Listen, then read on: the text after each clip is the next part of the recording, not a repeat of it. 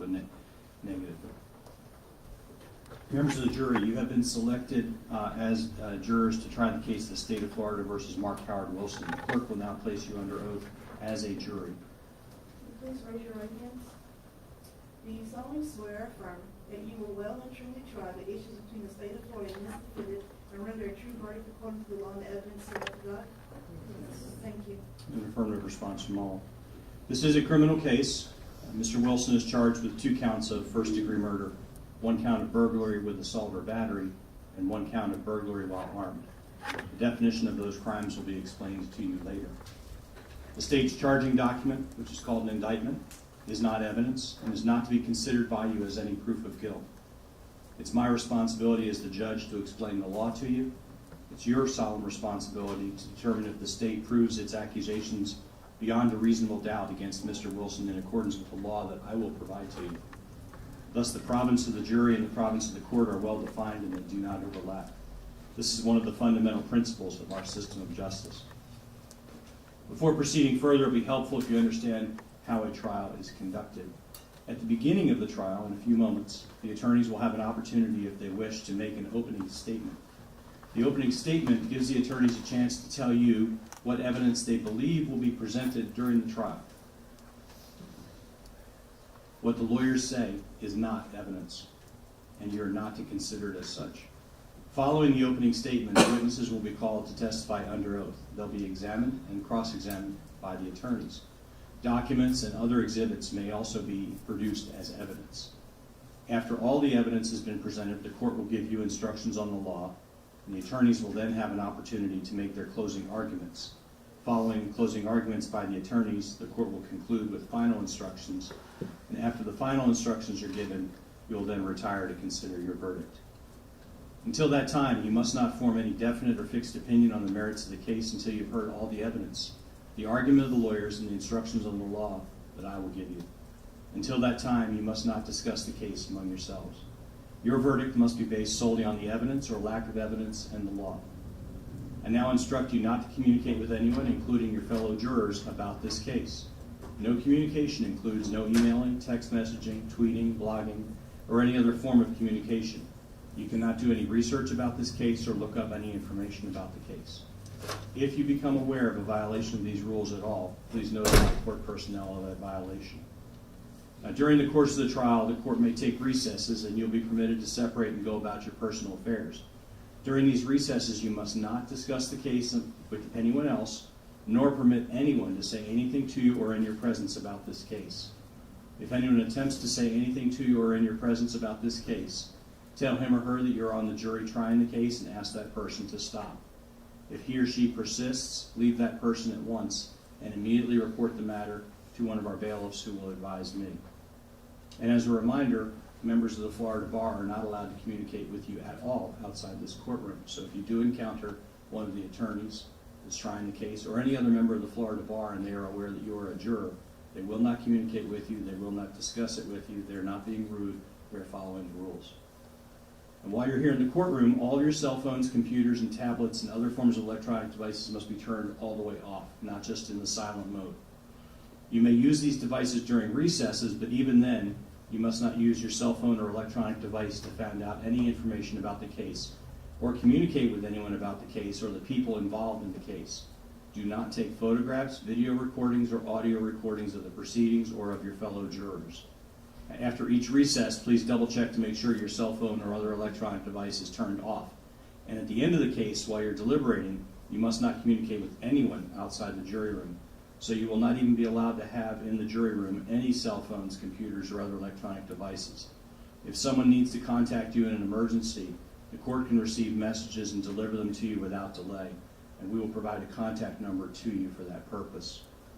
This case must be tried by you only on the evidence presented during the trial in your presence and in the presence of the defendant, the attorneys, and myself as the judge. Jurors must not conduct any investigations of their own. This includes reading newspapers, watching television or using a computer, cell phone, the internet, any electronic device, or any other means at all to get information related to this case or the people and places involved in this case. And this applies whether you're here in the courthouse, at home, or anywhere else. You must not visit places mentioned in the trial or use the internet to look at maps or pictures to see any place discussed during the trial. Jurors must not have discussions of any sort with friends or family members about the case or the people and places involved in the case. So don't even let your closest family members make comments to you or ask questions about the trial. And in this age of electronic communications, I want to stress again that just as you must not talk about the case face to face, you must not talk about this case using an electronic device. You must not use your phones, computers, or other electronic devices to communicate. Don't send or accept any messages related to this case or your jury service except from our jury coordinator. And do not discuss this case or ask for advice by any means at all, including posting information on an internet website, chat room, social media, or a blog. Now, what are the reasons for these rules? These rules are imposed because jurors must decide the case without distraction and only on the evidence presented here in the courtroom. If you investigate, research, or make inquiries on your own, I, as the trial judge, would have no way to make sure that information is proper for the case. Parties, likewise, would have no opportunity to dispute or challenge the accuracy of what you may find. This contrary to our judicial system, which assures every party the right to ask questions about and challenge the evidence being considered against it, and to present argument with respect to that evidence. Any independent investigation by a juror unfairly and improperly prevents the parties from having that opportunity that our judicial system promises. Any juror who violates these restrictions jeopardizes the fairness of the proceedings, and a mistrial could result that would require the entire trial process to start over. A mistrial is a tremendous expense and inconvenience to the parties, the court, and the taxpayers. If you were to violate these rules, you could be held in contempt of court and face sanctions, such as serving time in jail, paying a fine, or both.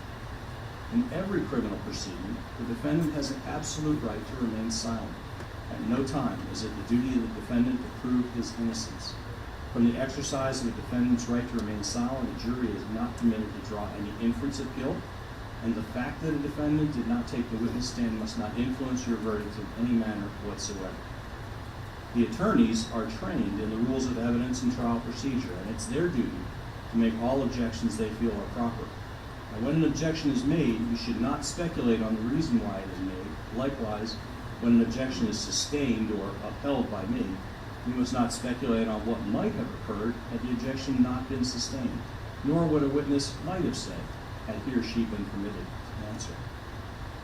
Now, during the trial, it will be necessary to confer with the attorneys out of your hearing to discuss matters that require consideration by me alone. It's impossible to predict when such conferences may be required or how long they last. When they do occur, they will be conducted so as to consume as little of your time as is necessary for a fair and orderly trial of the case. Now, if you would like to take notes during the trial, you may do so. On the other hand, you are not required to take notes if you don't want to. It's left up to you individually. You've been provided with a notepad and a pen for your use if you wish to take notes in the envelope that was on your seat. Any notes that you take will be for your personal use. However, you should not take them with you when you leave the courtroom. During recesses, place them on your seat, and at lunch and at the end of the day, we'll ask you to put it back into your envelope and leave that envelope on your seat.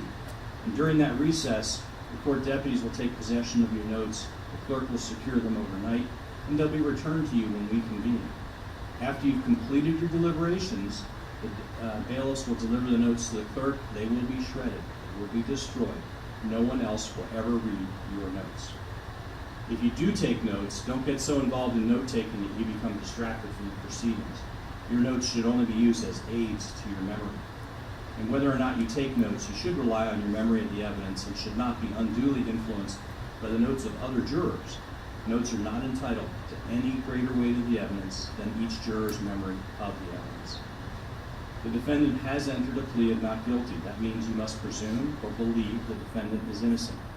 The presumption stays with the defendant as to each material allegation in the indictment through each stage of the trial, unless it has been overcome by the evidence to the exclusion of and beyond the reasonable doubt.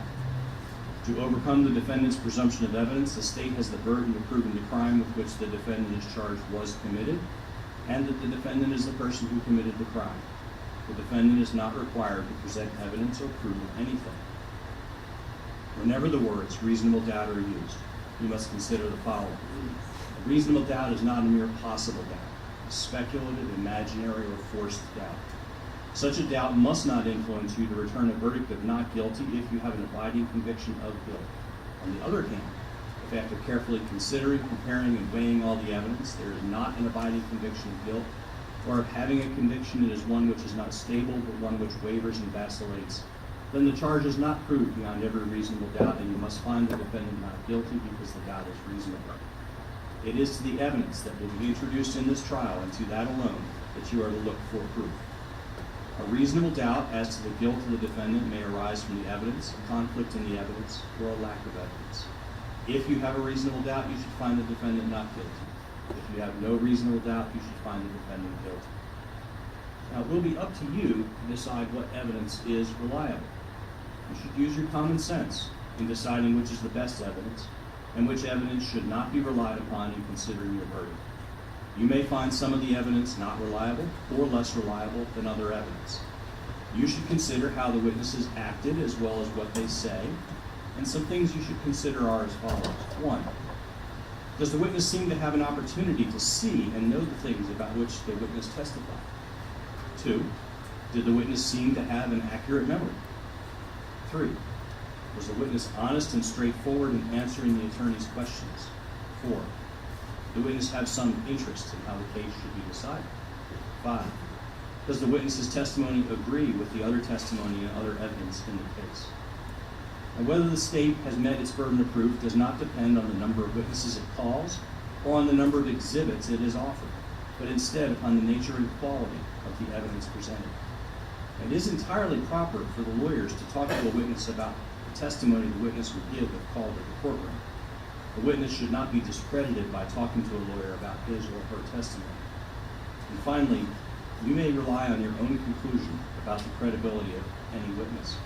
A juror may believe or disbelieve all or any part of the evidence or the testimony of any witness. Any additional instructions requested by the party? All right. Parties will now begin their opening statements. The state gets to go first. State, you ready to proceed? You may proceed, Ms. Dutton.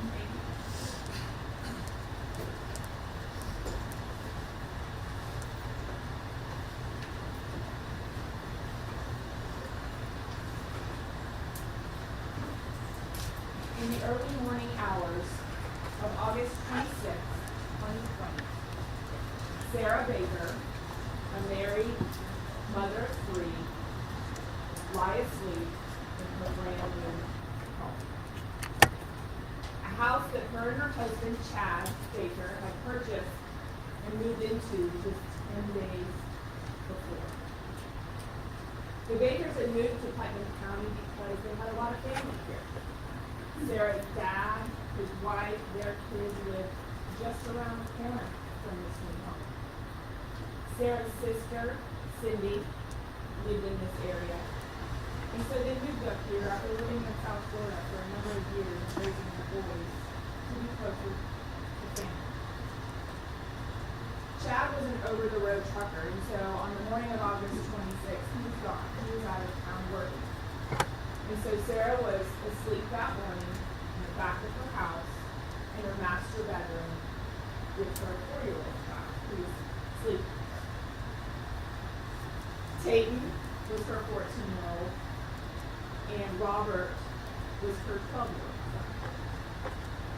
And they weren't asleep in their bedrooms that particular night before, and it was because they had just moved into this house. They hadn't had Wi-Fi, internet hooked up yet. And as teenagers, they were tied to those phones. And so both boys had kind of found the perfect spot in that house where they could get their cellular service.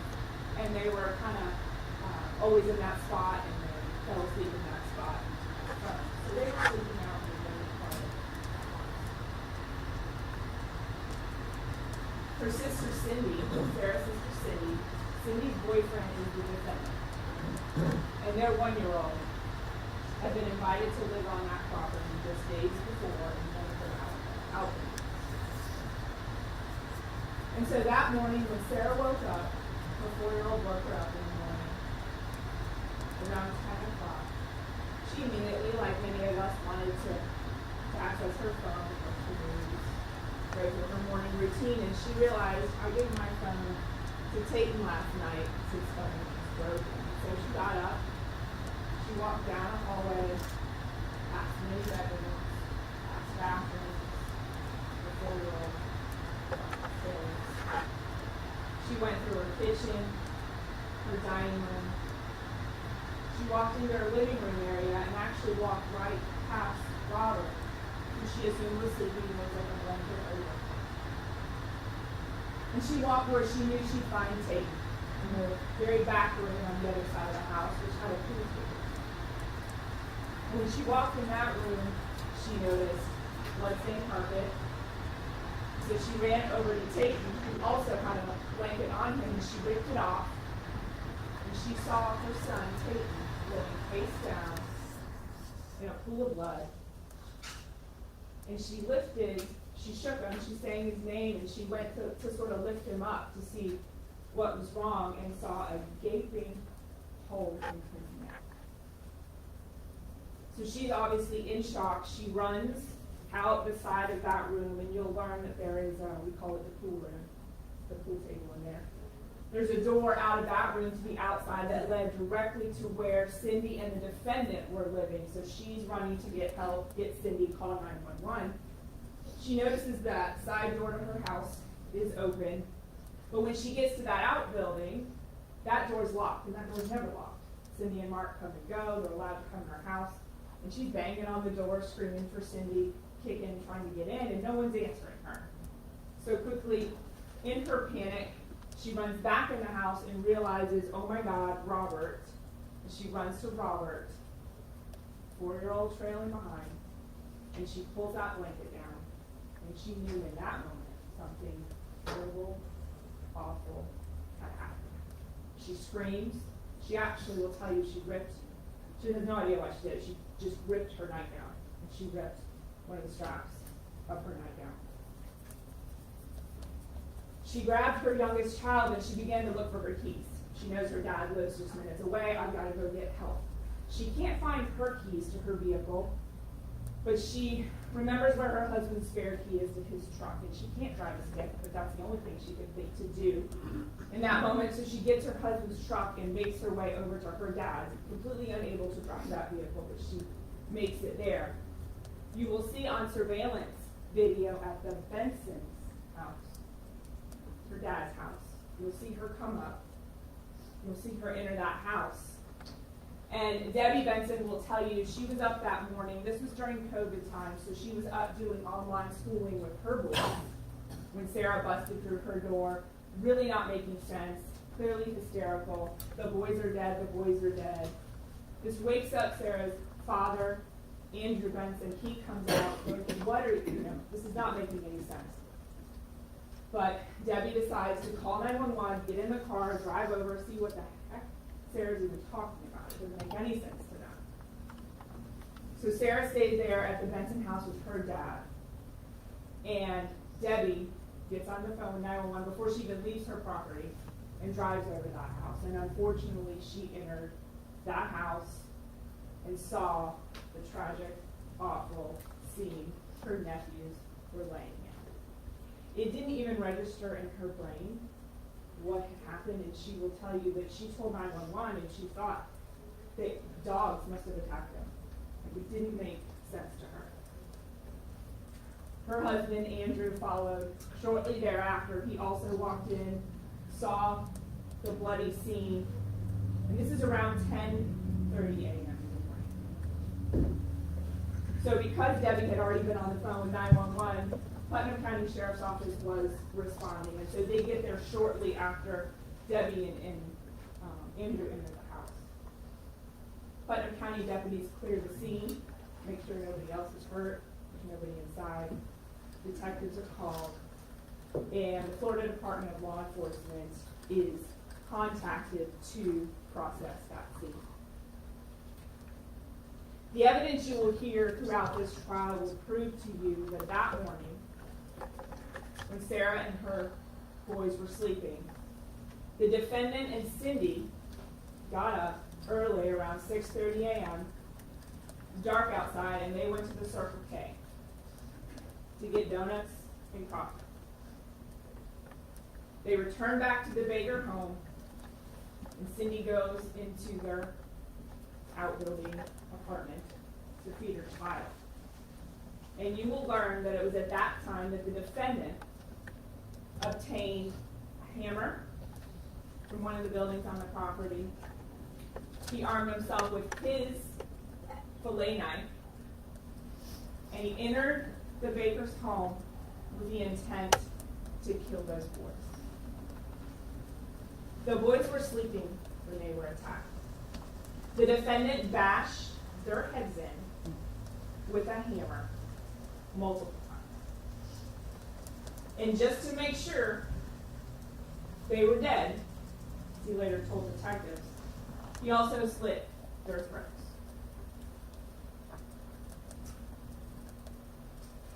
Tayton was found, the one in the pool room, at the end of a approximately 13-foot blood trail. He had blood on the bottom of his feet. He had defensive wounds. All evidence that he struggled and crawled away from this defendant as he was being attacked. Dr. Fulcher, the medical examiner that will testify in this case, will testify about the injuries to both boys. And with Tayton, there were 3 large, sharp force injuries across his neck, all converging together. And what he will tell you is that either means that he literally tried to split his throat 3 separate times, or it was a single action in which sawing of the neck was taking place. He will talk about the blunt force injuries, the bashing in the head of Tayton. You will hear about a defensive wound on his hand. And Dr. Fulcher will tell you that with medical certainty, he can tell you, and he'll explain why Tayton Baker was alive and struggling during this attack. He will also testify about Robert Baker's injuries. And they're similar, multiple blunt force injuries to the head, his neck. Robert's neck was slit from essentially end to end, almost decapitating him. His jugular vein, his carotid arteries, his larynx was all sliced. He was nearly decapitated. You will hear from 2 FDLE crime scene analysts that spent 2 days photographing, collecting evidence, processing different areas of the home. Analyst Aaron Morris will take you through that scene in detail, each scene around each boy, and she will tell you that near Tayton, in the pool room by the wall, on the wall, next to him, that she discovered in blood that she believed might be ridge detail. Ridge detail is a term fingerprint analysts use. So she saw that, and she used some chemicals to process that. It's photographed. And then that evidence is given over to the latent print examiner at FDLE. And what you will learn from that testimony is that that bloody print on the wall is the palm print of Tayton Baker in blood, just inches away from where his cell phone or his mother's cell phone was plugged in, next to his phone.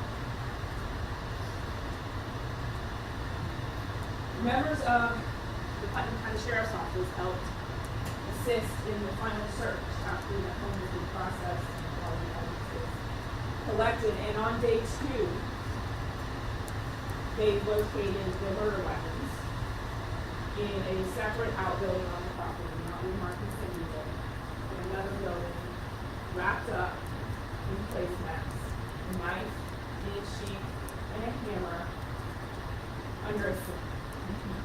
You will hear from a DNA analyst that will tell you those items were covered in Tayton's blood, and the defendant's DNA is on the knife and both of those. Detectives also located numerous paper towels in a garbage can on the property. They were bloody. So those were collected and sent off to FDLE, and it was confirmed that those bloody paper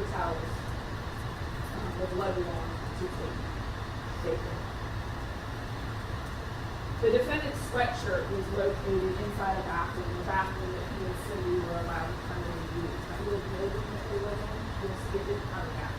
So they were given free access from the house, use this bathroom, make food, make a lot of food, they were allowed to come and go.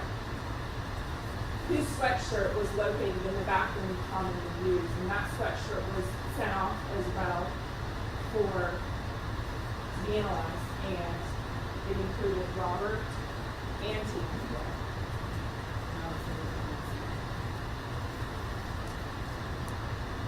Putnam County Sheriff's Office began an investigation. They canvassed the neighborhood, and they didn't know anything there. One of the focuses of that day one is just interviews with family members, interviews with everybody who's lived in that home, trying to find out what may have happened. Remember, some of that, all that stuff I described to you, they don't know about all of that. Later. So we're just gathering information, and the defendant talks to the detective 3 times that day on scene. You'll hear those recordings, and essentially in those recordings, he just denies knowing anything that happened.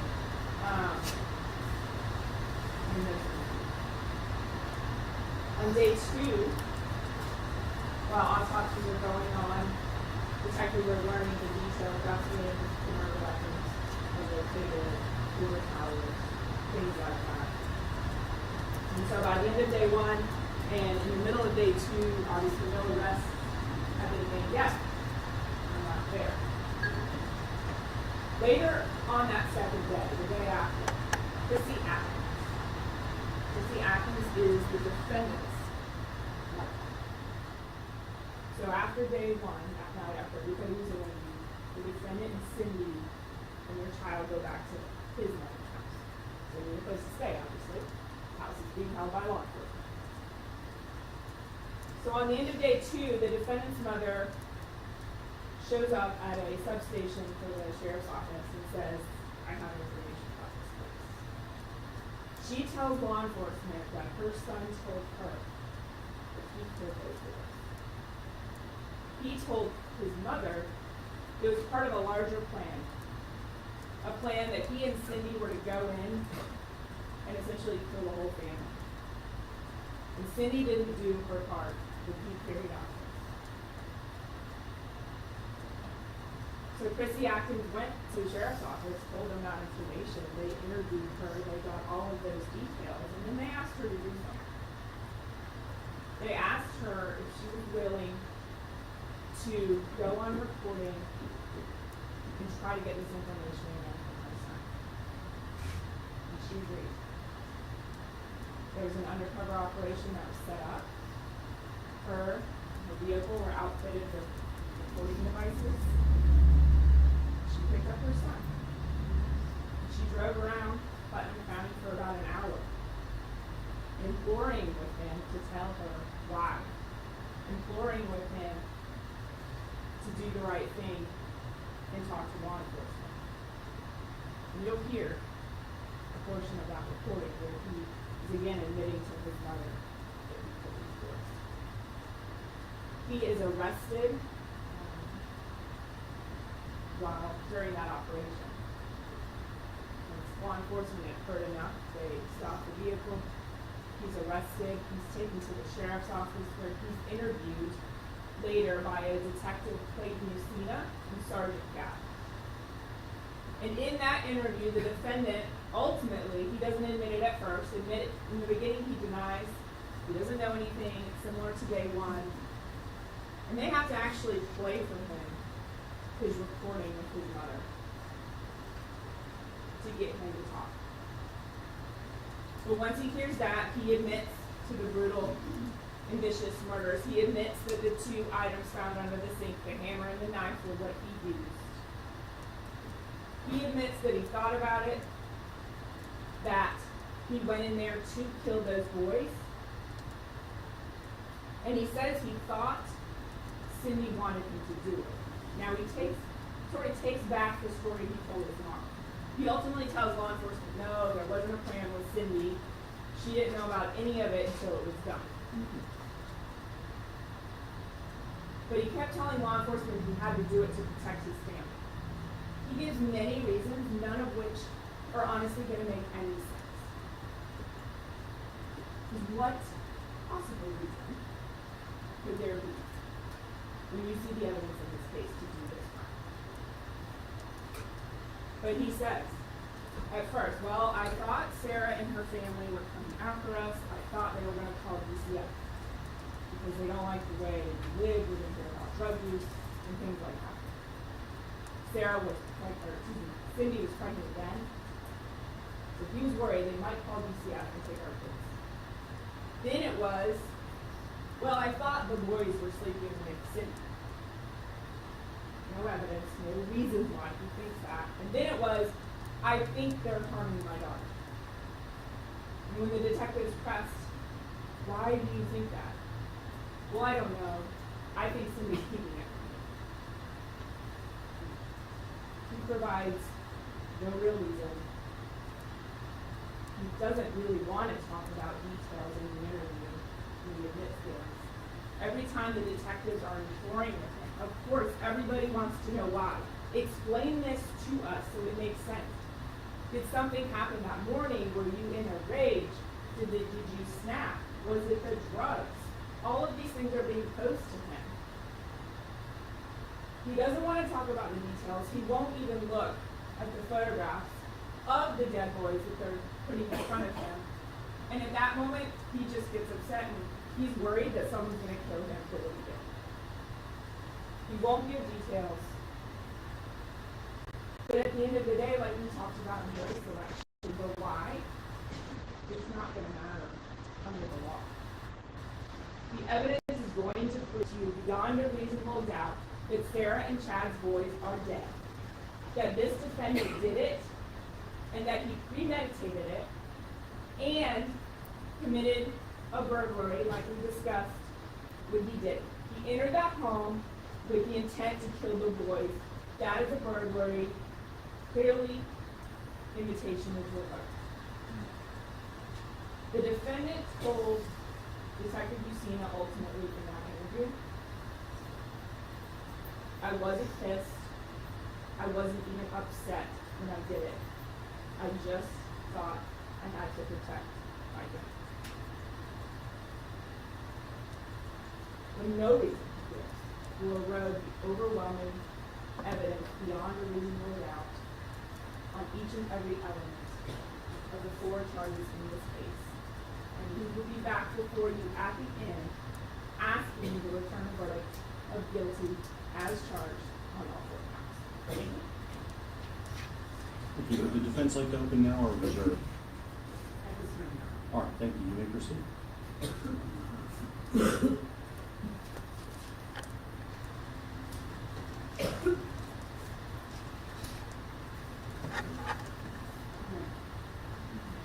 Protector, comforter, hard lover, father, father figure. It's a few words to describe Mark Wilson Jr. Please promise me that she will always know that her dada is a soldier and that he loved you both from day one. Exact words from the letter we anticipate you receive from Mark Wilson. Mark always desired to find love, and he was fortunate enough to do that when he met Cindy Guiney. They began to date, had this courtship going on, fell in love. Eventually, they became parents. Mark was excited about this. But of course, as with any relationship, everything's not always rainbows and butterflies. There were some hard times that they fell on here and there. And so during those hard times, they would have to live in different places. One of those places, a lot of the time, they would live with Cindy's sister Sarah. Here and there from here on out, and of course that included Sarah's children and her husband. So their family dynamic was just a little different. It wasn't just a disagreeable one. They would have to get help from people here and there, mostly Cindy's sister. He would always provide for his family when he could. He would, when he wasn't working, making sure he was strengthening their bond. Cindy didn't have a driver's license, so he did all the driving for the family, just making sure that they could spend whatever time together that they could. I can't even imagine to try to live life without you and her. Again, words from Mark's own letter. he had such a love for his daughter. Mark loved his daughter more than anything. And because he loved her so much, sometimes it caused him to have to make some selfish decisions. Again, like I said, they fell on hard times here and there. So within that time frame that they would have to do that, you have to move back in with a different person, meaning Sarah and her family here and there. So back in August 2020, the Minnie family, meaning Mark and Cindy and baby Caitlin, they had their own place, but the electricity was turned off, they had no water. So at this point, he said, well, Sarah's made an offer of us to move in with her, so we'll make that decision to do so. Also, during that time frame, he discovered that Cindy was pregnant. They were expecting their second child. He was excited all over again, and he knew at that point he really needed to increase his role as a protector and a provider and do what he needed to do to take care of his mini family. He would work here and there, and he would also, at Sarah's home, help out, putting things together and doing all those things that a protector and a father would do. Caitlin is so extraordinary. She really is our greatest achievement. Mark's own words about his own daughter and his own family. Words that we submit you will hear and give you insight as to what happened on August 26th of 2020. Mark doing what he thought he had to do to protect his child, protect his family. We submit that you will hear that Mark believed that the boys were molesting his daughter. Mark does deny his actions in the beginning, but eventually he does confess to what he had done. You'll see that he drops his head, he lowers it with shame. Tears start to pour down his face. He's remorseful, and he takes accountability for what he's done. He's owned up to it. This is a tough case, very tough case. A case where Mark shows remorse and takes accountability, but not a case of first-degree premeditated murder. We ask that you listen to all the evidence and that you hold the state accountable and hold them to their burden of proving every single element beyond a reasonable doubt. Thank you. Thank you. State, you ready with your first witness?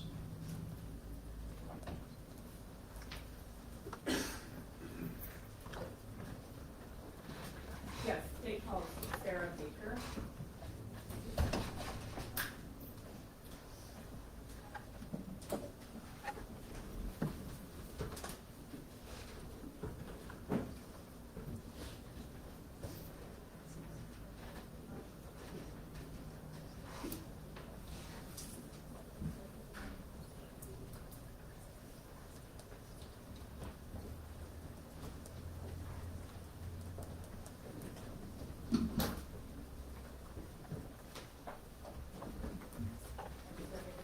Yes, ma'am. Can you take a seat right here in this chair?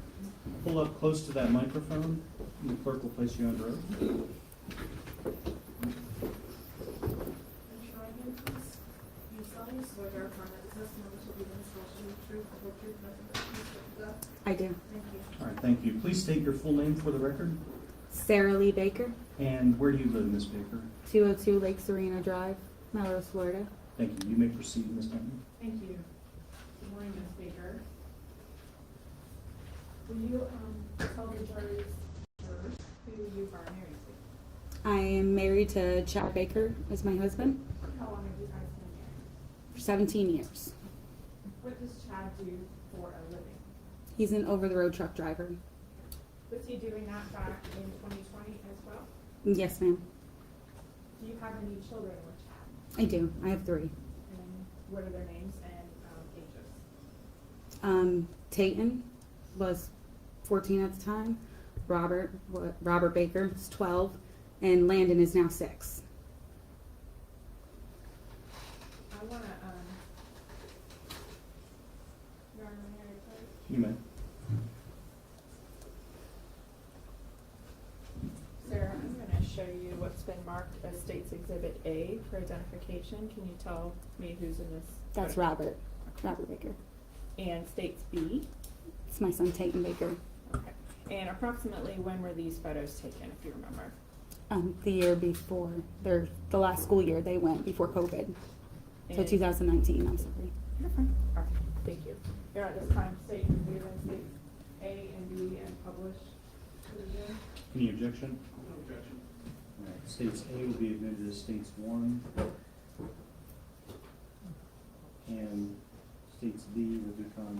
Exhibit 2. And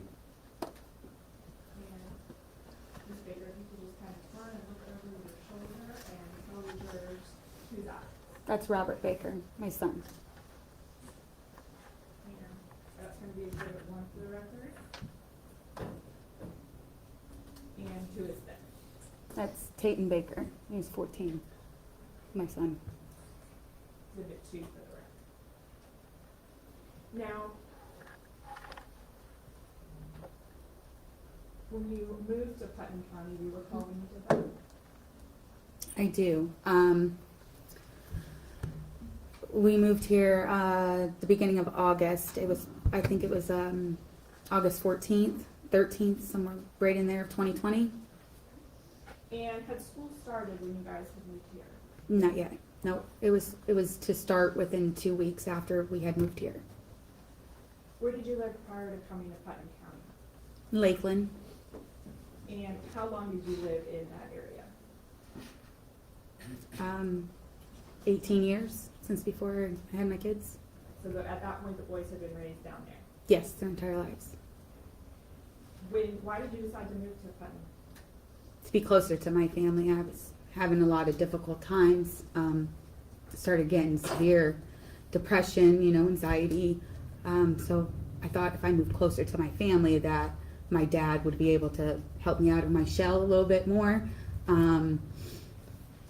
And we had a bunch, of plans, and the kids were excited to move up here to be closer to their cousins, even though they had lots and lots of friends down there. And you and Chad buy or rent? We bought a house, And where was that house located? Who was that? 129 Shiloh, Melrose. And how close was that house to your father? The very next road over.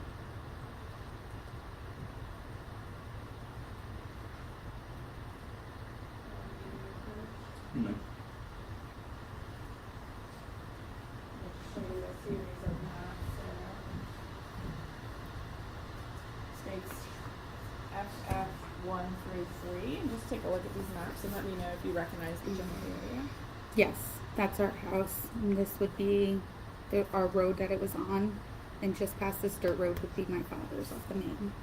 And that was FF1, and then FF2. Is my father's. This is my father's house.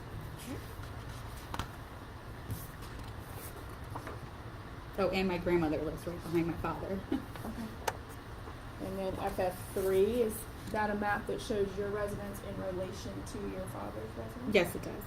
Mm-hmm. Or at this time, state removing states F1 and F3, permission to publish open. Just 1 and 3? 1 through 3. Any objection? Without objection, those would be composite exhibit 3A through C.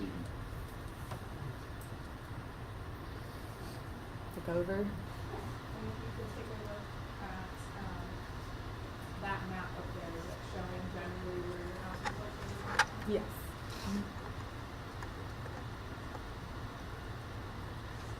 Is this a close-up of your The property. residence there? Yes. When you bought the house here in Putnam, did that house come furnished, or did you guys, everything that we're gonna see in those photos, is that all in the garage? No, it was also furnished. The old couple passed away, and when we purchased the house, it was like fully furnished, and she might have been a little bit of a hoarder, but And when you moved here, who moved with you here to this place? my husband, my stepson Colby at the time, but he only stayed a week, and my 3 children. Now, you talked about how your dad lives in the area close by. Mhm. Did you have any other siblings that were still living in Putnam County?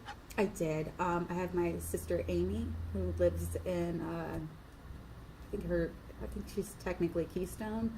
And my grandmother, my aunt, my uncles. I have a lot of family, actually, a lot of cousins between Gainesville area and just the whole area up here. And you have a sister named Cindy. Oh yeah, I'm sorry. Yes, I have Cindy as a sister too. And Yes, what's Cindy's last name? Guinan. And did she live in Putnam at the time? When you guys moved up here? I don't know if that was Putnam County or not. I don't know what county that was. I know she lived up here. I just Okay. don't know what county that was. But close to this. Yeah, house. not far. Yeah, probably 5-7 miles maybe. And at the time you moved up here, did Cindy have a boyfriend? She did. Okay, who was that person? Mark Mark Wilson, the defendant in this case? the defendant in this case. Before we kind of go on, I want to kind of have you explain to the jurors the layout of your house. It's a big piece of property. Mhm. Your Honor, may I approach? You may. And I'm going to show you, Ms. Baker, what's been pre-marked as States G. Do you recognize that general Yes. diagram of your property? Hmm. And is it true and accurate? It is. Your Honor, at this time, state removed in States G. Any objection? No. Without objection, that would be exhibit 4. And Sarah, I'm going to display it up here as well. Just kind of, if you can you stand up Yes. next to the TV, kind of explain the main house and then what are the outbuildings, and you can just talk in generalities. Okay, we had 2 entrances. There was, well, multiple entrances, but 2 for the front. There was one here and there was one here. This was the main living room that we called the main living room. This was what we called our dining room where our table was. This was our kitchen. This we used as our spare collect-all room at the time because we were only there for about a couple of weeks. Then as you went down this hallway, you had this bathroom. Then you had each one of the kids' rooms, Tayton's, Robert's, Landon's. Then this would lead to your master bedroom, which is what my room was, which had another door that led out back. Then off to the side, you had pavement, which led to a mother-in-law suite here, another big outbuilding, almost, it wasn't quite a mother-in-law suite, it was like a oversized shed, storage type thing. Then you had another little storage area here. And in what's labeled on that diagram as the den game room, right there, Mhm. was that the room with the pool table? Yes, that's the pool table. Is there any doors leading to the outside from that? There is. There's this door here that leads from here to the main walkway, which could lead out or to any one of the outbuildings or pool. Okay. Now, you guys had just moved in. Where were the boys kind of sleeping at night? If you could explain that and why they were not necessarily sleeping in their rooms all the time. At the time, we had trouble trying to get the internet there. I don't know if anybody's familiar with the area. It was very hard to try to get the internet out there. They only had one thing that they said was too full. So in the meantime, my children slept in different areas wherever their phone would get service. So they could watch YouTube or their video game streaming or whatever they normally did to keep them occupied. One always slept here, one always got service over here in this corner. Do you remember who was always in which room? Yes, Tayton was always in this room, the game room, and Robert was always in the living room. And did they have their own cell phones at that time? Yes, And had something happened recently to Tayton's phone? yes, he had broke it. He had dropped it and broke it, and so in the meantime, he was using my phone at night. And just before you sit down, where was it that you had allowed Cindy and Mark, the defendant, to move into in your house? In this detached building here. Now, did that building have like a restroom and a kitchen? No working, no.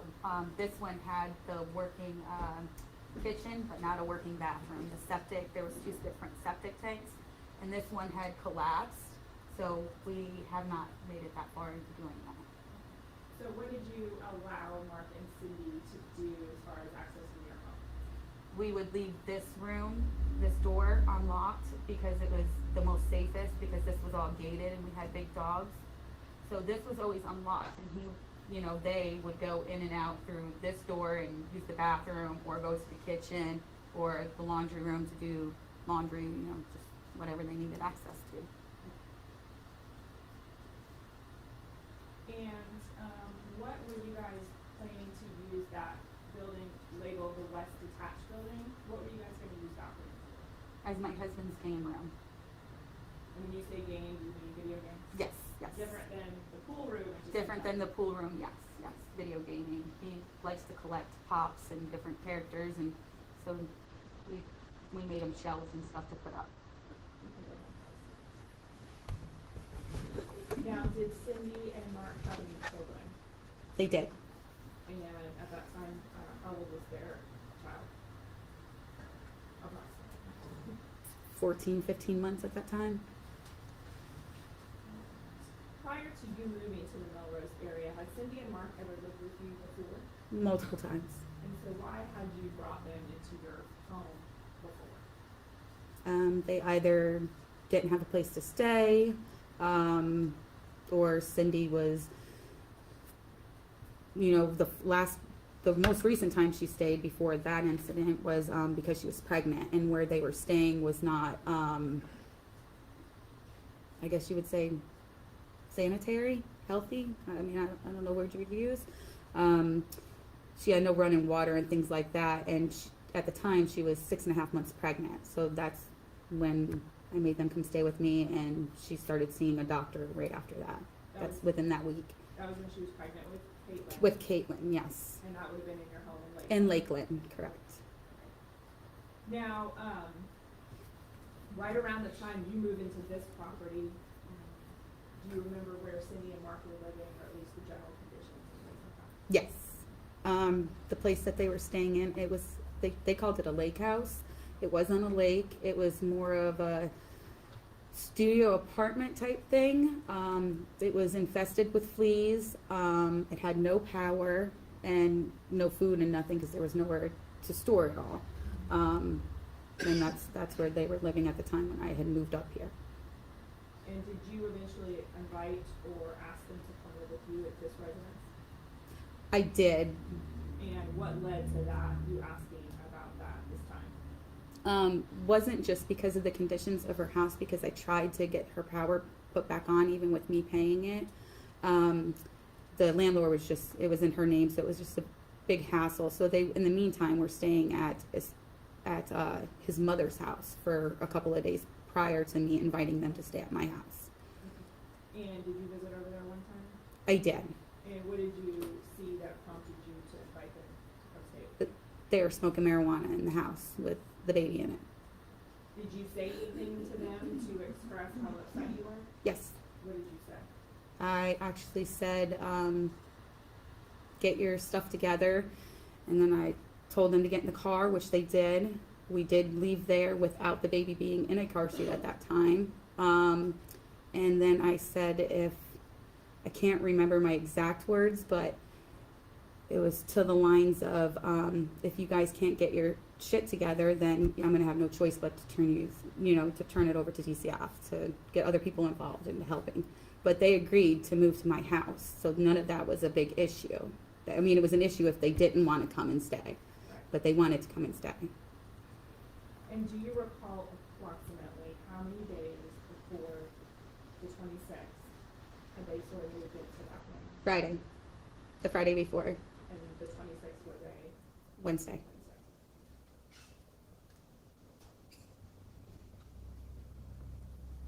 And when Mark and Cindy would enter your house, would they generally use that side door you talked about? Yes, all the time. What was your kind of routine with like the front doors of your house? They always stayed locked. You were someone who locks their doors at All, night? yeah, all the time.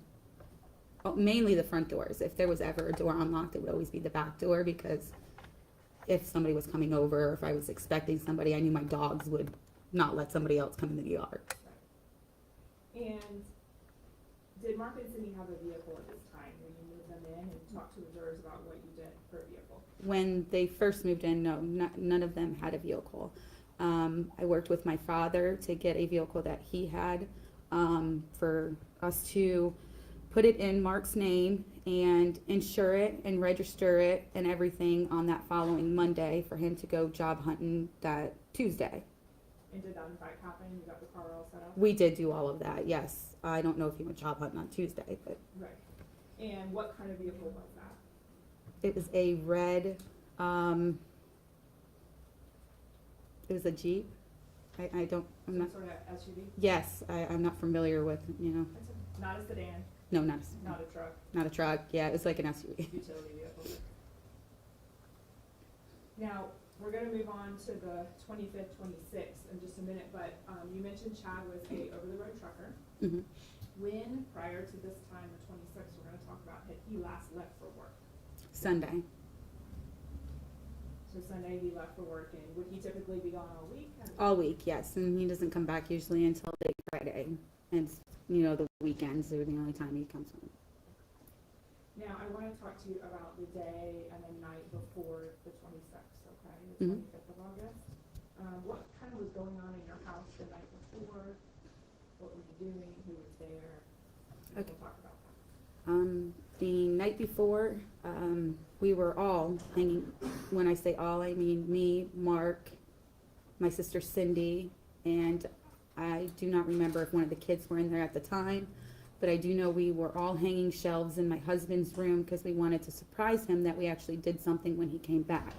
So that way all of his little weird characters that he was fixated with were displayed.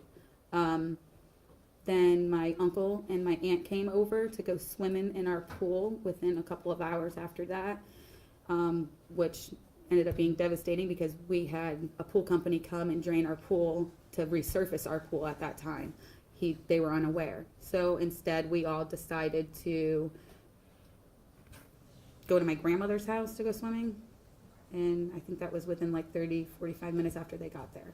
Okay, so this family shows up thinking they're gonna swim in your pool, Yeah, no water. no water, it's empty. You said, well, let's go to grandma's house. Yeah, which is up the road. And who went to grandma's house and who stayed at your house? Me, my 3 children went. Cindy, Mark, and Caitlin stayed at my house. My uncle, aunt, and their kids all went. When you were working with them in that game room that night, setting up the shelves and stuff, did you notice anything about Mark or Cindy related to impairment? Have they been drinking? If they had, to what level? Not at that point in time, I did not, no. I mean, I knew every once in a while they had a beer here and there, and I knew my sister was an alcoholic at the time. But neither one of them looked like they were intoxicated at the time, no, Okay. that day that I left. So normal, putting up stuff in the Yeah. room, everything is normal to you? Everything was normal at that point when I left. You go and swim with your family, you come back home.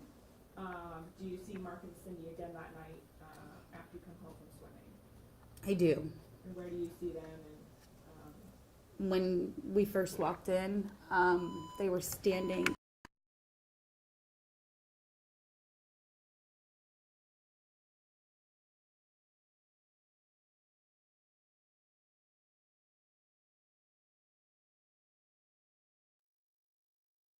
anywhere where Mark and Cindy had to go the next day that night? I did. Cindy had just taken a pregnancy test. It came back positive. And she needed to go to the baby doctor appointment to get a proof of pregnancy so she could get on Medicaid so she could go see a regular doctor. So you knew that was happening the next morning? I knew that was happening the next Did morning. you ask Mark or Cindy to do anything else for you the next morning? I did. I asked Cindy before I went into my room to go watch TV with Landon if she could go to the store and get me coffee pods. You like coffee? I do. And would that be something normally you might ask them to go do? Yeah, I don't go to this. That was the whole reason of moving up here is the stores, the people. I don't go around, so. And so did they ask, or did you have to provide any gas money at that point? I did.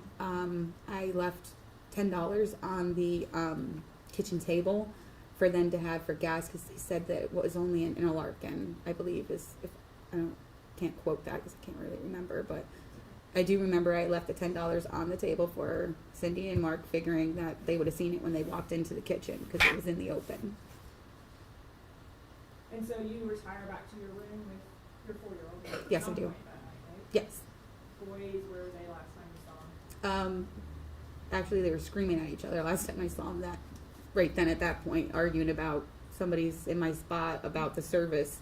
But they ended up going to where Tayton was in the pool table area, and Robert was over by my bookshelf. And in the, when you say bookshelf, what room is that what they have labeled as living room. The living room? Mhm.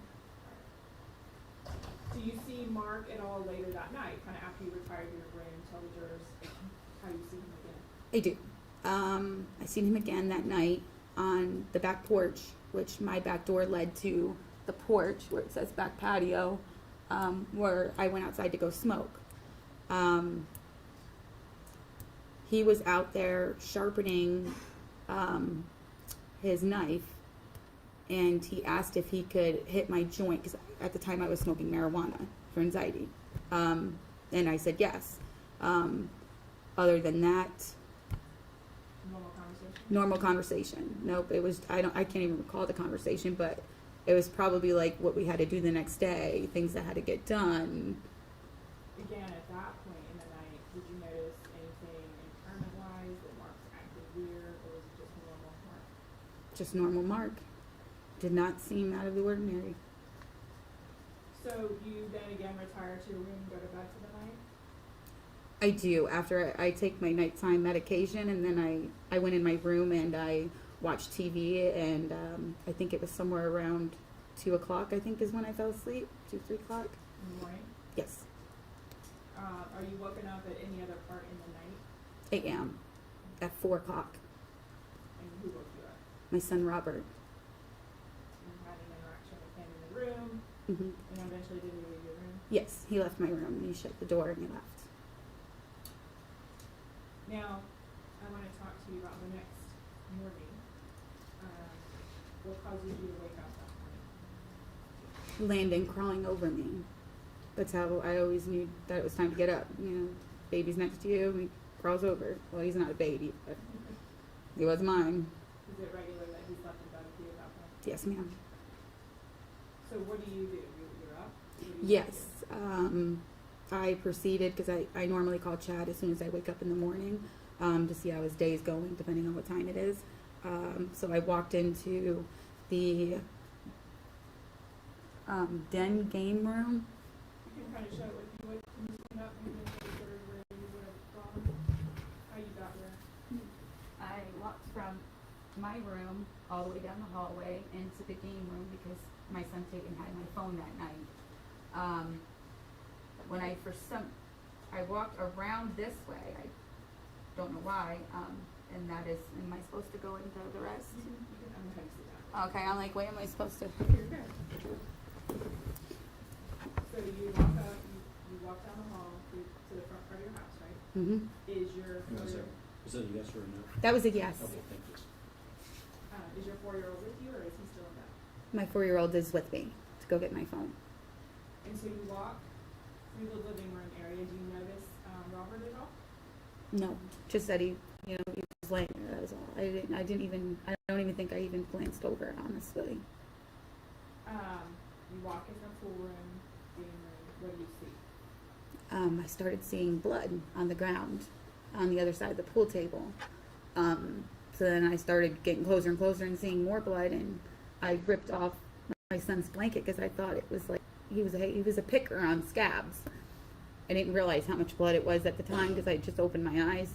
But when I ripped off the blanket, it was everywhere. It was covered in blood. I did try to flip him to see where the blood was coming from. His head at the time was facing one way, and I know I faced him the other way trying to feel for a pulse, which I never did. I couldn't feel one. I do remember from then I ran out that door, which was locked. That was right in the den game room. To scream for Cindy because I didn't even know they were gone at that time. I remember beating on her door and trying to open it, and it was locked as well. So When you saw Tatum, was he face up or face down? he was laying on his tummy with his face facing the wall. Did you see any injuries? Could you tell what had happened at that point? Yes, you could tell that his throat was severed completely through almost to the bone, because that's when I realized there was no pulse. That's when I figured I needed help. I couldn't find his phone either, my phone. So you tried to run out that You did run out that side. Yes, I did. I ran out the side door. I beat on Cindy's door and Mark's door, screaming their name. Neither one of them answered. The door was actually locked, so I remember running back in with Landon. Landon is still beside me the entire time, and I run up the steps next to the den game room to the living room, because there was 2 set of steps right there. And I ran over to Robert, and I'm screaming at him to call 911, and I rip his blanket off, and all I can remember is his head flipped forward, and then it just banged back up against the wall. And he was the same thing, soaked in blood, and I didn't get a good look at like what his injuries look like, but I did as far as taken. What did you do in that moment? And in that moment, I started screaming to the top of my lungs, like I don't know if anybody could even hear me. I told Landon to run into the car and close the door, and I proceeded to look for my keys. I looked on there was this little hook board by my kitchen that I would always leave my keys on. My keys were not there. So then I remembered, oh crap, Chad's got a spare key. And so I ran, got the spare key, and I proceeded to get Landon out of my car and into my husband's truck to drive one road over to my father's house. What kind of car was your car? A Kia Sorento. SUV. Yes. So, did anything happen with your nightgown when you were in the house? I did when I was when I saw Robert, when I let out that scream. I remember grabbing my shirt and I pulled really hard, and I remember it ripping completely. So you get Chad's keys to this truck. Did you know how to drive this truck? No. It was difficult to get started. It grind gears all the way because it's a stick shift, and I don't know how to drive a stick shift. But it did make it after it stalled a bunch of times from one road to the next road. And you didn't have your phone because that was somewhere in the tape, right? Yeah, I didn't even look for it after that. When I saw what I saw, I didn't look. I just remember trying to carry him until I realized, pull him over, until I realized that he was way too big, and that's when I moved on. And so you drive, you make it to your dad's house, is that right? Correct. What do you do? I remember getting out of the truck. I don't even think I shut the truck off. I remember going to my dad's fence and running up the stairs and screaming and telling Debbie, my dad's wife, that she needed to call 911, that something happened to my kids. My kids are dead. They're not breathing. And she looked at me like she was nuts. Like, are you sure? Are you positive you're not having a bad dream? Let me go over and look. No, they were definitely, and my dad heard me screaming and come out and asked why was I commotioning, what was going on. And that's when they proceeded to call 911. And you stayed there for some period of time while they went to the house? Until a cop come and got me, yes. I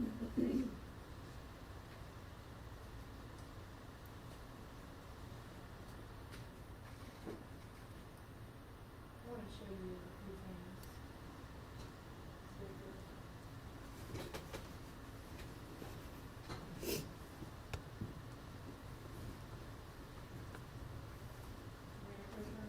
You may. Baker, I'm just going to show you an exhibit for identification purposes. This is marked as States X. Just ask you to identify what this is. That is a sweatshirt Mark was wearing frequently at the time. You'd seen him wear this on your property since he had moved in? Yes.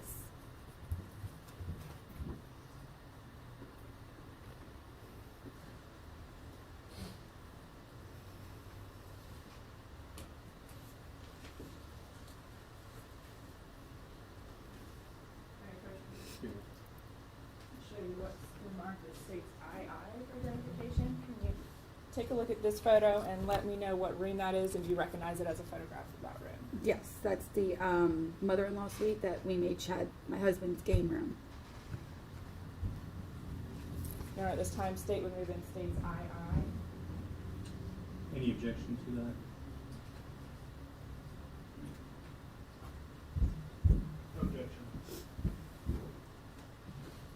be admitted as next in order.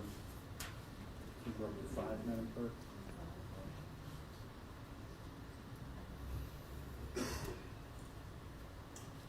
Okay. Now, Sarah, just so the jurors now that they're seeing this photo, what room is that in the kind of compound you described? That was my husband's game room. Those are the same shelves that we were hanging that night prior. So that was a room that you talked about, you guys were all Working in, yes, to Right. clean and redo. And in that photograph, can you see a firearm box and ammunition? I do. I see my gun and the bullets right there next to it. So that was in that room as well, correct? Correct. And what were you guys using that night to hang shelves? A hammer, and I think we did use a drill for something. I don't quite remember which one, but most of the time it was a hammer.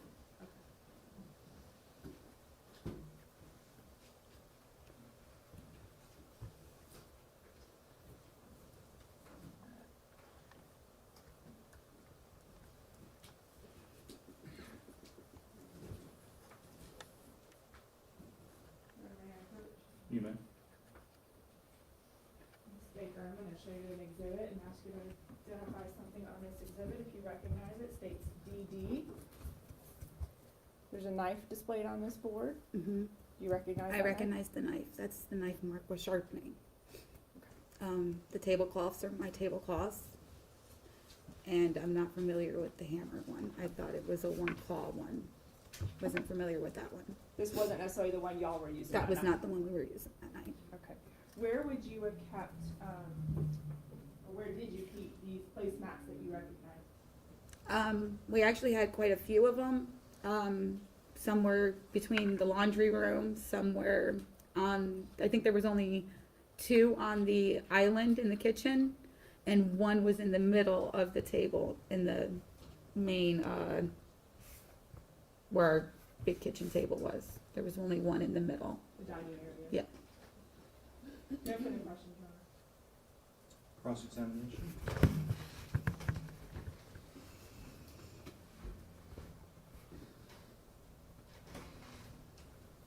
Now, Cindy and Mark had lived with you a couple times over the years, right? Correct? Yes. And fair to say that Cindy had, I believe you already said it, an alcohol problem? Yes. And Cindy would live with you periodically, move out, kind of relapse, and then move back in, right? Correct. And Cindy would have other boyfriends move in with you also, correct? 1 other boyfriend. But eventually then Mark moved in. Yes, he was the only second one. Okay. And I think they lived there approximately 3 times with you while you were still in Lakeland? Yeah, 3 times, 3 or 4 times in Lakeland, and then up here. And then when you and Chad made the decision to sell your house down there to move up here, you told them they had to move out, correct? Yes. Hmm. And that's when they got the place up here in Hawthorne? Correct. Well, no, they didn't go straight to getting the place in Hawthorne. They actually went and stayed at my father's house. In a trailer? Yes, Or in a camper. camper, yes. Mhm. But eventually they got the place in Hawthorne? Eventually, yes. Which is, they called the house on the lake? Yes, they called it a lake house. Mhm.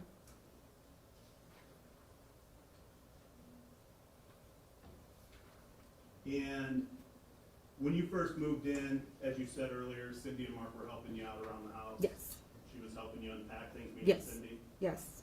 And in your master bedroom, did you have a basket with prescription drugs in it?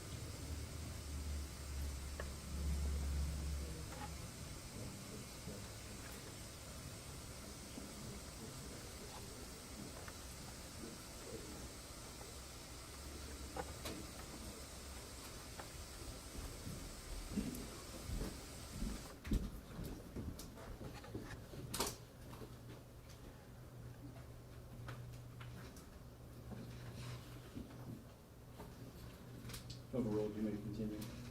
You need to restate the question. Yeah, and within your bedroom, did you have a basket that had various prescription drugs in it? I did.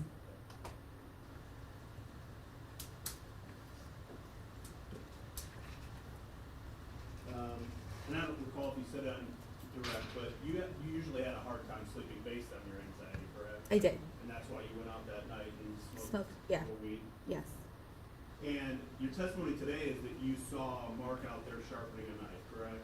Yes. He was actually sitting close to my window, right outside my door on my right. And on August 26, 2020, you were interviewed by law enforcement that evening, right? Yes. You were taken down to the police station And asked, yes, questions. and you didn't tell law enforcement about seeing Mark sharpening a knife, did you? I don't recall every word I said, but And you recall attending a deposition back on July 14th of this year, yes, and that was right over here at the courthouse? yes, And Ms. Dutton was there, yes. I was there, Mhm. Ms. Peoples, Ms. Davison, Mhm. you were placed under oath. Mhm. Was that for those yeses? Oh, yes. Sorry. And you didn't tell us, you told us that night that you smoked weed with Mr. Wilson, correct? I don't remember my exact, but yes, I did. But you didn't mention to him anything about Mark sharpening a knife that night, correct? I thought I did. I don't see why I wouldn't have. Would reviewing your deposition refresh your recollection? That or looking at the photo of the block where he was sharpening it, that was sitting right next to my bedroom door on the right.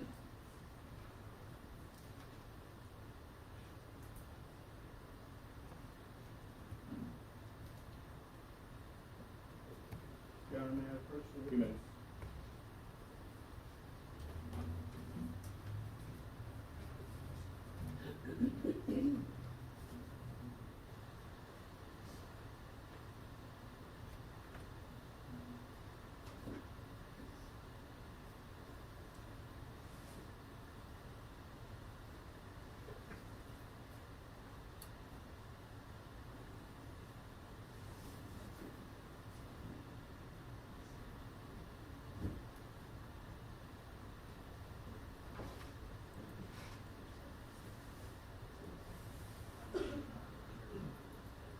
Would you approach the witness? You may. If you could just read line 25 here on Mhm. page 76 and then through, I guess, line 18. When you're done, just look up. Let's read it quietly. Yes, to yourself. read it to yourself. Oh, okay.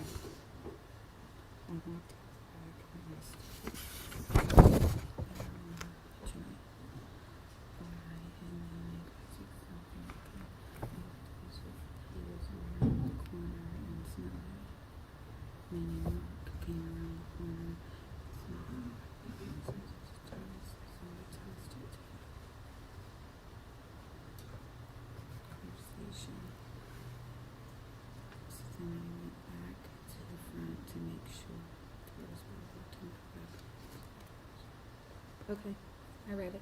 All right, and did you read in there where you mentioned that Mark was sharpening a knife? No, I did not mention that. May I approach the witness? You may.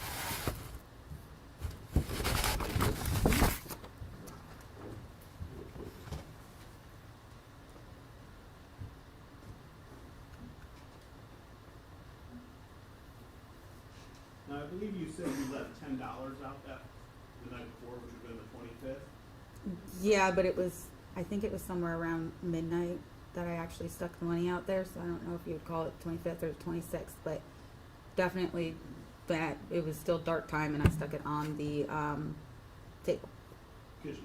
the kitchen table, yes. And it wasn't unusual for Cindy to come and ask you for gas money, correct? No, it was normal. They had no jobs. And it wasn't uncommon for her to actually wake you up to ask you for money, correct? Correct, she would if But she didn't needed ask to. you that morning. She asked me the night before. But she didn't come and wake you up that morning to ask you for money. No, she did not.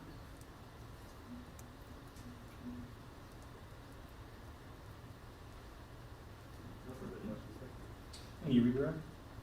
There you are. All right. Is this going to be a permanent or temporary excusal?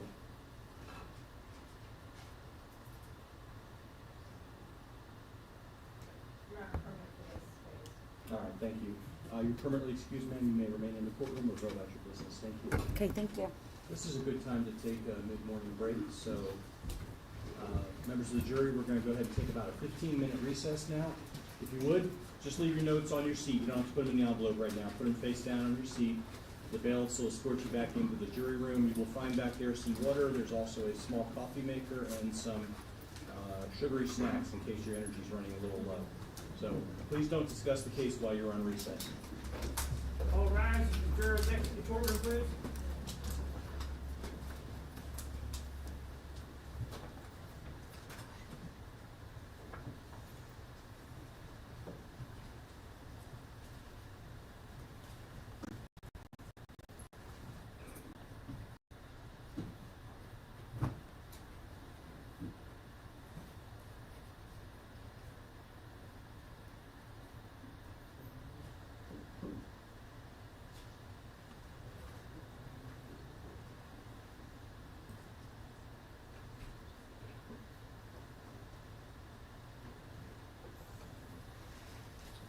All right, let the record reflect the jurors have stepped out. Anything we need to take out of the presence of the jury?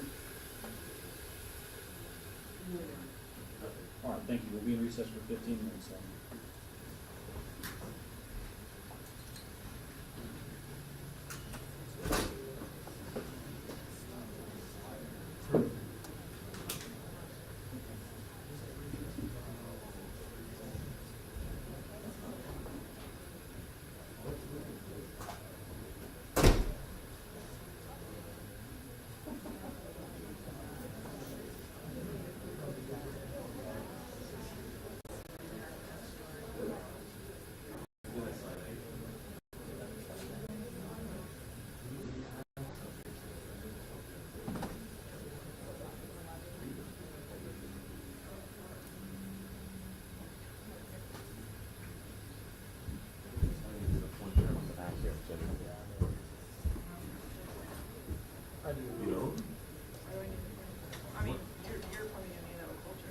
Yeah, but with Belgium, yeah, look.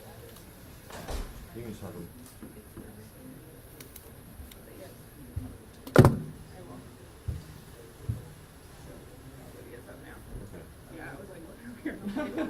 I'm glad you thought of it. Okay, good.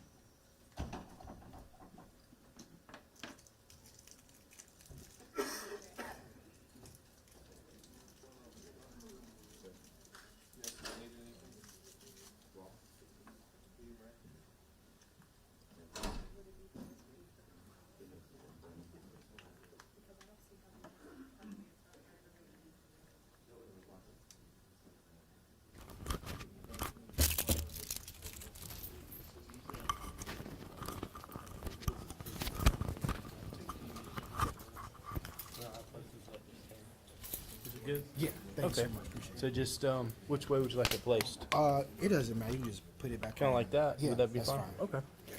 We can talk about this later.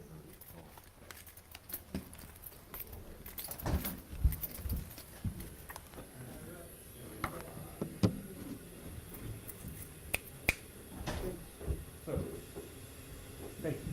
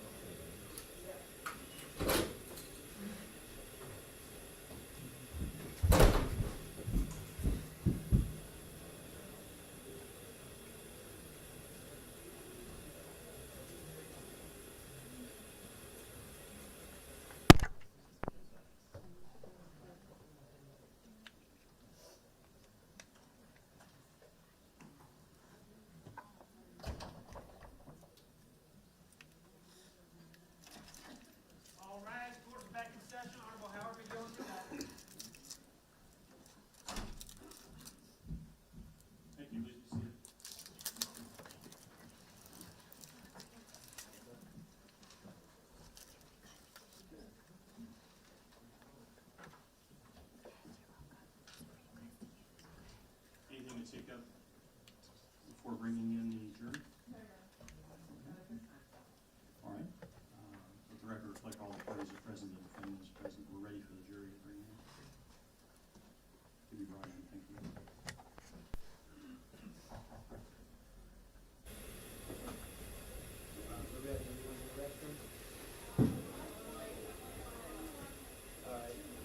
Try to hurry if they're ready for you. Two in the bathroom. Two? Okay. Two in line. Thank you.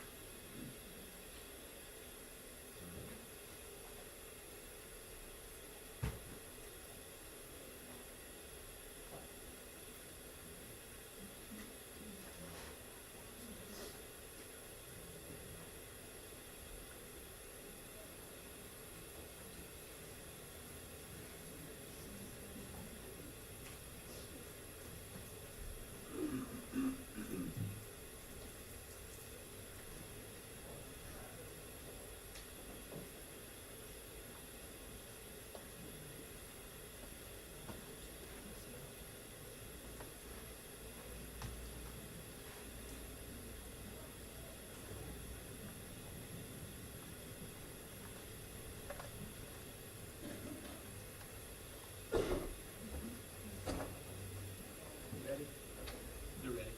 All right. Let's go ahead and bring it up, please. All rise as the jurors enter the courtroom, please.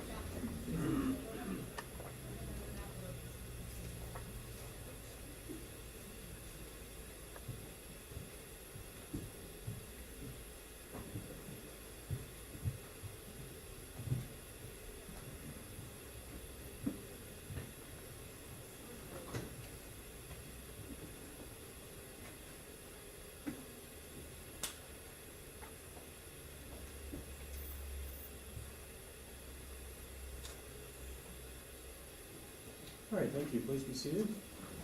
Statement of claim next witness. Case called Sean Valdivia.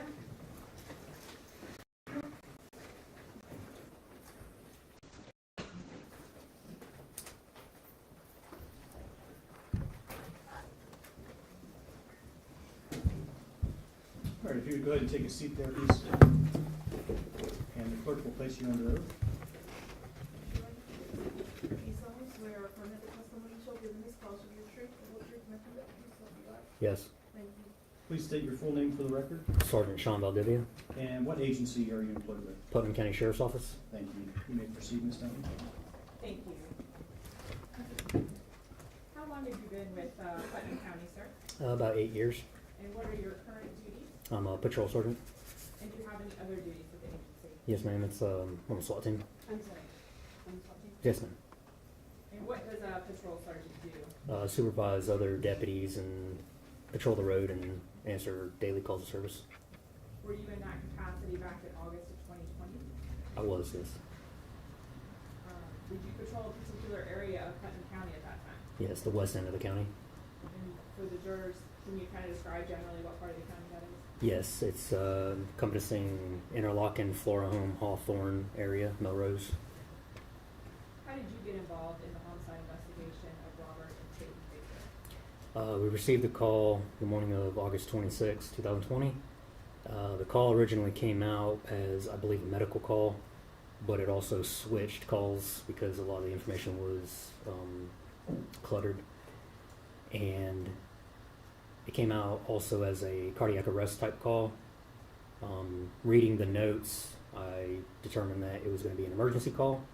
So myself and my zone partner at that time, we drove lights and sirens from Interlochen all the way up to Melrose, going from North County Road 315 to State Road 100 to State Road 26, and then entering onto Shiloh Road. And Shiloh is in Putnam County, Yes, ma'am. and it's in the Melrose area, is that right? Yes, ma'am. I'm gonna approach, your manager. You may. I'm gonna show you these two maps, D1 and D2 for the record, and just ask if you recognize the area displayed. Yes. And is that the area of the property in which you responded to? Yes. And what's the address? It's 129 Shiloh Road. Your Honor, at this time, state within state D1 and D2. Any objection? Those will be admitted as exhibit next in order. I believe we're at 6 now, Chris. Exhibit 6A and B. And so, just describe what part of the map we're looking at, where you may have been, approximately where you went.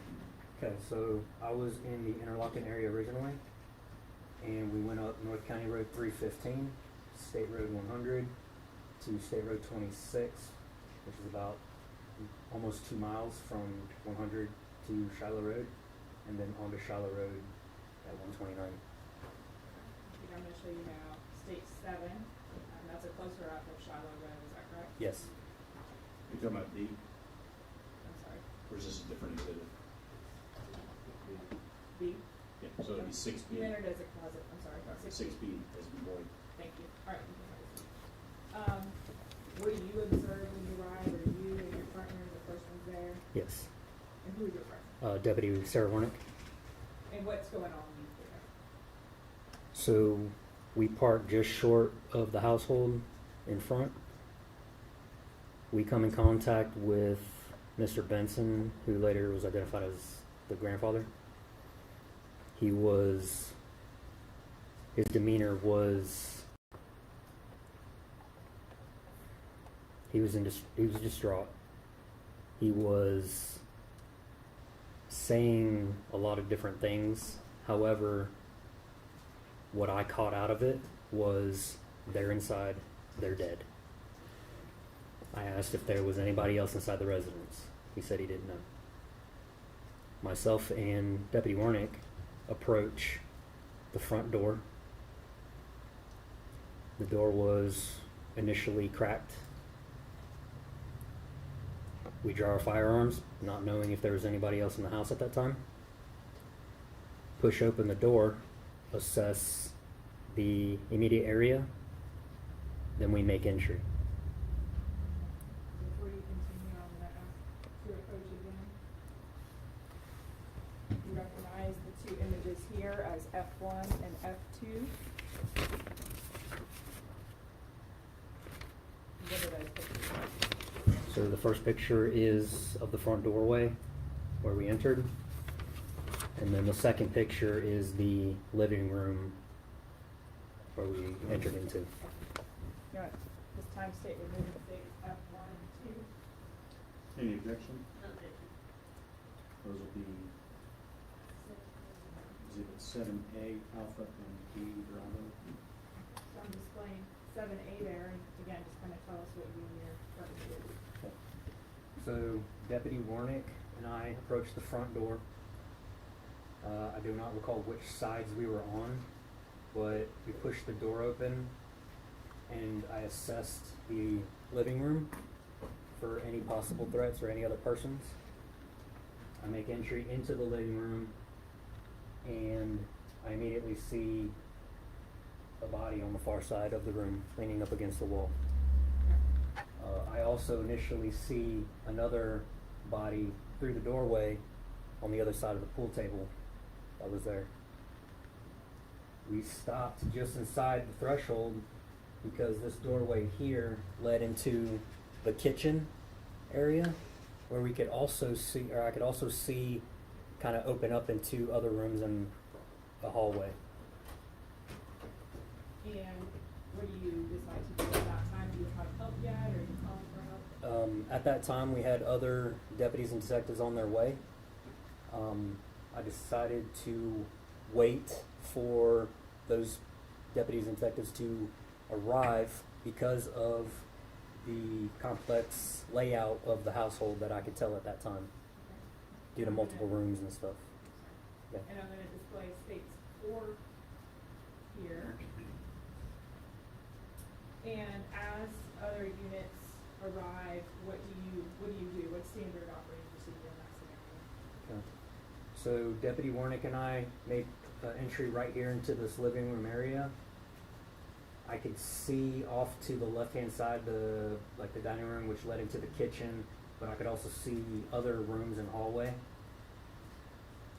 I had Deputy Warnick hold on I believe on the right side of the room because of this doorway leading into the game room, and not knowing if there was anybody else in there. We waited here, and that's when I asked for other units to get there when they for help. And other units did arrive. Yes. And then what do you guys do? You're SWAT member, Yes, right? ma'am. And did other SWAT members happen to be some of the people that responded? As a matter of fact, Sergeant French, Detective Eads, Tommy Jowers, and Detective Kurt Sellers, and Deputy Nick Coyne were the other 5 that arrived on the scene. So we had a total of 6 SWAT guys on the scene.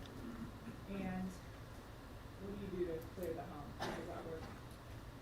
So once they arrived, we made a quick game plan to have Deputy Warnick to continue to hold on this open door here. We pushed, and I don't know what order we were in at the time, but we pushed into the left to clear the kitchen, the family room. I do remember that I was with Deputy Coyne to clear this pet room. There was a sheet over the door that we had to rip down and go in to clear.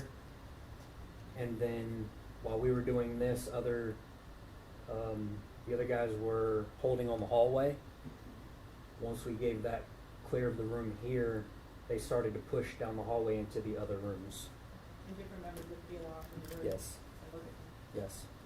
Ultimately, after you cleared that main residence, did you locate any persons moving about in that residence? We did not. And did your involvement include just staying in the main residence? Yes. You didn't end up being one of the people that went to the buildings out there? No. And what did you do after, you can take a seat, what did you do after you cleared the home and it was established as safe? What are your next steps? I made my way back outside through the front door, and I started to tape off the crime scene. I taped off at 2 different locations, blocking the roadway in front of the house, to stop any vehicles or other persons coming into that scene to contaminate it. And then we waited for other detectives to arrive. And any other significant involvement at that time? No. No further questions, sir? Cross?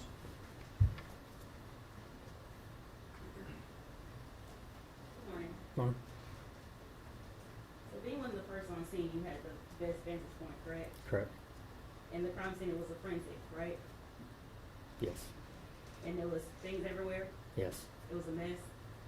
More so. Blood I'm everywhere. sorry? More so. Blood everywhere, correct? Just around the bodies that I could see. And it looked unorganized, correct? Yes. One moment, Aaron.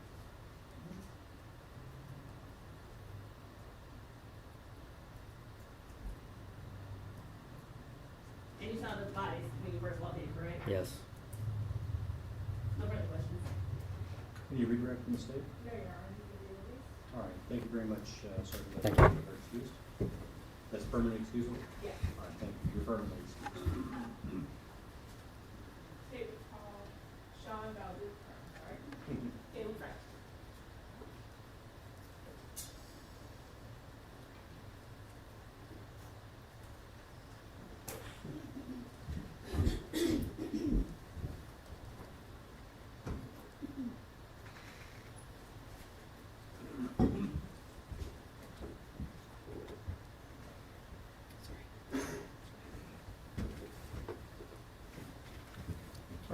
Please go ahead and take a seat.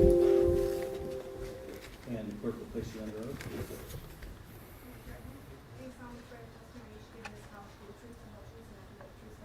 I do.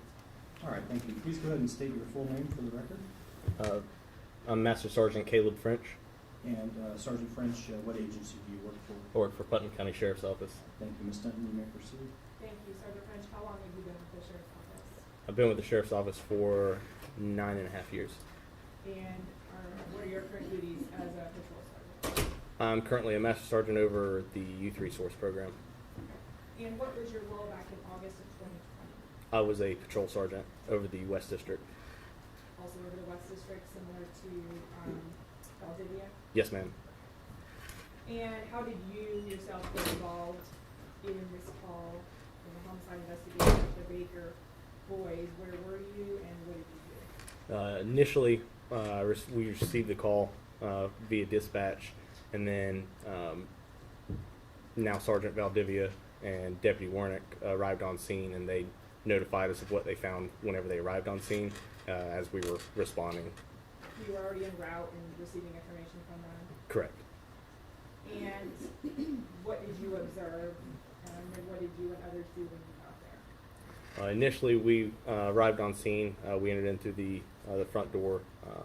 It was myself, Deputy Coyne, or Detective Coyne, Detective Eads, Detective Sellers, and Detective Jowers.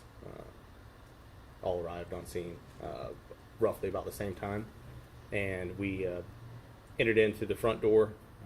Initially saw the actual scene. I had Deputy Warnick and Lieutenant Miller arrived on scene shortly after us. I had them hold the initial scene. While I spoke with them, I went ahead and pushed the team to start clearing. They went to the left, which was into the kitchen initially, and then I joined them in the rear of that stack, and we began clearing the residence. And when you began clearing the residents down the hallway, did you make any observations that you noted at that time? Yes. Whenever I turned the corner into the hallway, whenever I caught up to the stack, I could. The stack is the group of officers as we're clearing. I could smelled like fresh, like shampoo or some sort of soap in the air, as if like a shower had been taken or a bath or something. And you noted that at that time in your report? Yes, ma'am. Did you enter that first bathroom in the hallway, or did you keep going? I bypassed the first one that had already been cleared, and I went into the next room on the right of the hall. Now, after you and the team sort of cleared the inside of the house,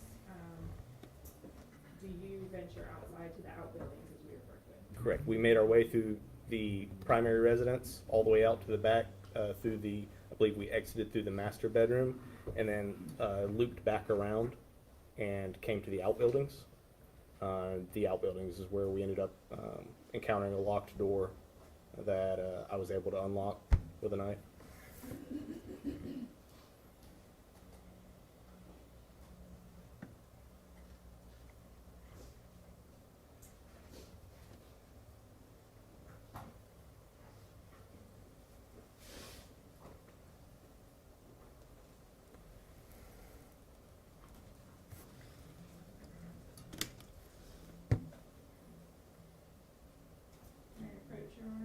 You may. Show you for the record what's been identified as states I, 9, 10, and 11. Just take a look at these images and see if those are images of the outbuilding that we're going to talk about. Yes, ma'am, they are. And these are true and accurate images of what you observed that day? Yes, ma'am.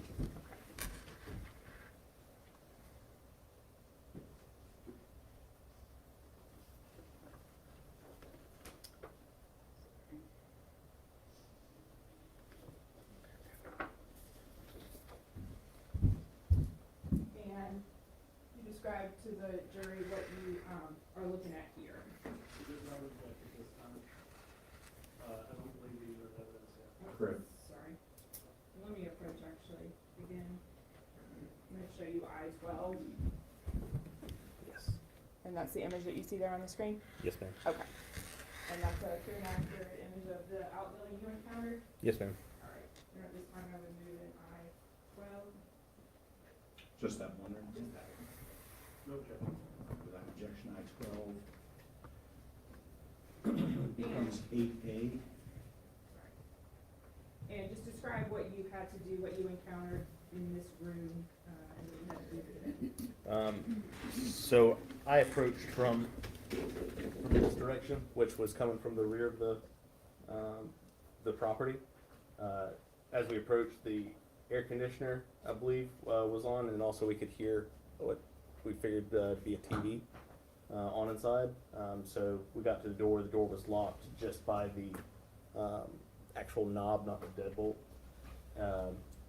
So there was just enough gap in there. I was able to put my knife into the actual lock because we believe there might still be someone inside there, and pull the bolt and open it for the rest of the team. Okay. And once you cleared that room, did you locate anybody inside? No, ma'am. Now, the purpose of the search or clearing that your team is doing, what's the purpose for that? To ensure there's no other victims or possible suspect on scene. Is that the time wherein you and other detectives or deputies would search for like actual evidence, or is that done later? That's done later. At that point, we're just looking for people. And once you're done with that, what do you and your team do? I was the patrol sergeant, so I transitioned into the scene security and just scene management. So I had everybody not involved in the investigation, being anybody that wasn't a detective, exit and start setting up perimeter. In the rear of the residence and the front as well, set up crime scene tape, and start with making sure that all the admin notifications were done, and I was getting everybody to scene that needed to be there. Okay. And somebody would have established a crime scene log and things like that would have started happening, is that correct? Yes, ma'am. All right, no further questions. Cross.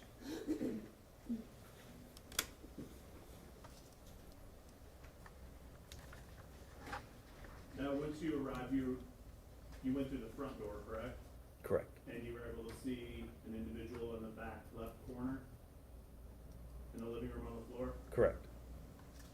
And fair to say there was a lot of blood There was. on the walls? I can't recall where exactly all the blood was, but there was a significant amount of blood, at least on the floor. On the floor. And it would have been hard to miss, correct? Correct. There didn't appear to be any cleanup around the boys, right? I can't. I wouldn't be able to testify to that. No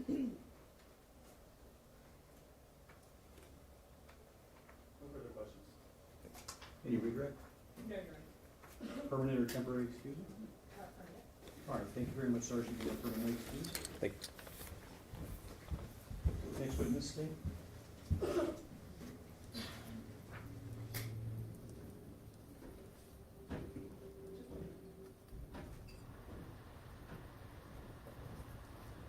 Your Honor, state will call Debbie Benson.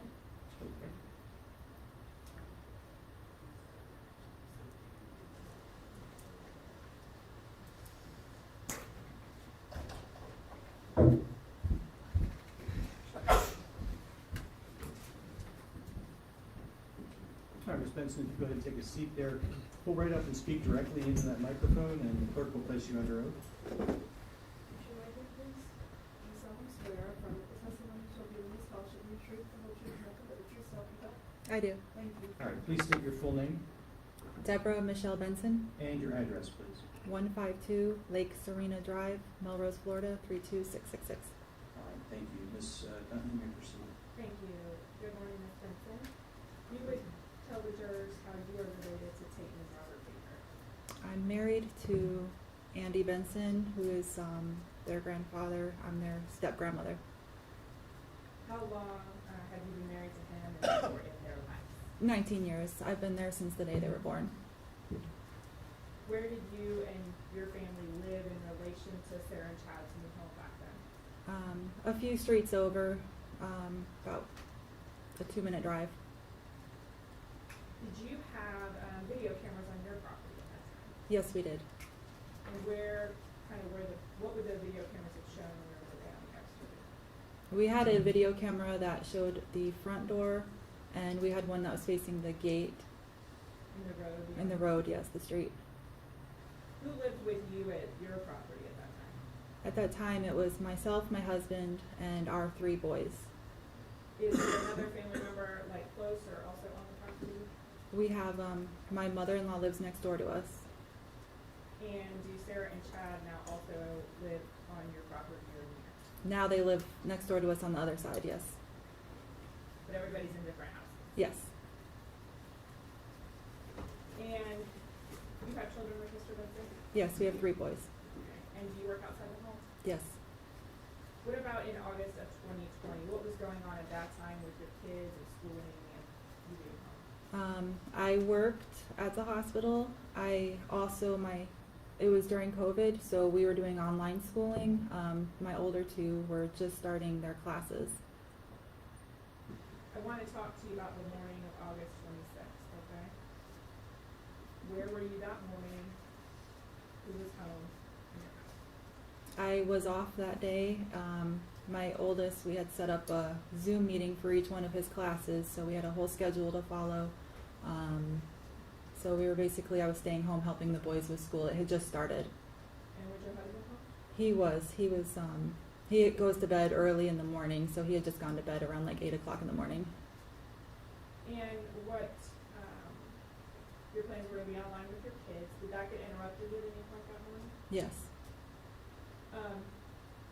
Did you text or talk to anybody that morning prior to seeing Sarah? Yes.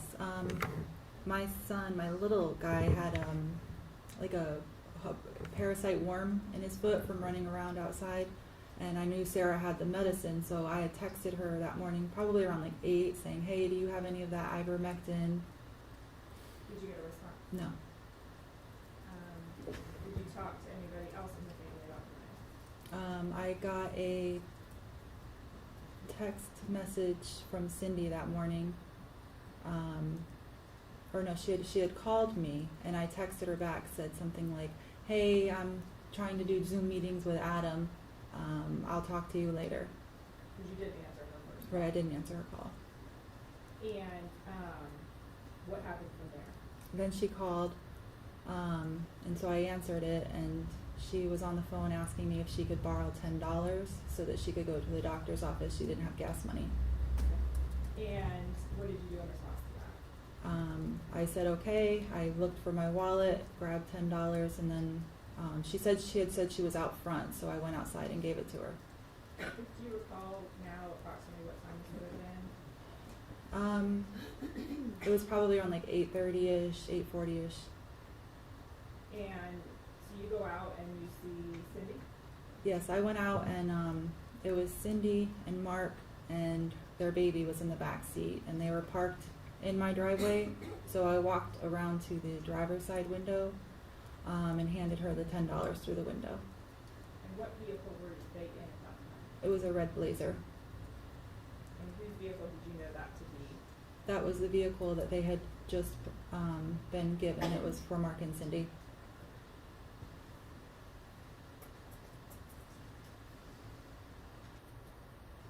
Did you notice anything out of the ordinary at that time?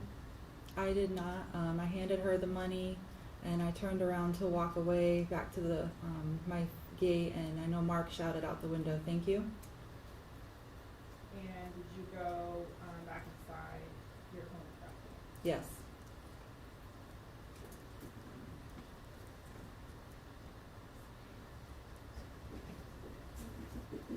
So what happened when you got back inside? I continued to do schooling with my oldest son, Adam. And what happened next? Came to your attention? Later on, we were in between Zoom meetings, and then that's when Sarah came knocking at my door, opened up the door, and I smiled at her, and she was in her nightgown, and she said, Debbie, call 911. I think my kids are dead. What was her demeanor? She was terrified and panicked, and I remember her nightgown was ripped, and then her little Landon came running behind her. What did you think? What did you do? I didn't believe her. I was completely confused. What do you mean your kids are dead? Both of them? How? There was a lot of questions, and then she said, "Wake up or my husband, my little son was, he goes, I'll go get dad. And there was just a lot of panic, and I didn't believe her, and I had to call 911, so I was looking for my phones. I had headphones for my phone, and I was scared. I was scared. They said, go there. And so what did you do? I grabbed my headset. I started to call 911. I couldn't even think of what her address was, so I know I walked back in the house and said, what's your address? And then I got an operator on the phone and got in my car and drove over there. So you called while you were still on? I called while I was driving, yes. And you drove over to the property on Shiloh Road? Yes, And what, did you go in the house? I did.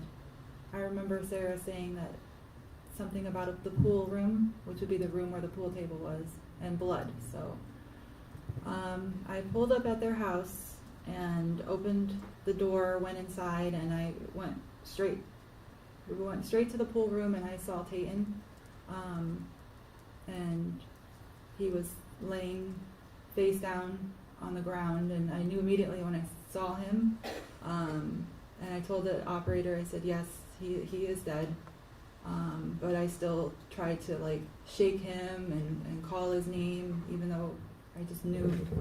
And so I was just like shaking and grabbing at him and saying, Tayton, Tayton, but I just saw blood, and and then there was her little dog that was at my feet, and so I thought, and the door was open, so I thought that the dog, I remember saying, I think a dog did it, it must be a dog came in, because his throat was just so ripped open.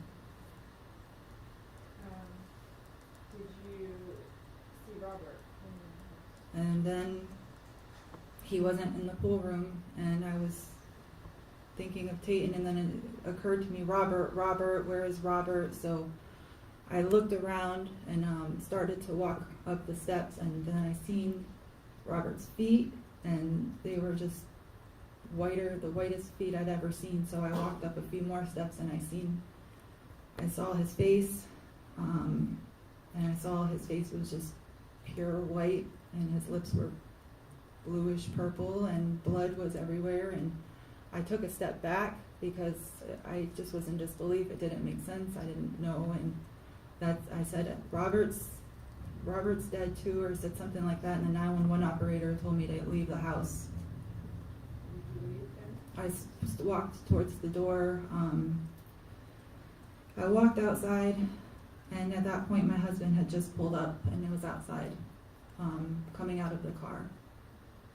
Did he enter the house as well? I said to him, they're dead. They are dead. And he said no, and he started screaming, and he hit the door, and he ran into the house and saw them. And did he eventually come out, law enforcement arrived? Yes. He told me when he came out. Yeah, don't tell me what he said. Just him. Okay. While you were still there, did you see him exit? I saw him exit.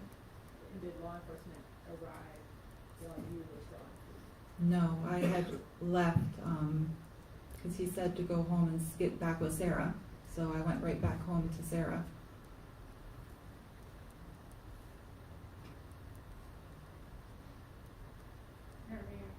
You may. Spencer, I'm going to show you a disc that's been previously marked. States Exhibit C for identification. Can you let me know if you recognize that? Yes. And what do you recognize it to be?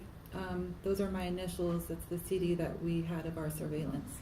Okay, and you reviewed those clips prior to coming to court today? Yes. And those are true and accurate events that you obviously lived through that morning, were able to watch back on your surveillance? Yes, they are. Yeah, this time state Michigan states CE permissions are published. Any objection? No objection. That'll be 8, no, 9, sorry. 9.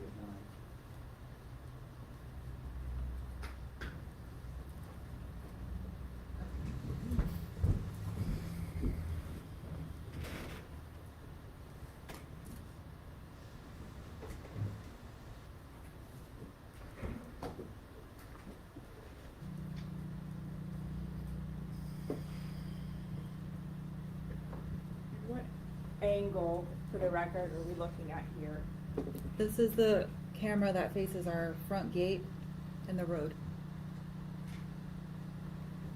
And you saw a car in the beginning of that clip drive by? Yes. For the record, these clips are identified on a disc. This is clip 002, and I'm gonna skip to minute 9:37:44.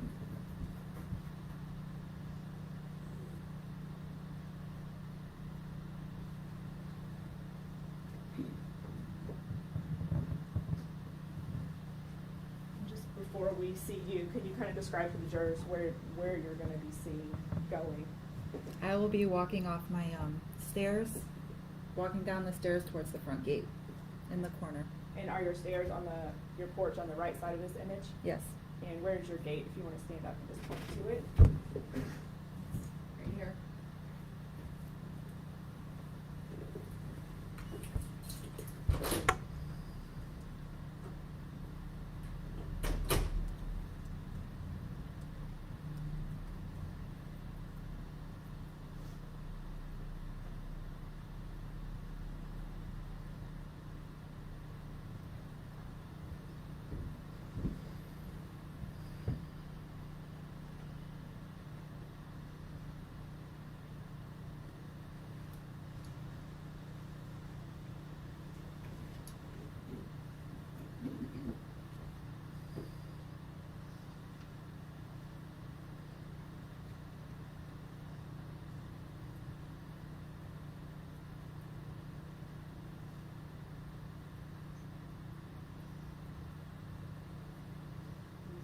See you going through the gate right there.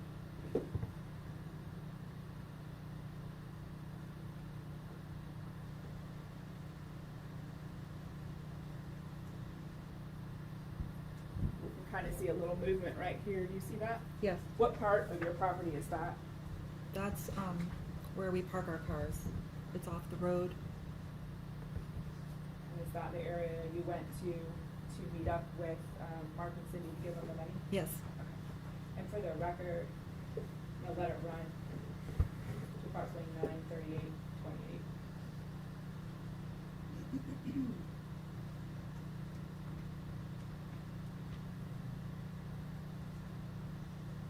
You see you walking there, Yes. back through your gate, and that vehicle there, That was their vehicle. Mark and Cindy's? Yes.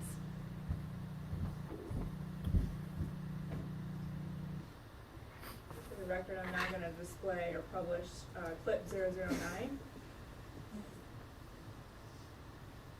Now what angle, where are we looking on your property here? This is our deck. That's just me coming out of our front door and walking out with the money. That is my middle son.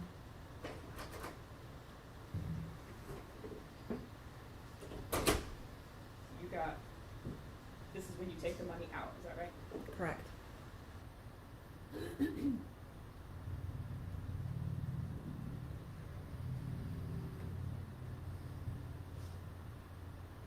And if you could stand and just kind of generally point to where your gate would be and that fence that we saw in the other image. About right there where I'm walking out. And your fence then runs to the left side of that image. Yes.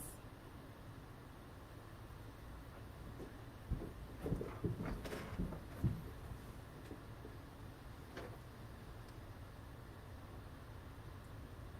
for the record, I'm gonna move it so it displays 9:38:28.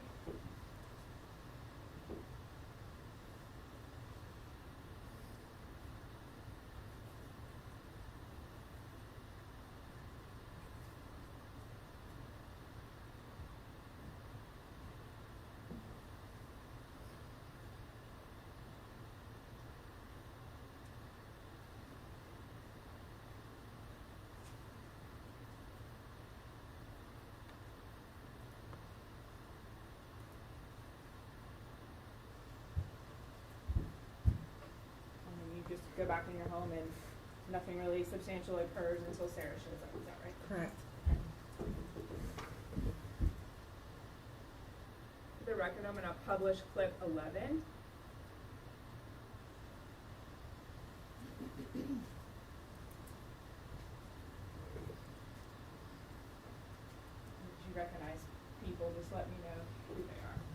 That is Sarah.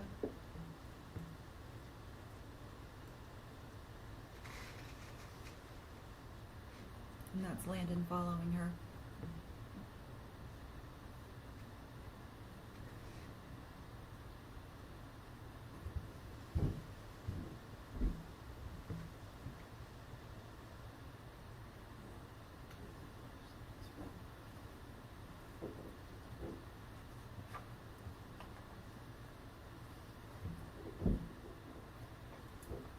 What are you doing here?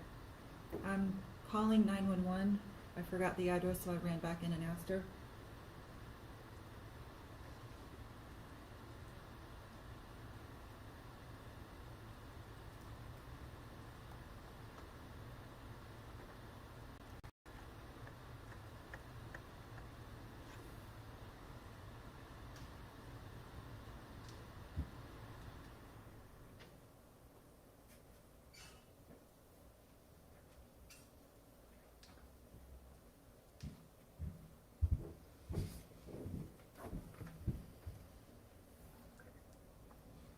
For the record, I'm going to display and publish clip 12, which picks up right after clip 11.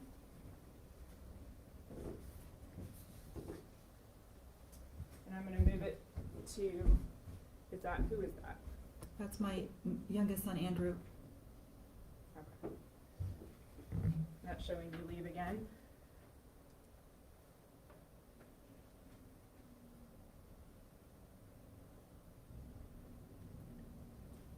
And at approximately 11:02, let me know who you see.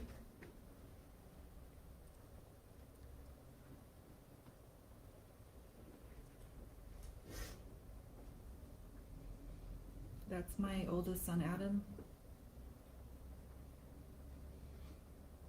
And my husband, Andrew.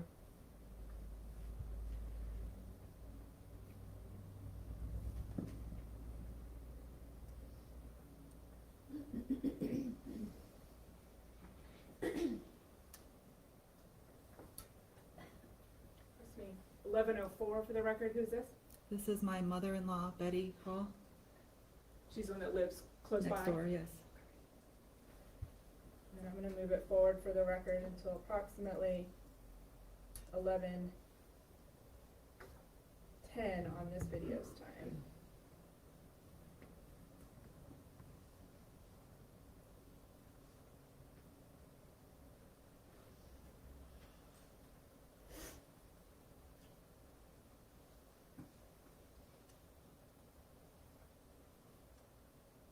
Is that one of your sons?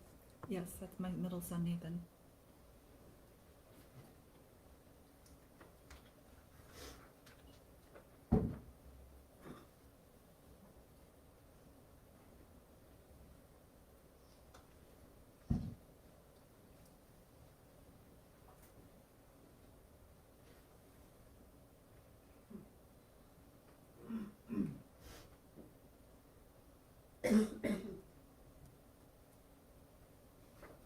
Who's that exiting the house at 11:10:30? Sarah.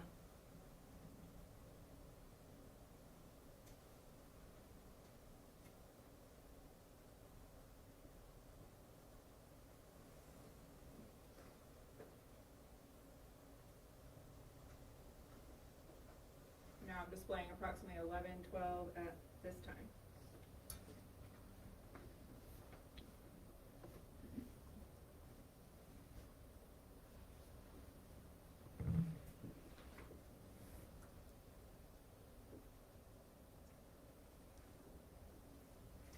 Do you remember what you said to Sarah here?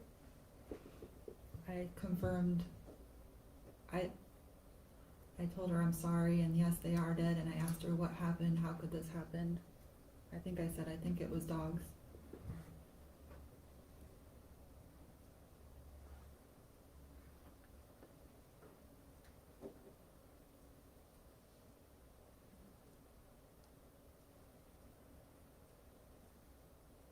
Who's that with Sarah?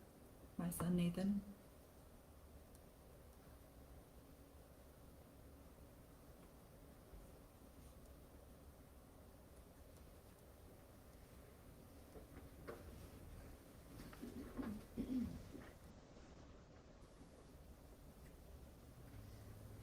Ms. Benson, you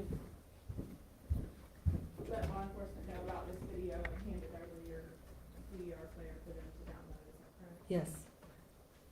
Did you know, if the time was accurate on it at the time? I don't know if I knew if the time was accurate.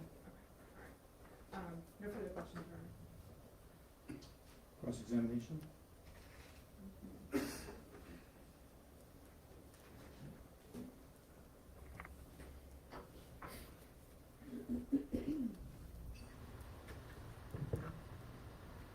You and the family had gone to the sheriff's office that night for interviews, correct? Correct. And Cindy was there, Yes. and it was your belief that she was contacted. Yes.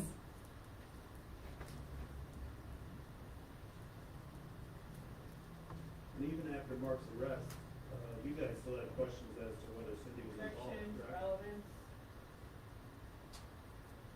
Brief relevance or sidebar? Huh? You just said Sidebar.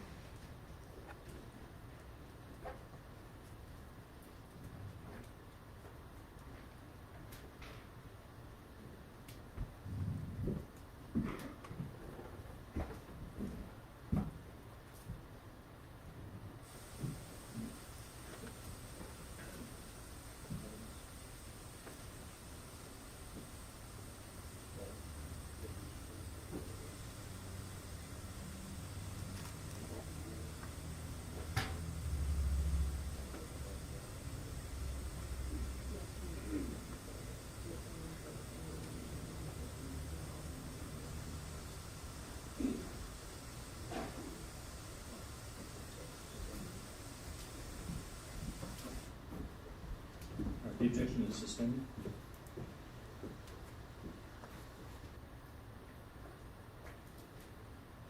I have another question. All right, thank you. Temporary or permanent excusal?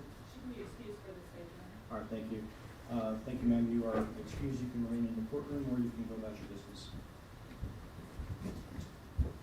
State.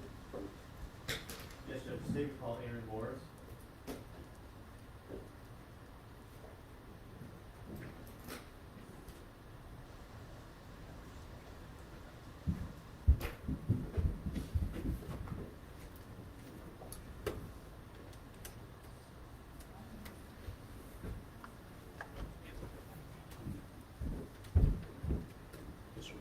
Yes, sir. Yep. No doubt I'll get it right. Please take a seat. And Madam Clerk, if you would please release in the room. Would you like me, please? Do you solemnly swear affirm that the testimony you shall give in this house shall be the truth, the whole truth, nothing but the truth, so help you God? I do. All right, thank you. If you would, go ahead and state your full name for the record. Erin Morris, And what agency do you work for? the Florida Department of Law Enforcement. All right, thank you. Mr. Lewis, you may proceed whenever you're ready. Yes, sir. Is that better? Perfect, thank you.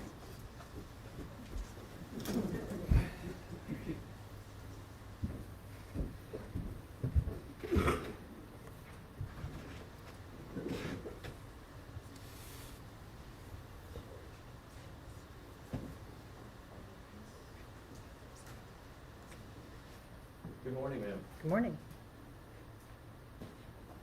What do you do at the Florida Department of Law Enforcement? I'm a crime laboratory analyst in the crime scene investigation section. What's that mean? Basically, we respond to crime scenes. We're in charge of, aside from the response, documenting, collecting evidence, processing evidence. We'll then bring it back to the laboratory. We may do additional processing, but then we'll end up submitting it to the laboratory to specific disciplines to be analyzed. So kind of like on TV, like the CSI people?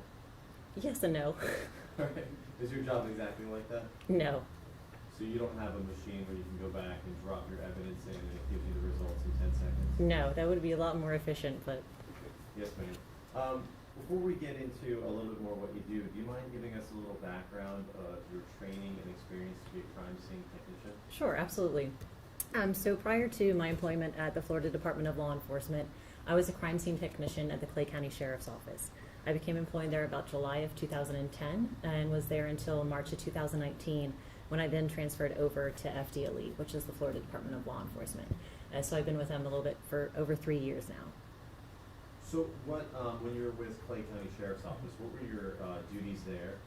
If they were similar to this job, if you can just describe? Yeah, absolutely. They were very similar. So same kind of concept. You're responding to scenes, you're documenting, collecting, processing, and bringing back the evidence so it can then be sent off to the laboratories for further analysis. How many crime scenes do you think you worked when you were with Clay County? Oh goodness, thousands. When you were with Clay County Sheriff's Office, did you have an opportunity to work homicide scenes or death scenes? I did. How many about do you think between FDLE and also when you were with Clay County? So between the two agencies, I've probably worked over 400 death investigations. Tell us a little bit about your training to be a CSI. Sure. Would you like Clay County, FDLE? Well, let's start back. Like, did you go to college? I did. Where'd you go to college? I went to University of Central Florida in Orlando and received my bachelor's degree there. After graduating college, did you start to work for Clay County Sheriff's Office? I did. So I actually was previously employed. Strangely enough, I've kind of known that I wanted to do crime scene since I was in junior high. Wow. And so I was able to gear my career and some of my education towards that goal. I started working at the sheriff's office at the age of 15 and held some previous employment there and was able to do their internship for the crime scene program. And then once I graduated, I held a job there until a position was available in crime scene. And then that's when I transferred over. So Clay County Sheriff's Office has in-house training, which we were able to complete there, where we are going out to crime scenes and learning specific skills and techniques under a certified technician. And then we also attend outside mandatory classes for their training program. Outside of the additional training I've just taken along the way, when I went over to FDLE, they have a training program that usually takes about a year to a year and a half. I completed that certification and then was an analyst, of course, on my own through that organization and agency.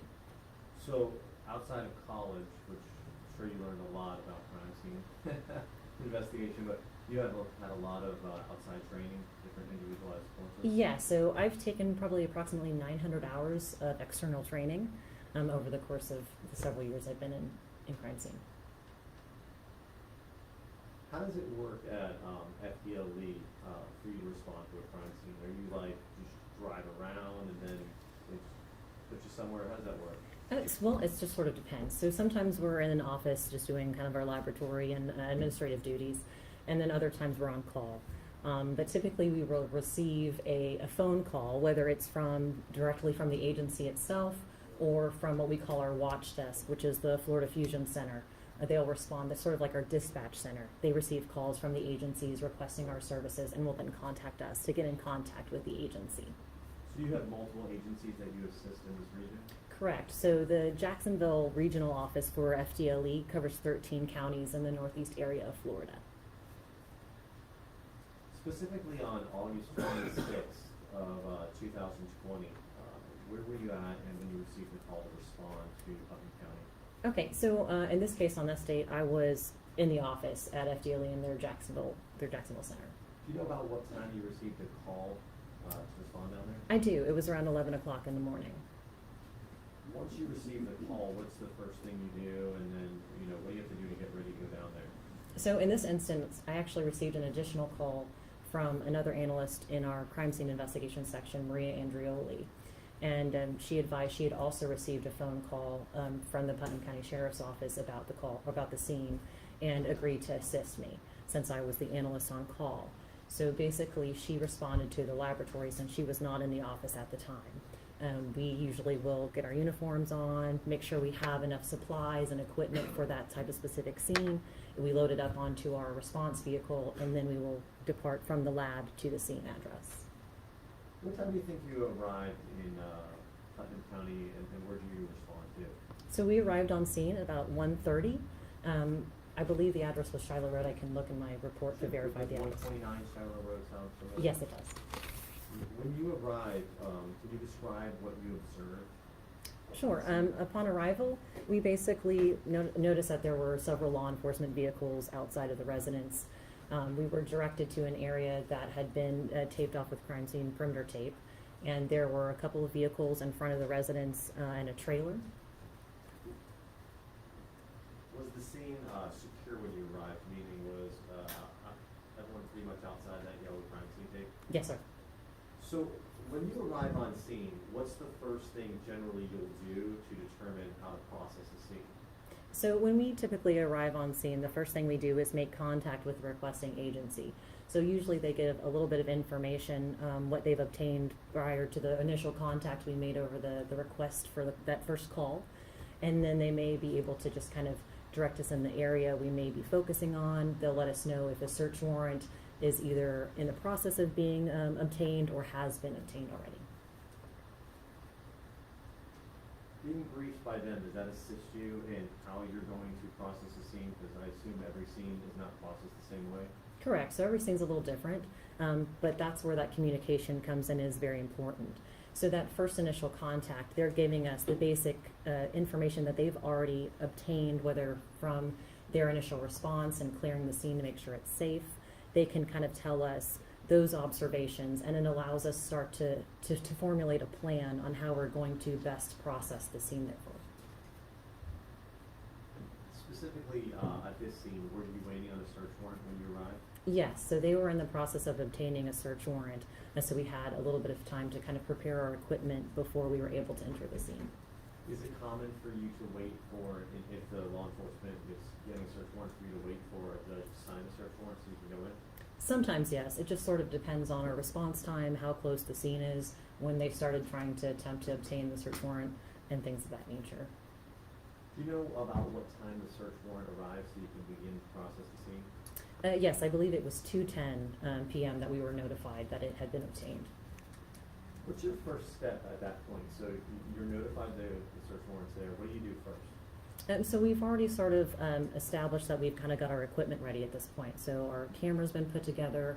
We have something called a Faro 3D laser scanner. We usually will set that up and get that prepared.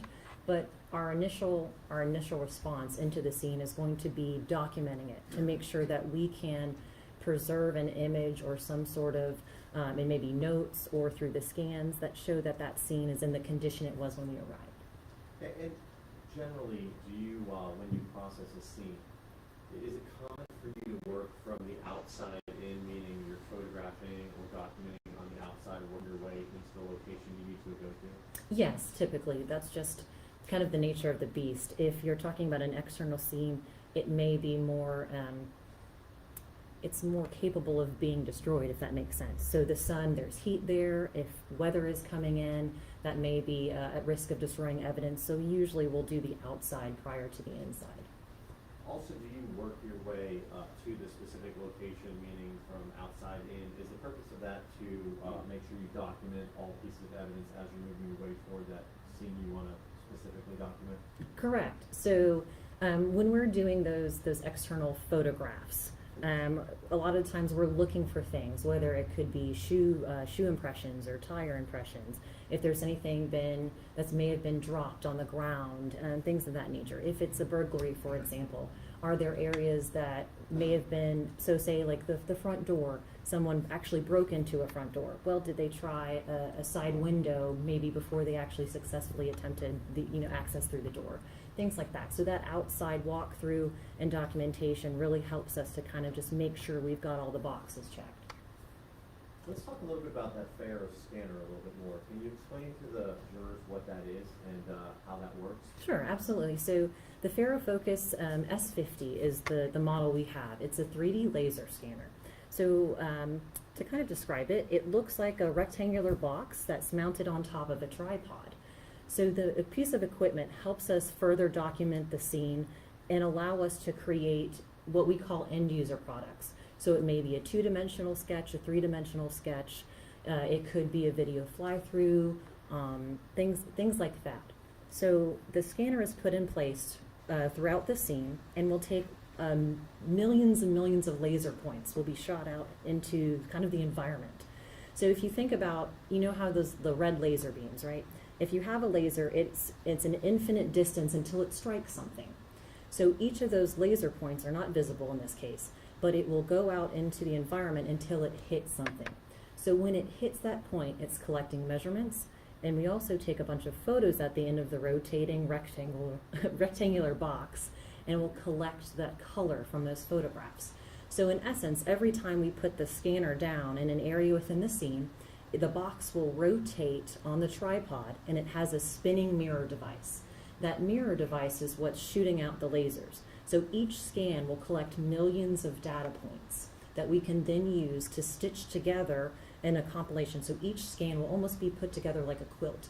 So if you think of each scan as a square, we're then stitching each square together to create an overall picture, like a big quilt. So then we are able to take those data points and create an overall image that can then be utilized for situations like this in court. So it'll be able to give you a very good idea of what the scene will look like. Is that Faro scanner able to be utilized to provide accurate measurements and measure after certain things that are located in the scene? Yes, so the machine is actually calibrated to, it will be accurate within 1 millimeter. So that helps you along the way, so you don't have to measure every specific point as you're in a scene. You can actually rely on the Faro scanner later? Yes, so the Faro scanner is utilized in our instance for the measurements for the scene. But likewise, if you're in a scene and you would have forgot to measure something, the Faro scanner would pick that up within its millions of points so you can measure to it? Correct. Can I approach the witness, Judge? You may. I want to approach and show you what's marked as States H. Can you take a moment and look at that man? Do you recognize that? I do. Is it a fair and accurate, I guess, overhead aerial map that the Faro scanner from stitching things together would have generated of the scene? Yes, it is. Anything seem to be changed or altered about it? No. Judge, at this time, the state would move in States H. Any objection? Without objection, that'd be exhibit next to number 10, I believe.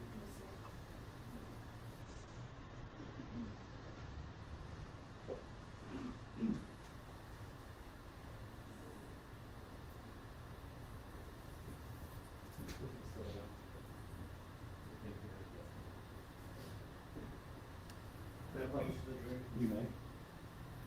Hey, I'm gonna just approach and I have the witness step down for a moment, Judge. Please. We're also going to utilize States 4. Previously admitted. Yes, sir. So, I mean, if you can hold this one. Sure. And then I will hold this one. Can you just describe, and this is a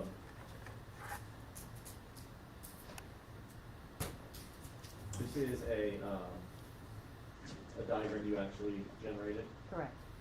Did you generate it using some of the data from the Faro scanner? Yes, so one of the things that we can do utilizing the software that's provided through Faro, so this is called an overview map. We can take this and generate it into a larger image called an orthographic photo. I can then import a file that looks like this into a software called Faro Zone 2D or 3D, which is our two-dimensional or three-dimensional sketching program. I can then utilize this to overlap with our sketch. That allows me to lay down the lines or boundaries within the scene to reflect, kind of it'll lay on top of this, and then this image can then be removed to create more of a schematic diagram, if that makes sense. And let me ask you a question. Obviously, this is not like people might expect this to be crystal clear, like we just cut the roof off and took a picture going down. Can you actually describe how the Faro generates this and why it's not like cut the roof off, perfect view down? Correct. So if you can see right here, for example, remember I was talking about we would place the scanner into an area and then it's going to shoot off into the distance those millions of points. So when those points strike something, it can no longer go any farther. Now the Faro stands about eye level height for me. I'm 5'8". Well, it can only go so high. So this is the top of the vehicle, for example. If the Faro scanner is only so high, those points are not going to go up and over like an arc, right? They're going to shoot out in a distance in a straight line. Also, for example, if I have the Faro up here, and it's taking a laser point and it's going this direction, as soon as it strikes something, it's not going to get the data behind the wall. So then that scanner would then need to be moved into an area where it can access that point. So that's why you're going to see some of these images that have the little speckles, because maybe there's a leaf or there's a tree in the way where the laser never quite gets to the ground. And then in this instance, there would have been a roof here, but we have the ability in our software program to kind of cut down and cut out those points from the top view. So in this instance, I removed the roof points so we can see from the overview into the house. And just so we can orient ourselves, we've talked about this, states 4 a lot. So for example, the living room, this living room that's right here, is that right here, the living room? Yes, that's correct. Okay, and then the pool room that we've been talking about, which is labeled den game room, that's right here. That's correct. And obviously, if you go this direction, this is the kitchen area, is another living room? Yeah, so I refer to this as the family room, so it wouldn't get confused with the living room. Yes, ma'am. And then going down here, this is the hallway, that would be down here? Yes. That's correct. Okay. Now, the unique thing about this is you can actually see some of the detail of what's in the room. So for example, right here, is this Robert Baker's body right there? Yes, it is. And then you can actually see a Tatum Baker's body right here. Yes, sir. And then we'll go through specifics, but some of this stuff right here, is this blood, that's a blood trail or suspected blood trail behind it? That's correct. Okay, great. Thank you very much, ma'am.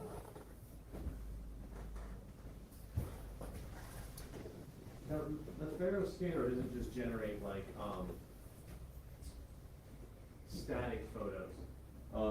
Is there like a program that we can actually go into and actually load it up and use that to actually dynamically move through the house or see views inside the house from that Faro scanner? Yeah, so if you remember, I mentioned previously that at the end of each scan, the scanner also took a series of photographs that it used for color reference.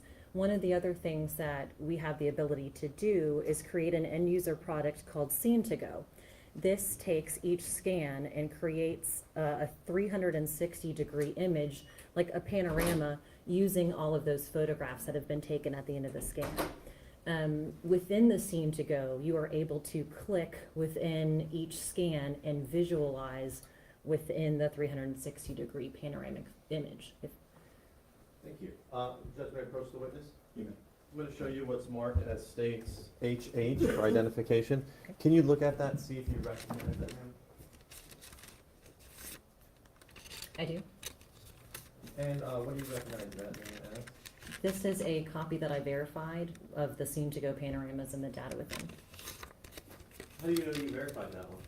It has my handwriting with my initials and the date on it. Was it a fair and accurate depiction of the Scene to Go? It was. Anything changed or altered about it? No, sir. Thank you, ma'am. Judge, at this time, the state will move in HH. Any objection? No objection. That'll be Exhibit 11, admitted.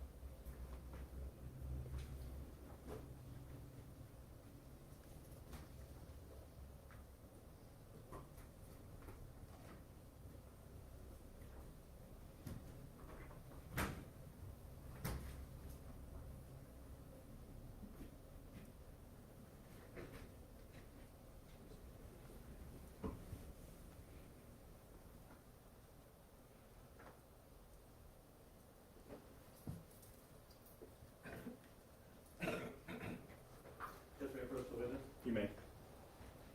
I'm going to approach me and show you what's marked as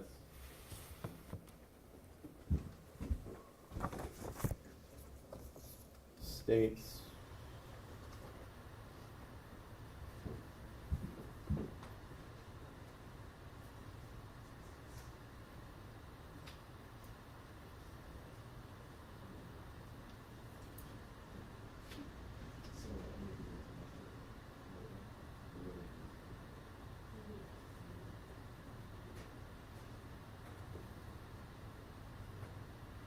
I'm going to approach and show you I 1 through 12. Okay. If you can take a moment and just look at those. I-12 was already removed. Oh, I'm sorry. So that's going to be I 1 through 11 and 13. Is there a 14 still? There should be. I don't. I've got 1 through 11.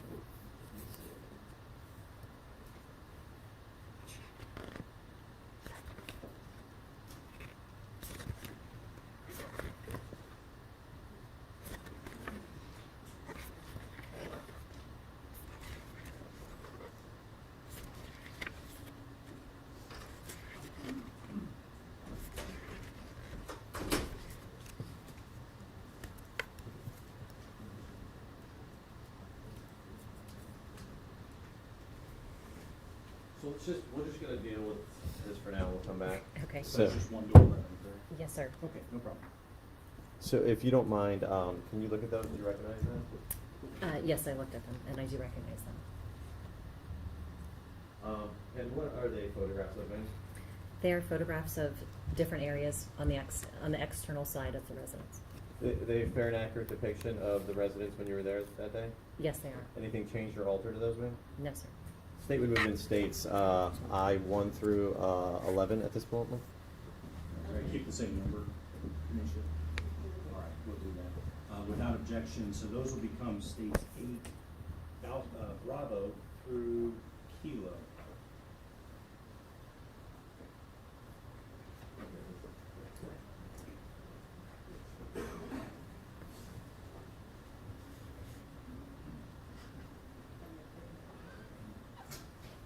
We found the missing photo.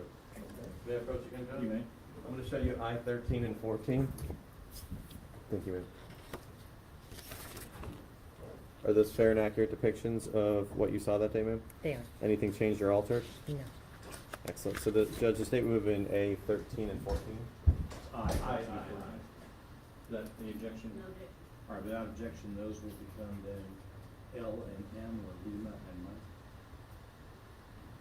Ma'am, I'm now going to show you what is marked as states J 1 through 9. Can you take a moment, look at those, see if you recognize them?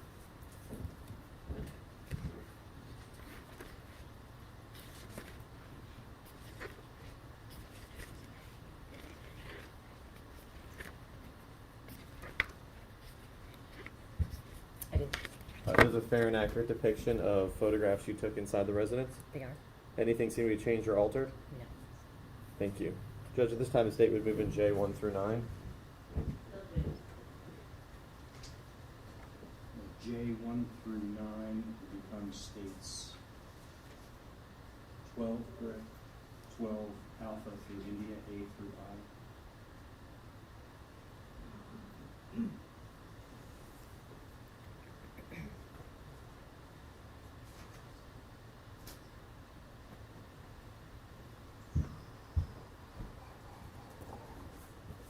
I'm now going to show you what's marked as states K 1 through 11.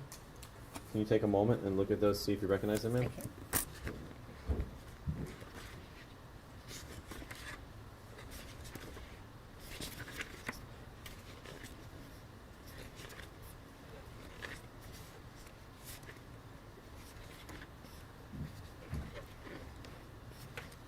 You recognize them? I do. Those are fair and accurate depiction of photographs you took inside the residence? Yes, they are. Anything seem to be changed or altered? No. Thank you, ma'am. Judge, at this time, the state would move in states K 1 through 11. No objection. Without objection, those will be 13 A through K, or Alpha through Kilo. While we're getting this marked, if I can show you what is marked as states L 1 through 5. Can you take a look at those, ma'am? See if you recognize them?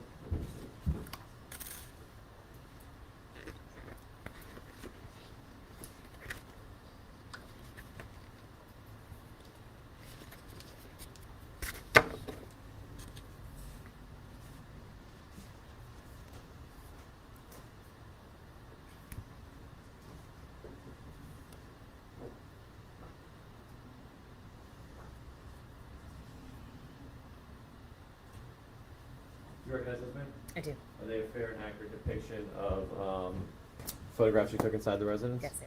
Anything changed or altered about them? No. Thank you. Judge, at this time, the state would move in states L1 through 5. No objection. Without objection, those will become 14 A through E, that's Alpha through Echo.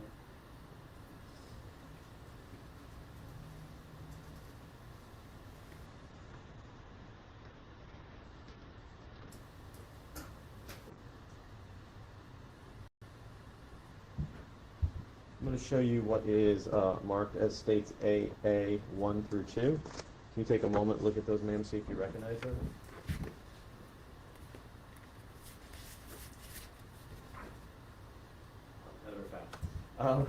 Is that a fair and accurate depiction of other photographs you took in the residence? Yes, they are. Anything changed or altered about those? No, sir. Judge, at this time, the state would move in states AA 1 through 2. Without objection, those will become exhibit 15, that's 1, 5, A and B, Alpha and Bravo.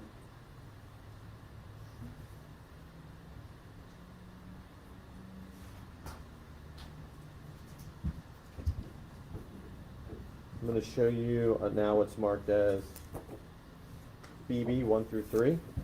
Can you take a moment and look at those?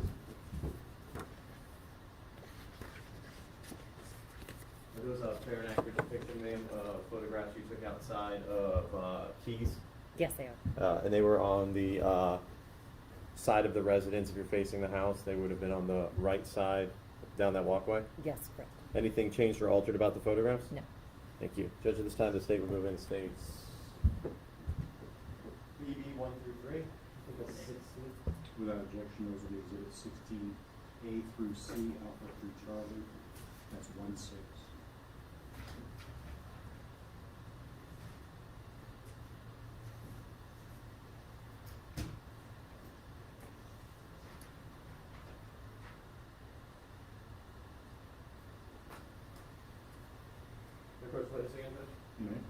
Showing you what's marked, ma'am, as M1 through 3. Can you take a moment, look at those, see if you recognize them? I can. And Judge, can we go sidebar for one moment? Sure. I don't think we need that for order.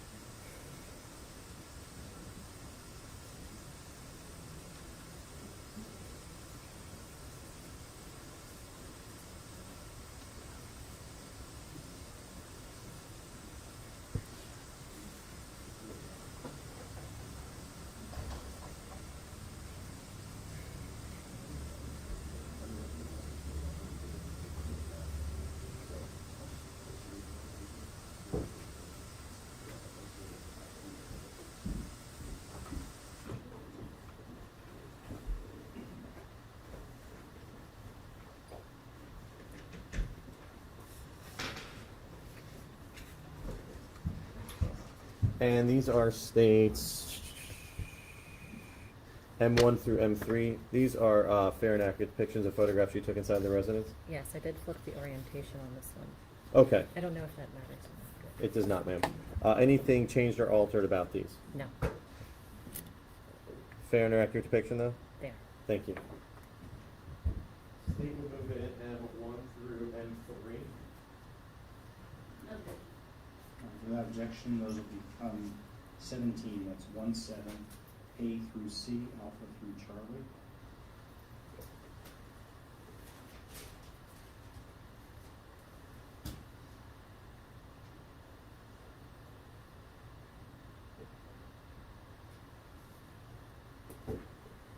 So if we can start, we've already seen this, let's go, gone through that photograph, we'll come back to it more.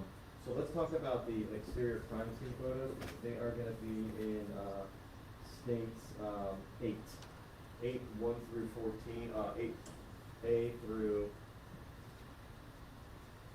I think it's M. M as in Mike. Yes, sir. So if you could tell us what's Sorry, 14 is N as in November, sorry about that. Yes, sir. So if you can just tell the jurors what that photograph of 8A is in. This is depicting the front of the residence outside of their front gate, their front fence. So this would be a full on of the entire house? Correct. Okay. When we talk about the front door that you actually are going to wind up going in, are we talking about this door right here? Yes, that's what I refer to as the front door in my notes. Now, if we look at 8B, can you describe to us, is that a closer up shot of the house? That's correct. Off to the, I guess as we're looking at it to the right here, in our diagram, let me show you stage 4, just so we orient ourselves. As we're facing the house, we're looking straight here, but the walkway and the other buildings, they're on the right side of the photograph there? Correct. So in the image here, you can see the white fence to the right side of the photograph. In the diagram, that's that fence at the bottom right there. Thank you, ma'am.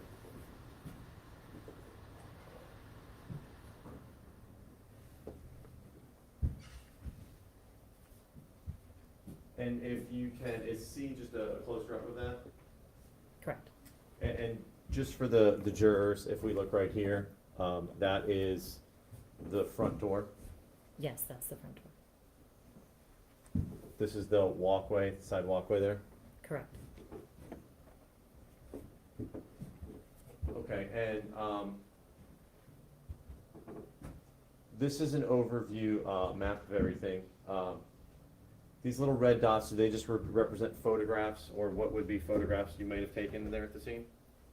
Yes. Okay, so let's, if we can start, and we'll focus on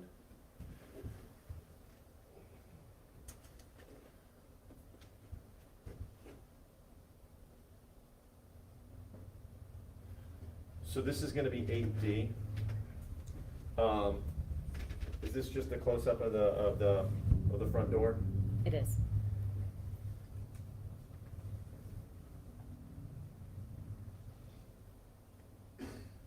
And then we have 8E right here.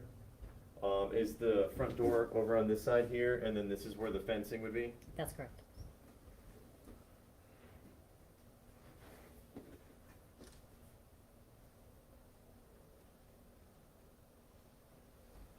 And then we have 8F. Can you just describe what that is to the jurors? So this is with that white fence, the gate is open, and this is a photograph from that area into the walkway between the residence, which is to the left, and then you can sort of see those two detached buildings on the right.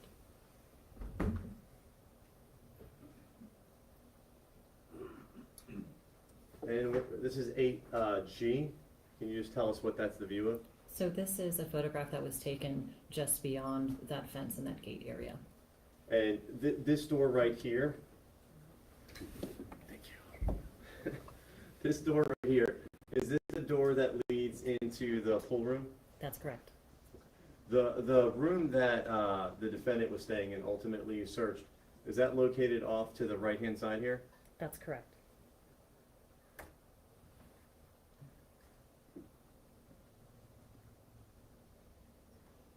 And then this is 8H. Our door's still right here.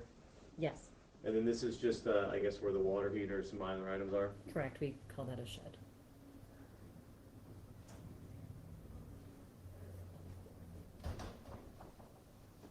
And now showing you 8I. Can you just describe what view this is, ma'am?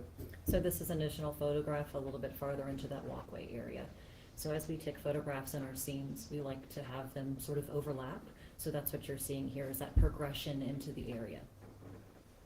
So we talked earlier, is this the door that leads into that pool room where the pool table is? Yes, it is. Is this the door that would lead into where the defendant is staying? Correct.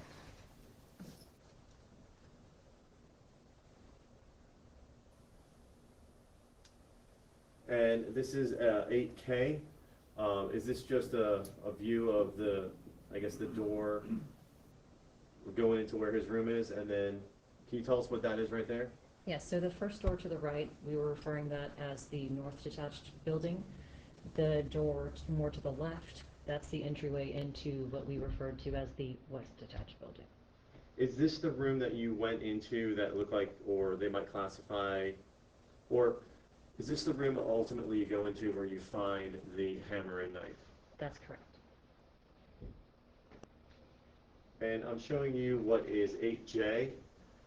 This is just another view a little bit further back where you can see is this the pool room door? Yes, it is. Where the defendant's staying? Yes, And then this is where ultimately the knife and hammer was found? correct.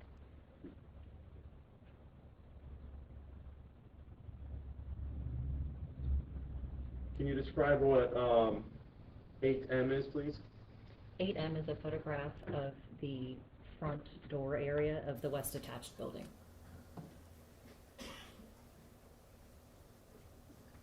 Trish, do you want to take a break for lunch now? Before we go through all the other This would be a photos? good time, that'll work. Okay, so ladies, members of the jury, we're going to go ahead and take a lunch break. If you could, let's be ready to go again at 1:30, so if you could all be back at the old BOCC facility by about 20 after to get checked back in, and then we'll get started up again at 1:30. Please place your notes inside your envelope, that envelope on your seat. And please don't discuss the case among yourselves or with anyone else until after the case is sent to you. All right, thank you. You may step out now. All right, jurisdiction quarter, please.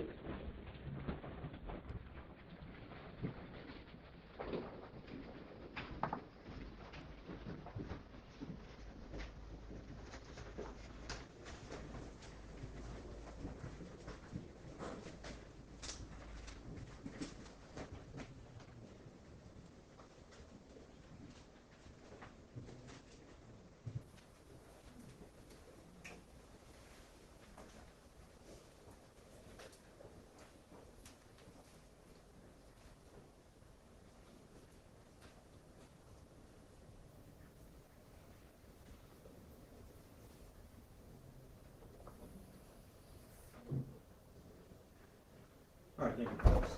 Anything to take up before we take a lunch recess? No, sir.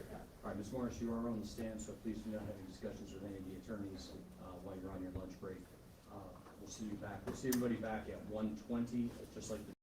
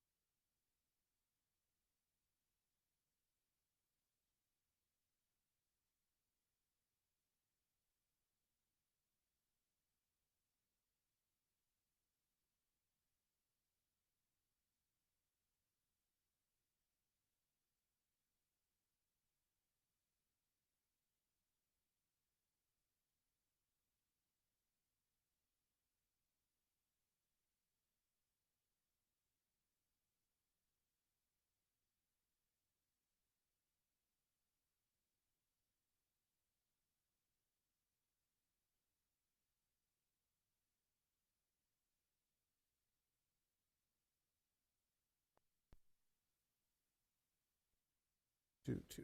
Check, check, check, check, check. 1 2 1 2. That's channel 1. Channel 1. Okay. Gotcha. Okay, so this is channel 1. Check, check, check, check, check. This will be my primary. This will be on the witness stand. Check, check, check. Good? Okay, I'm going to power this down just.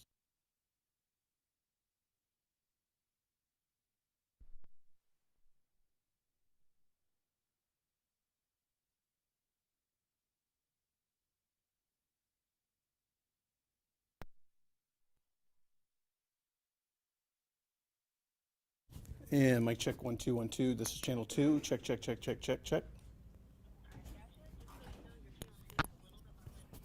Okay, I'll bring it down just a hair. Okay, thank you. Cool. Bye.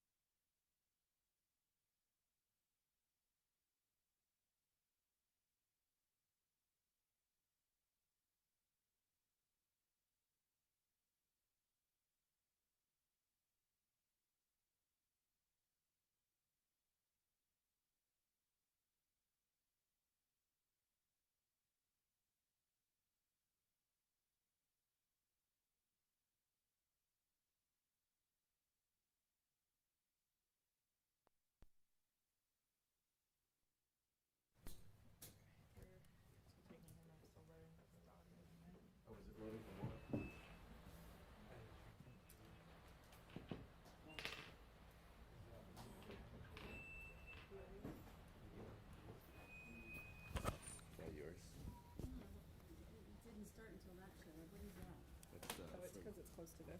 Oh, that was me. Yeah, it's me. Oh, it is. What is that, though, Mike? A microphone. So it says that. Does that have to stay right there? Does that need to stay right there? Yes. Oh, well, that, I'm gonna do it so I don't bend down. It's conflicting headphones. Yeah. My headphones are staying here, so. Oh, that's not much. Jason, I know, that's why I'm trying to get your attention. It's conflicting with the.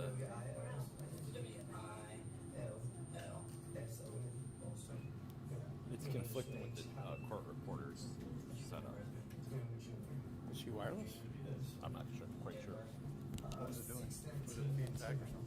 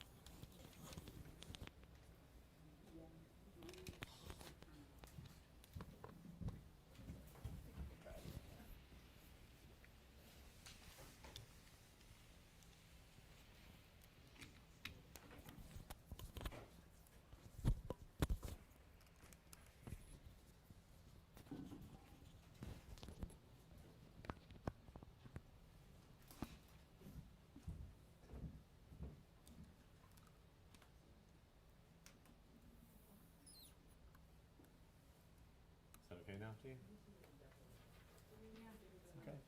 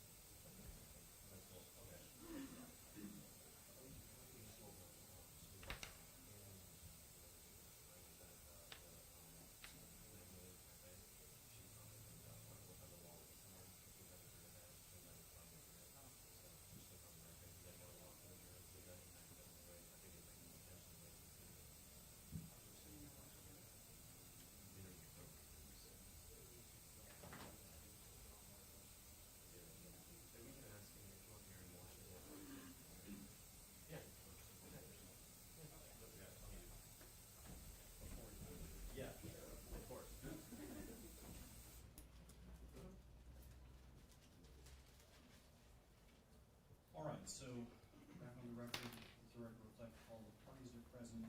The jury is not in the room. You want to go ahead and bring your witness back in? Yes, sir. Stand again.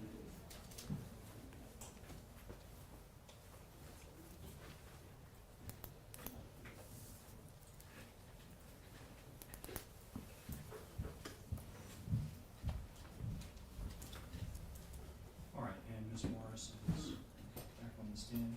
Yes, Judge. Mr. Lewis had something we wanted to inquire into before we bring the jury in. Yes, Ms. Morris, how you doing? Good. Good. It came to our attention that you may have spoken to someone at lunch about a painting, commented on painting. Can you Correct. elaborate what happened? Just so I we know. went to the Magnolia Cafe for lunch, and on the walls they have lovely paintings of flowers and birds of paradise. After I ordered, there was a nice lady standing next to me, and we were discussing the flowers on the wall, and that they were done very well, and that it was our first time coming to the cafe, and that it was very gorgeous and a nice setup. Do you know who that was you were talking to? No, sir. Do you know if she was possibly on the jury? I wouldn't know. Okay. Okay. Did you Our discuss? lovely court reporter came up and said that she thought that she may have been on the jury, so she had already, she went and left to go to the bathroom, and we didn't have any further discussion. During your conversations about lovely artwork, did you discuss the case in any way? No, sir. Discuss any of the facts about the case? No, sir. Okay. I don't have any other questions. Leave it to. Anybody from the defense? So you had a discussion with a juror that is seated in this box today? Potentially, yes, Right. ma'am. I understand you weren't having a discussion about the case, Correct. but you're still engaging in conversation with this individual? We did have a conversation about the paintings and the lunch area. Yes, And you're ma'am. dressed the same now as you were when you testified an I hour ago? didn't have my jacket on. Okay, but you look the same? I mean, I didn't change outfits, no, ma'am. Okay.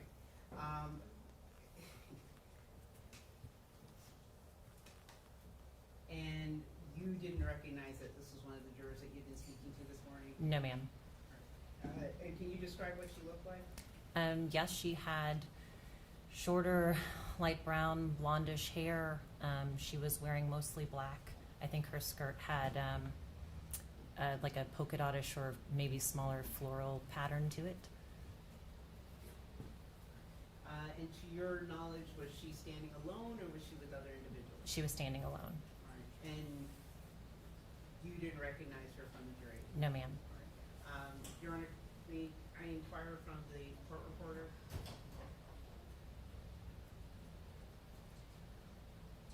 Yeah, do we want to have Ms. Morris step down? No. Yes. No, well, no, because the state's going to call her next. Right. And if we could swear in that court reporter? Well, I have to go off the record, so. Yeah, it's not gonna happen. Yeah, right, and talk. Sorry. No, I understand. Yeah, no, I Can't just say want. we talk at the same time. I understand.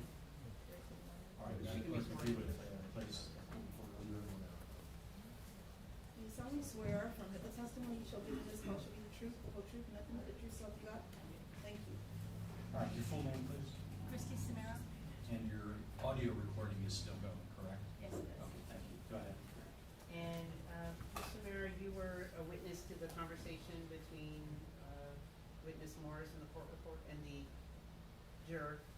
I was a witness to Ms. Morris and a woman who I think is Miss Sutton. All right. And is the description that Ms. Morris provided similar in terms of the polka dot dress, I believe it was? I had the same recollection, Okay. black And print. with a print, and you had then instructed Ms. Morris that this could have been a juror? Yes. All right. And was anyone else present, any other potential jurors there No. for that conversation? No. Okay. But you did see them engaged in conversation this Yes. afternoon, Yes. while in line at the Magnolia Cafe? Yes, and I looked for the juror's badge and did not see it. Okay. No further questions? I don't have any questions at all. Okay. Your Honor, until, if we could identify the juror, and I would ask to have her stricken, this is why we have alternates. This is a conversation between, providing we can have some confirmation that that is the juror, and I'm not sure how to do that other than have all 16 of them come in and exit again, and then see if Ms. Morris and the court reporter. We can do that. We can bring in all 16 and then make observations and then perhaps ask. Questions? meetings. We're not agreeing to strike her, Judge, just because Right, of that. no, I would say have the right. remaining ones. make an identification if possible, and then if necessary, have the other 15 step out, and you can inquire further of that one juror. It's just my concern, Your Honor, is that this is a testifying witness speaking to a juror, and I do appreciate there was no conversation about the case. But even in that fleeting conversation, opinions could be made outside of court regarding this Well, witness's let's find credibility. out first if we have a problem, and then we'll move on to that argument. Thank you. Do we want to have Ms. Morris step down for a moment then? Do you want to do that, or just a better view right there? All right, I think you stay there, Ms. Morris. That's fine. Yes, sir. They think she's just testifying anyway, right? Let's, do we have the rest of the jury ready? They're ready, sir. All right, if we could bring them in.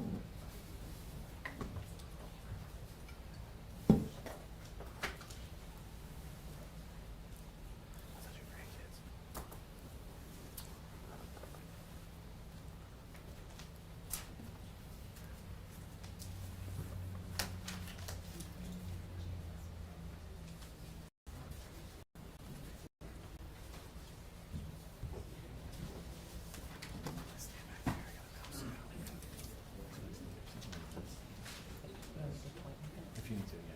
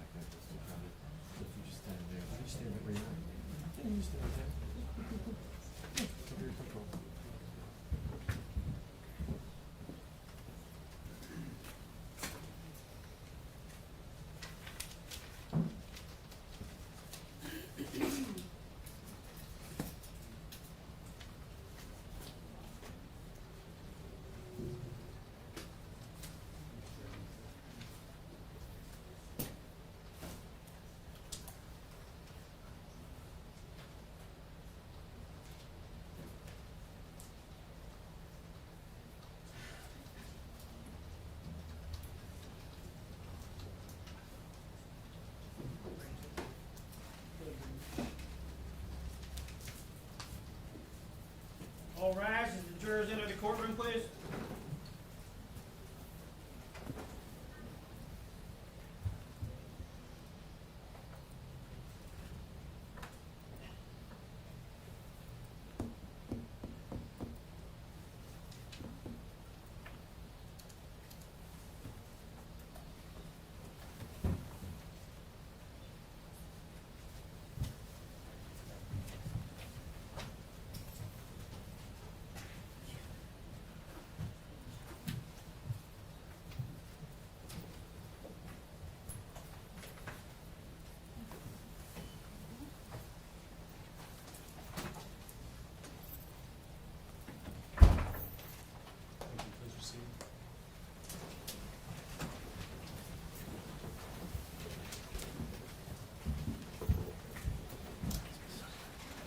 Just can we come sidebar first? Sure. Sidebar, please.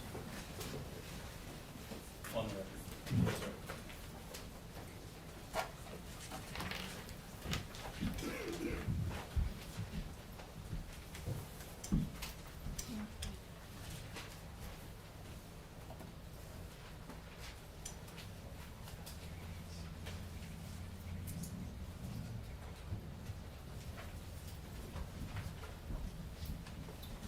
right, I'm sorry to have to ask if I could have all the jurors step out except for Ms. Sutton, number 12, if you could remain Ms. Sutton.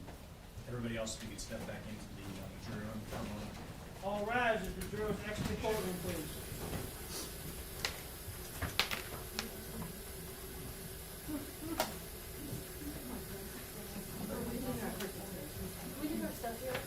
Yes, leave everything there, that's fine. You'll be right back.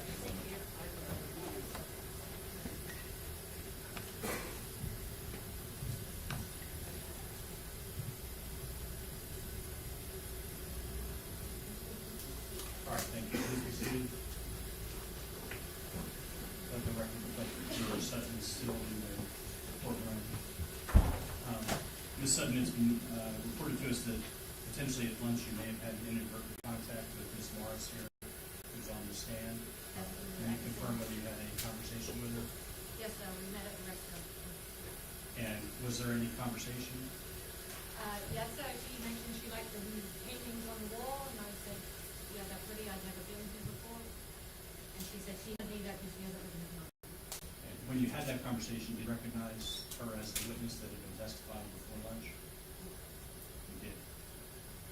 Any inquiry from either party? Your Honor, sorry. And Ms. Sutton, in recognizing her as a witness as testifying today, did you come to any conclusions about her character? Not at all. Right. I mean, that was a very brief conversation, and I wasn't sure that we should be talking, but she mentioned the paintings, and I just responded. And that was it. And then I stepped away, and we waited for our food. I understand.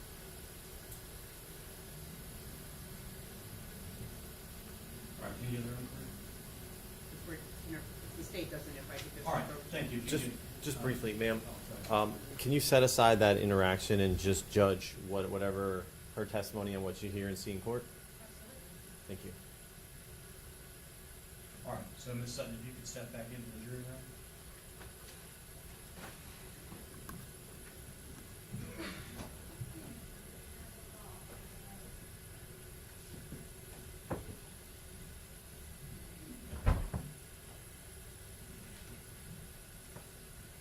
All right, any motions from the state? None, sir.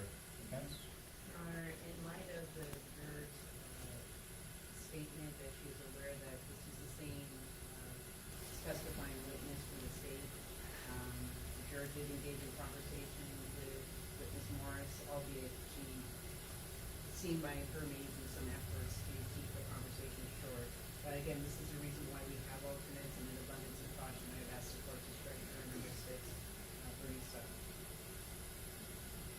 State? The state would object to that, Judge. At this point, there's been no show of any prejudice in any way.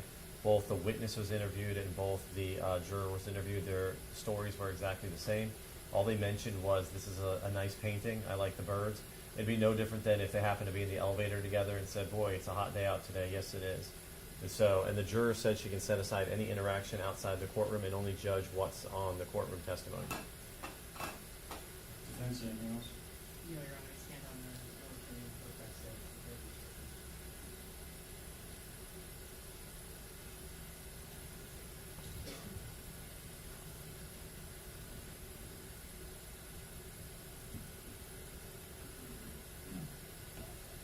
Having observed the demeanor of both the witness and the juror when they were testifying about the contact, I have no reason to doubt either one as to the totally innocuous and innocent nature of it. An abundance of caution is not a basis for a challenge, and I don't find that there's been shown any bias or prejudicial effect, so I'm going to deny the motion at this point. All right, we're ready to bring the jury back in then? Yes, Judge, and maybe at the end of the day or when we take a break, can we just ask the jurors to keep their juror badges on whenever they're wandering around the area, just so... They normally take them off when they walk out of the back room, but you want them to keep them on during the if we could, just to avoid... day. Yes, sir. All right, we'll do that going forward. Thank you. Yes, sir. Thank you, Judge. All right, we can bring the jury back to the bench. All rise as the jurors enter the courtroom, please.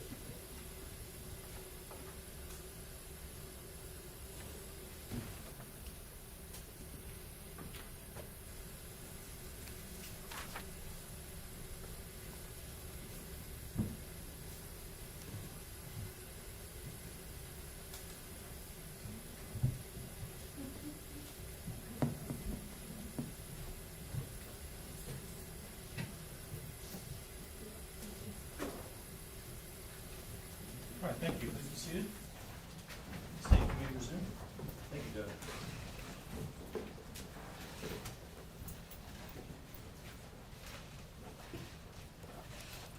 Good afternoon again, ma'am.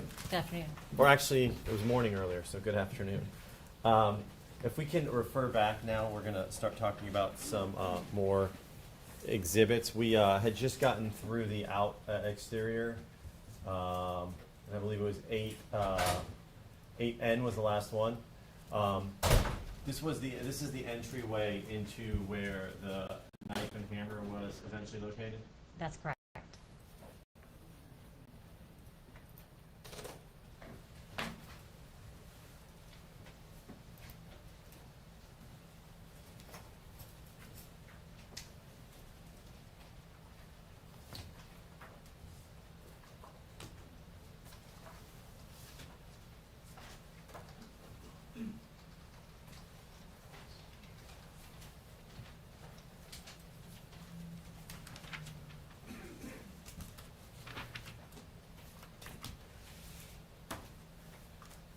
So I want to move on and talk to you about States 12.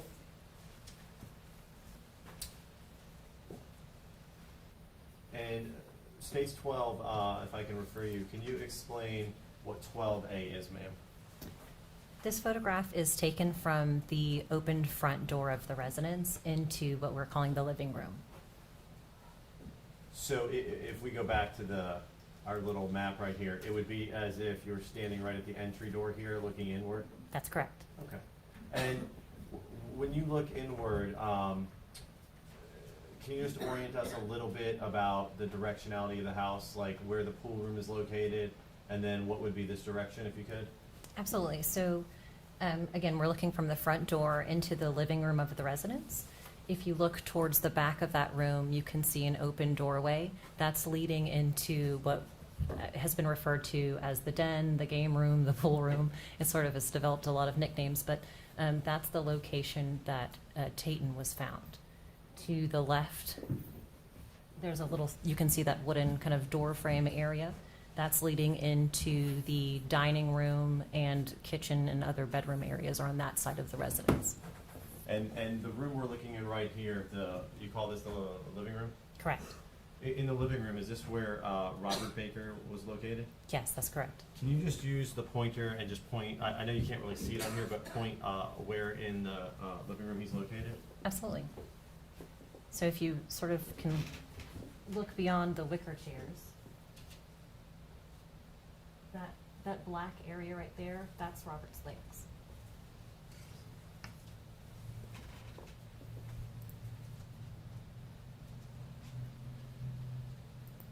And this is 12B. Can you tell us what this is basically looking at?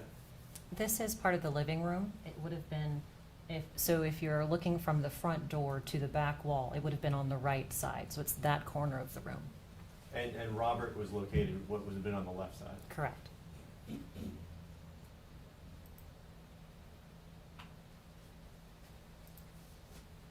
Sorry, wrong one. And if you can, for 12E, can you tell us what this is, orient us? So this is a little bit farther into the living room from the front door. This is taking a photograph of the back area of the living room, so you can see that left rear and right rear corner of the living room, as well as into the den game room. So you can see both Robert here in the left corner of the living room, and then Tayton underneath the pool table in the game room. Can you point to both of them so we can see their orientation to each other in distance? I can. This is Robert here in the left corner of the living room. And that's Tayton located underneath the pool table. Is he underneath on the other side of the pool table? That's correct. He's near the wall.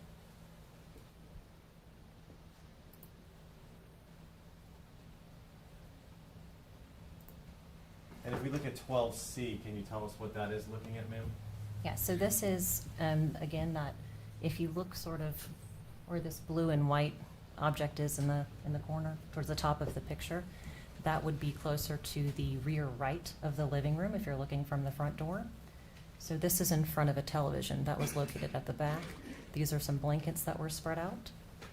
This blue and white comforter was said to have been over Robert earlier in the incident. In your observations of that blue and white comforter, did you see anything that looked like it potentially could be blood on it? Yes, Can you point that out to the jury so they can see it, ma'am? I can.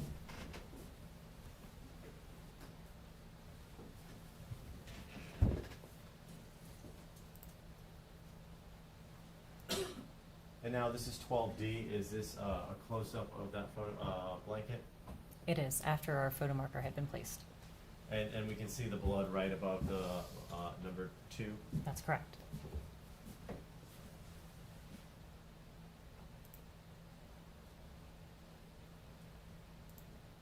And what is this view? And I guess the good thing on the map is we can see the location where the picture basically would have been taken. So that would be in the living room. And what is that a view looking into? So this is a photograph from the living room taken towards more of the rear of the room. Which one is this, if you could identify? I'm sorry, Judge, that's 12F. Well, that, I think that's in Foxtrot. So the photograph is at the rear of the living room, and it's looking into the den or the game room. Where would Robert be located if the picture were to be extended? If you're looking at the lower left of the photograph, there's some DVD cases on the floor. Robert would have been kind of just below, more in the corner area of that photograph.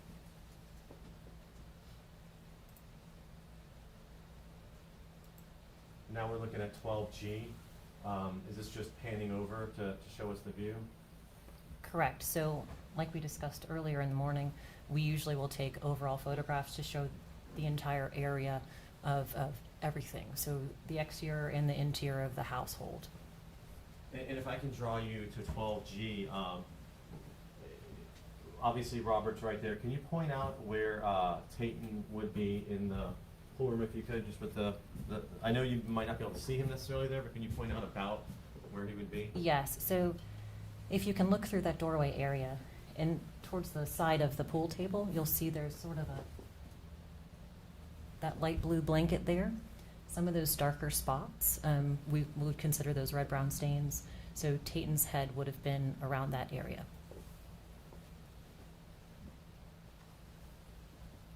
And right here, obviously, around Robert's, where his hand is, and this here, was that something that was blood from your observation, or what appeared to be blood?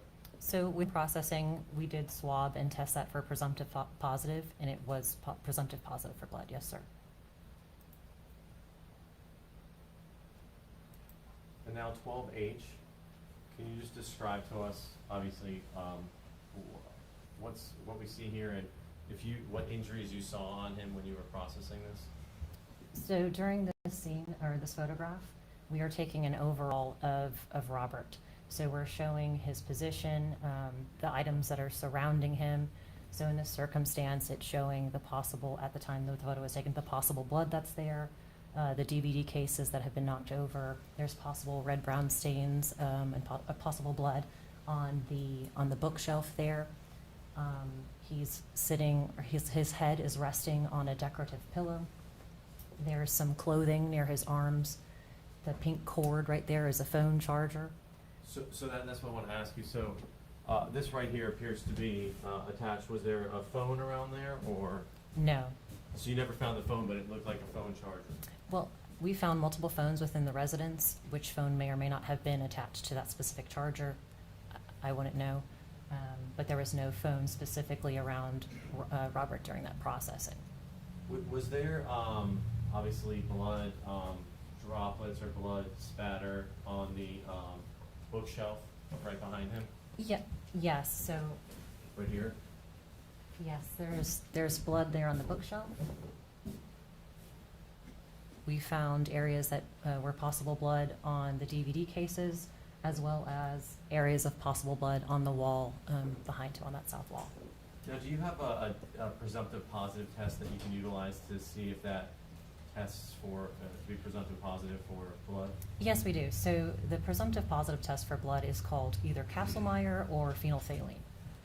Did you utilize the Kasselmeyer or the phenolphthalein test to determine if it was presumptive positive for blood on the bookshelf? We did. And what was the result of that? It was positive. And what did you also do that on the wall behind him? We did, that was also positive.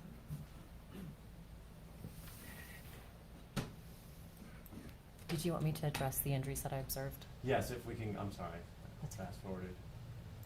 Yes, if you can, whatever injuries you observed yourself in. Sure. So we also observed what appeared to be lacerations and other areas of trauma to his neck, specifically the throat area and other areas to his head.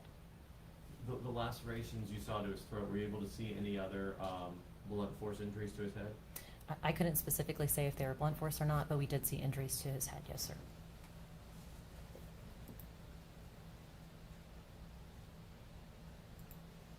And this is 12I. Is this just a good close-up? You can see the blood right here that we were talking about before. Yes, as well as the possible blood on the DVD cases there on the bookshelf.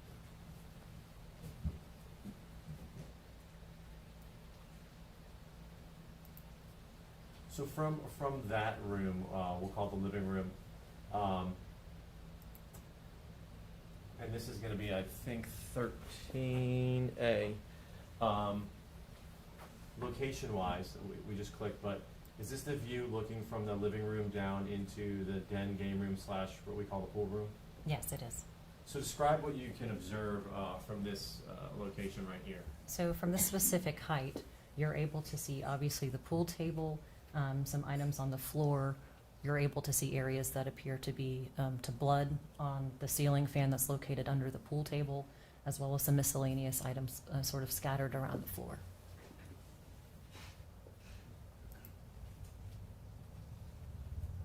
And now we're looking at 13B. Is this the view once you step down from the stairs looking around the room?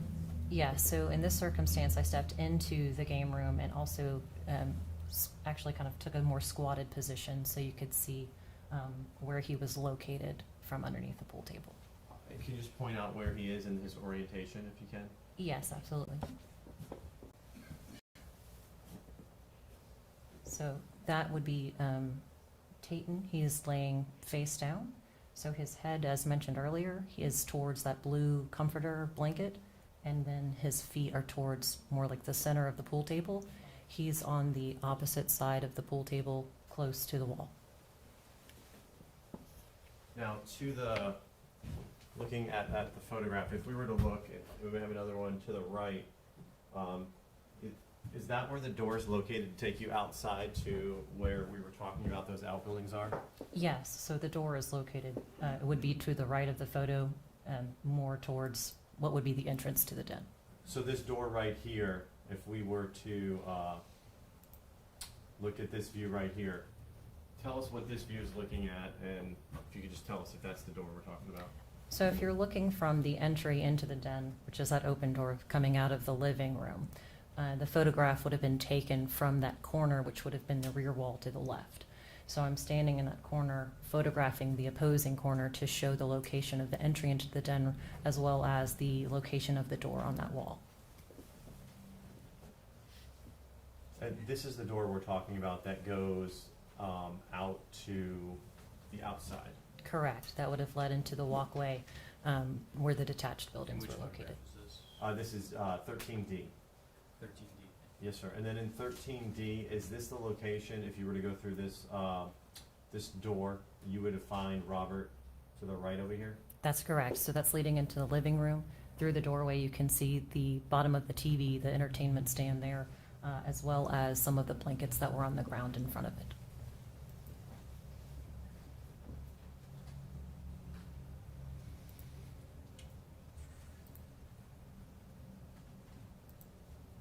And then if we can look, this is 13C. Does that give us a little bit better view from where you were standing near the doorway into where Robert was in the living room, where the other door was located to exit outside? Yeah, so this kind of helps give a little bit better relative distance between where Tayton would have been located and the door that exited to that walkway outside.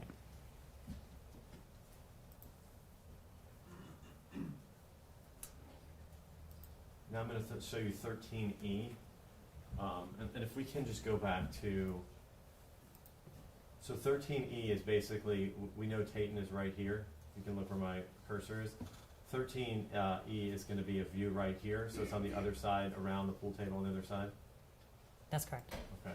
Can you describe what you observed there in that photograph, ma'am? So this photograph is documenting what appeared to be various bloodstain patterns on the carpet of the pool room. Do those blood stain patterns essentially begin right in that where that more pool of blood is, right here? In this photograph, that's the ones that you can observe, yes. And right there is the strongest, what I say strongest, the largest, it seems like initially the largest amount right here and here of blood to begin with. Usually within bloodstains, if there's a darker, that appeared to be more saturated. If Now this blood trail, does it essentially go all the way around to where Tayton is? it does, yes. And in 13F, is this a closer up view where we can actually observe the close-up of the actual blood's markings? So this photograph is taken a little bit closer, but again, I came down a little bit so you could see additional areas of possible blood underneath the pool table. Can you point out what you're talking about, the areas of blood underneath the pool table? Yes, so obviously on the left and around. You can stand up, just talk loud. Okay, all right, that's thank you. Whew. Outside voice. So what we're looking at here is the bloodstain patterns are going along the side of the pool table and they're going around towards the back. So in this instance, I bent down a little bit to show that there were additional blood stains underneath the pool table on top of the ceiling fan.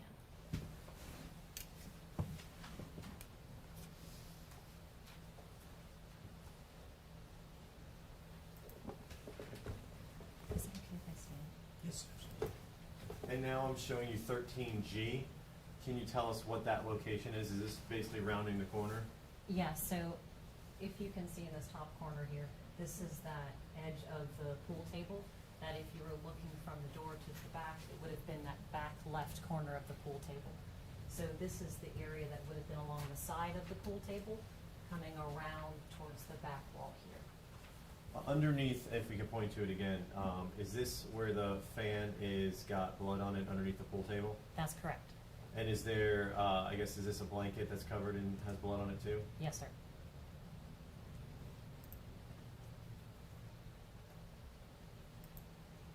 Now 13J, can you tell us what that's a view of? This is a photograph from that same corner.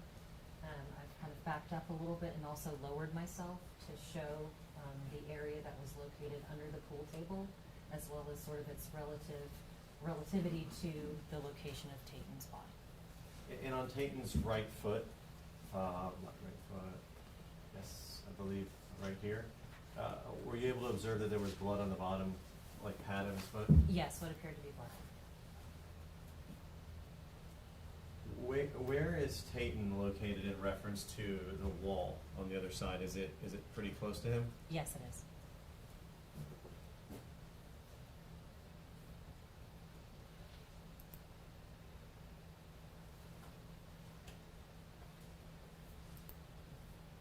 And if we can look at 13K, is this a good view of the blood on the fan underneath? Yes, I took this photograph in order to show not only the stains on the ceiling fan and the blankets, but also to start interpreting the possible blood we observed on the wall. So, in the fan though, if you can describe to the jurors, that's basically underneath the pool table, so it's not like sitting to the side of it where someone might crawl on it. It's actually underneath the table? That's correct. So in order to make contact with the ceiling fan, you would have to be underneath the pool table.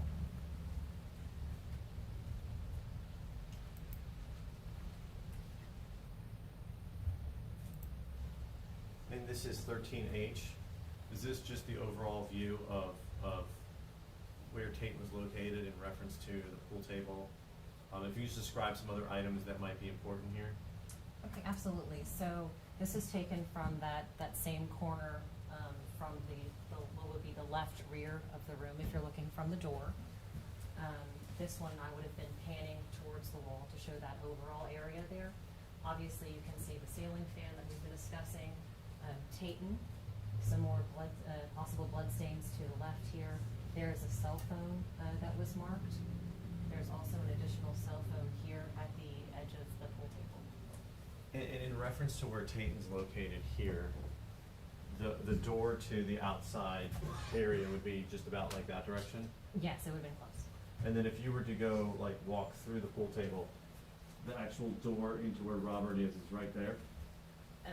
Yes, it's sort of hard because we're at an Yes, ma'am. angle looking down, but the door to outside would have been, of course, over here. And because this is kind of elongated at an angle, the door into the living room would have been more this direction.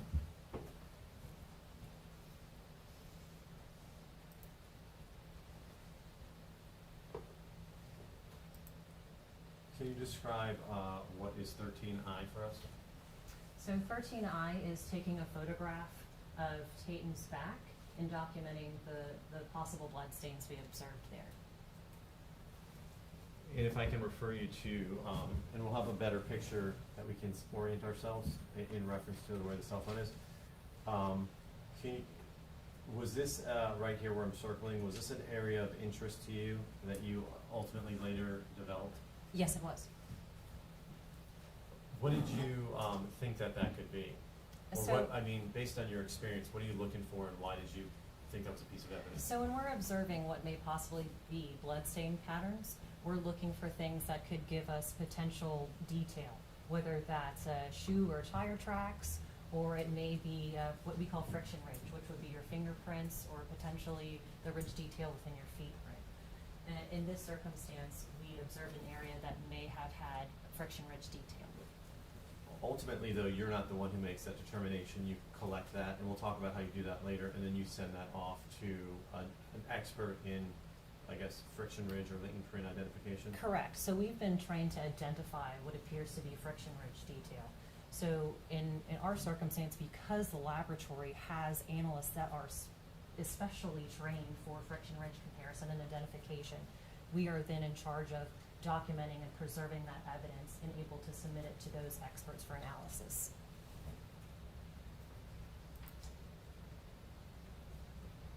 And then we have 13, we'll come back to this one actually. Well, actually, while we have it up, we can just, and then we'll come around. Actually, we'll come back to that one.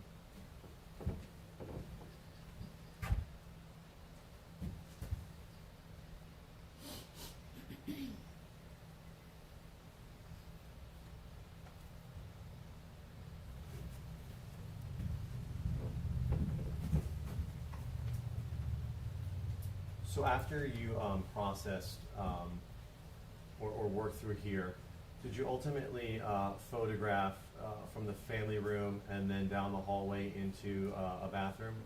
Yes, I believe so. So again, we take overall photographs of the entire residence.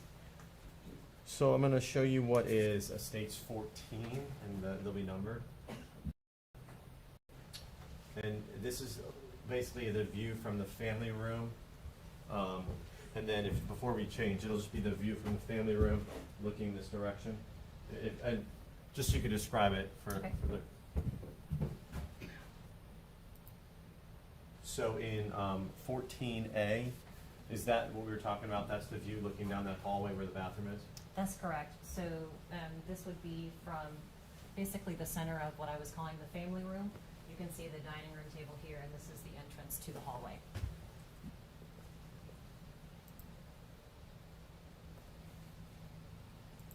And then we have 14B.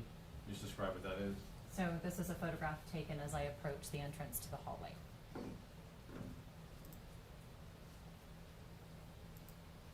And 14C.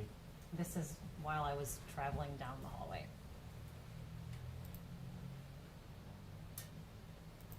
And what is 14D? This is a photograph of what we deemed as the hall bathroom. So this is from the threshold of that bathroom. So looking inward, just basically trying to get a full view of the bathroom? Correct. And right here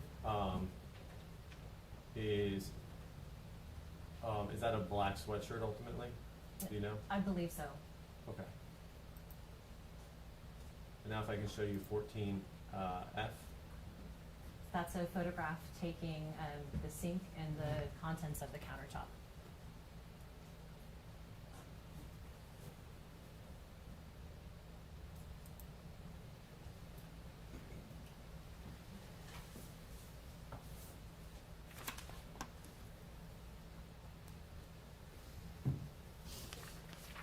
Is that 14F? It's a mistype. It should be 14E. E, that's what I It should have thought. been E. Okay. Sorry about that, Judge.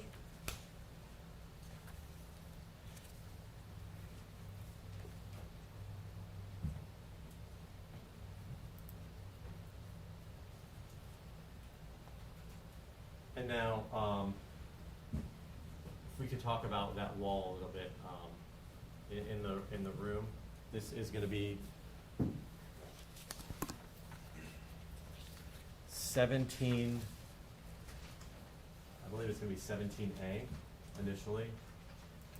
So this right here, is that 17A? Is this the view we were talking about before?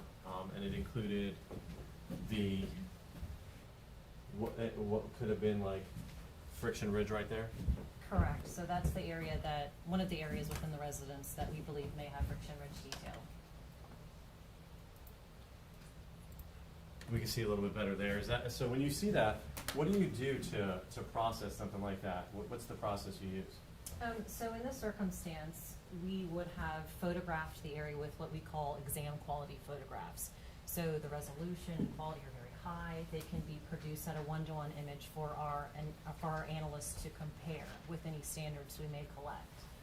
Because it's in blood, we can also do additional processing. So typically we'll use that Castlemeyer or that phenolphthalein, which is our presumptive positive. So we check it to ensure that it may be blood, and then we can do additional processing with a dye stain.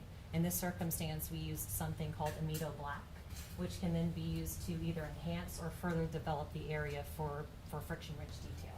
We'll then photograph the area again. So if I can show you, it is, that should be a B.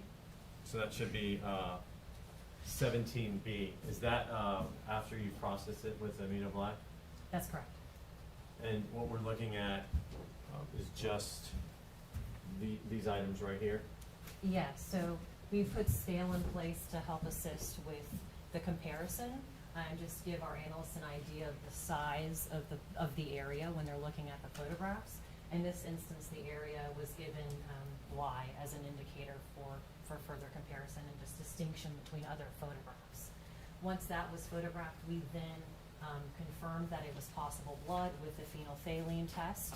It reacted as a positive, so then I was able to apply the amido black and do the rinse solution, which is kind of what's giving it that bluish color. So the amido black, then as you can see, the areas where it would have had the possible blood's a little darker. That's why we use it. It gives us some more contrast, it brings out those details, and then sometimes the areas of blood, it's reacting with those proteins. So you're not always gonna have an area that's necessarily dark red. There may be, if you've ever seen a cut, sometimes blood separates and there's a little bit of that clear serum. It also reacts with that. So if there's an area that maybe is not easily seen within that possible blood, the amido black will bring out that detail. So sometimes we have a little bit more for our analysts to compare with. So then we would have photographed that to send it off for comparison. If we can go back to 17A, the location of what you processed in comparison to where the phone is, how close is that maybe, did you think? Not like an exact, but it was in pretty close proximity? Yes, it was in close proximity. Does it look like, and if we zoom in,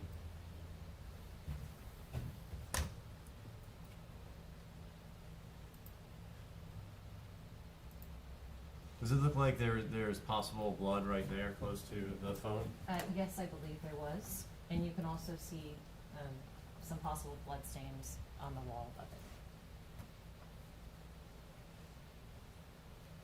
And if this is now 17C, is this just a close-up of the print? Basically, you can kind of see it right there. Or what? I'm sorry. Is that the close-up of what possibly could be the print? Yes. Okay. So this is the area close-up part of it that we were able to photograph and send in to our friction ridge section.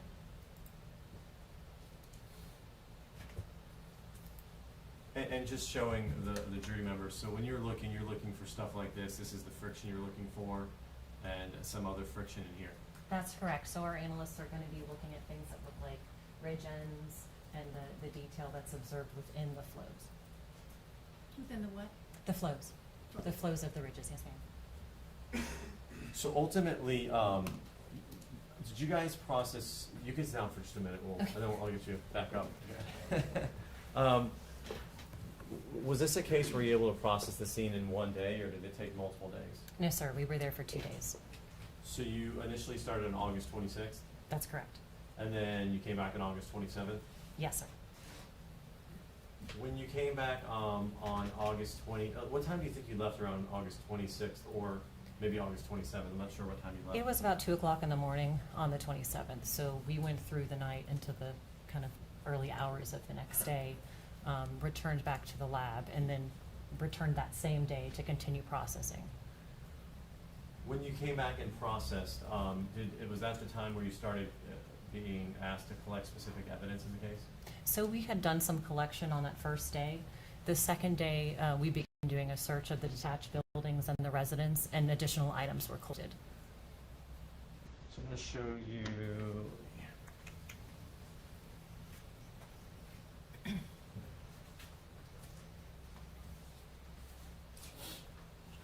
May I approach the witness, Judge? You may.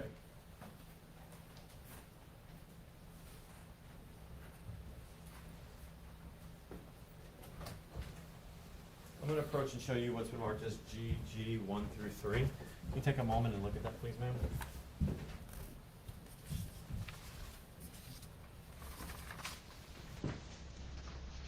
Do you recognize those? I do. And what are those? These are photographs taken in one of the north detached building of a handwritten note that was found during the search. A fair and accurate depiction of what you found that day, ma'am? It is? Anything changed or altered? No. At this time, Judge, the statement move in states GG 1 through 3. Without objection, then I think that's exhibit 1818, A through C. Thank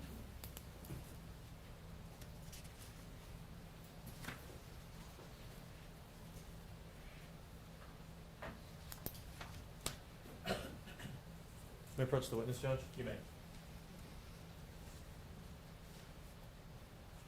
I'm going to approach and show you what is marked as states V. Identification. Can you see if you recognize this, ma'am?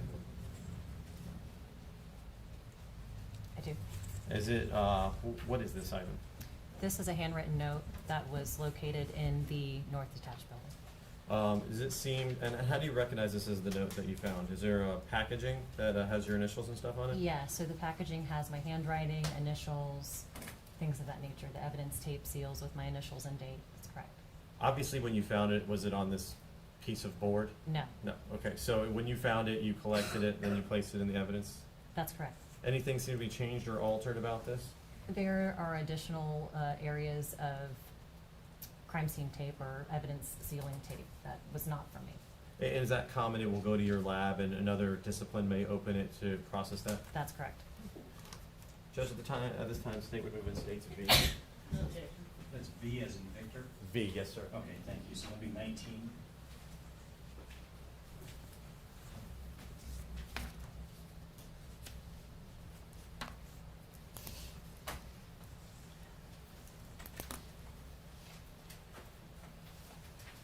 So let's talk about when you were called. How did you get notified to try and come collect this note and help out? So during the search, the Putnam County Sheriff's Office detectives were assisting. It was decided that they would sort of be the hands of the search and I would be there for documentation and collection of the items found. So in this circumstance, I was taking some photographs and I was notified that a potential item of evidence was located in the north detached building. Can you point out where that is on the map so everyone understands? Where the north detached building is? Yes, just so we know where you went to. Yes, so the north detached building. Yes, ma'am. I understand. When you got there, did you photograph the location of where the note was in the north detached building? I did. And I'm showing you now what is going to be 18A. Is this right here the location of the note underneath the toothbrushes right there? Yes, that's it. And that's a, you see that little white, I guess, was that a perfume bottle or? Honestly, I'm not sure. Well, and we'll come back to it later when we, just with the scan so we can see around, but just to orient ourselves with that white item, if you just remember that. Yes. And is this a close-up of the note? It is. So at this point, I had taken the note, opened it, and was photographing both sides to show the contents of the note. Do you mind reading that for everybody? I can. I'm sorry, I'm surprising you. Oh, it's okay. If you need to stand up, feel free to. Oh, no, that's. 18B as in Bravo? Yes, sir, that's correct. Okay. So it's dated 8/26/20. It says, "Honey, if I could find words for what you do to make me completely whole, I would. I get so frustrated, baby, because most of the time I come off as angry or confrontational, is I believe the word that should be. But you have to understand that you and Caitlin by my side, I am way more than ordinary." And then this is 18C. This is the back of the note. Yes, it is. Can you continue to read? "I can't even try to imagine life without you and her. I can't lose you two. Caitlin is so extraordinary. She really is our greatest achievement. Please promise me that she will always know that her dada is a soldier and that he loved you from day one and will always love you until the end of time." I'm sorry, you both until the end of time. After you collected that, that photo, the note, and then you photographed everything, were you alerted to some other items that were located inside of the game room or the let's see what you had called it, the west detached building? Yes, so I took, there were some other items that were located in the north detached building. Once those were photographed and collected, I was then made aware during that time that were some items located in the west detached building. So then I made entry into that area to photograph and collect those items. And right here, this is the west detached building we're talking about? That's correct. And just to reorient all of us, this is where Tayton was located right here. Robert was over here, and this is the door basically that leads out to the door right here to go into the west detached building. That's correct. Now I'm going to show you what is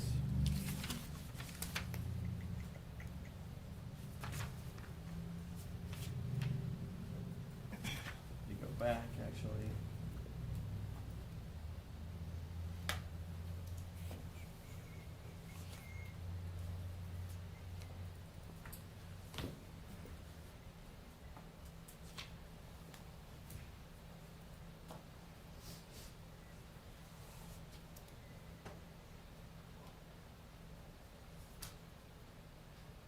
May I approach the witness, Judge?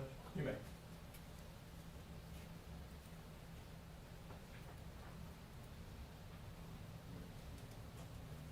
going to approach ma'am and show you what's marked as states N1 through 18. You can take a look at those.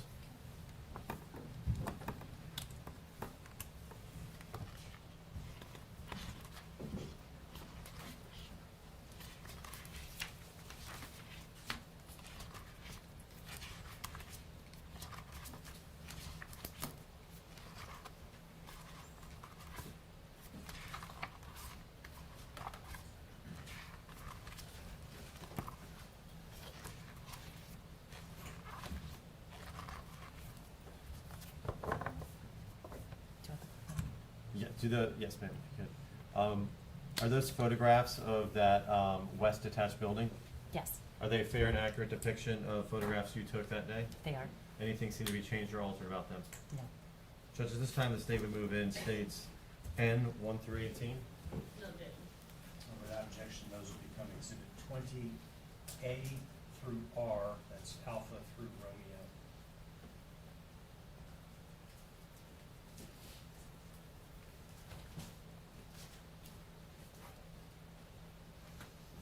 So if you can just tell us, we're going to talk about 20A, what is that looking at? So this is a photograph from what we're calling the front door of the west detached building, looking into that main area of the building.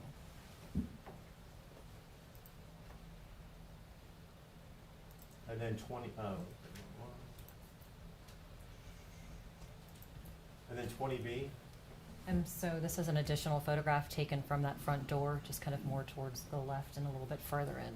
So we can see the door on the right-hand side, so this is just basically walking in and looking to the left a little bit? Correct.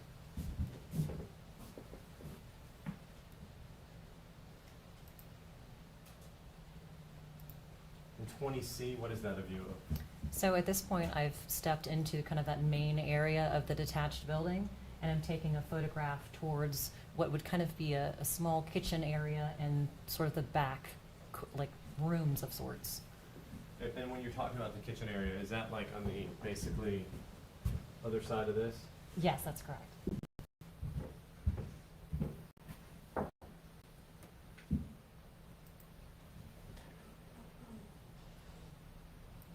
In 20D, what is that a view of? So this is as I was approaching to the side of that small kitchen area. So kind of towards the right of the photograph, you can see that countertop. That's where the sink and the kitchen counter would have been located.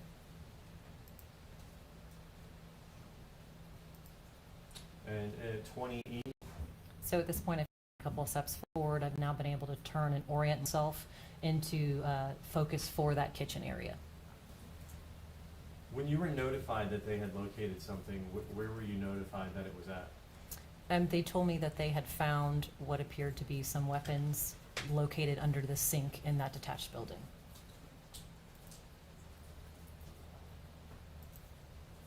And is this, what is this photograph of? So this is that sink area, those cabinets under the sink. The doors have now been opened, and I'm photographing that area. And if we can, 20F as in yes, font. 20F, yes, sir. Sorry about that. And then at 20F right here, is this yellow, green, white, like tablecloth-ish or placemat? Did that become important? Yes, it did. And then if we go to 20G, what is this a view of? So this is the area under the sink towards that left cabinet door area. Is that placemat right there on the bottom right? Yes. And what is 20H, ma'am? This is a photograph of the right side cabinet door under the sink and showing the contents of that area.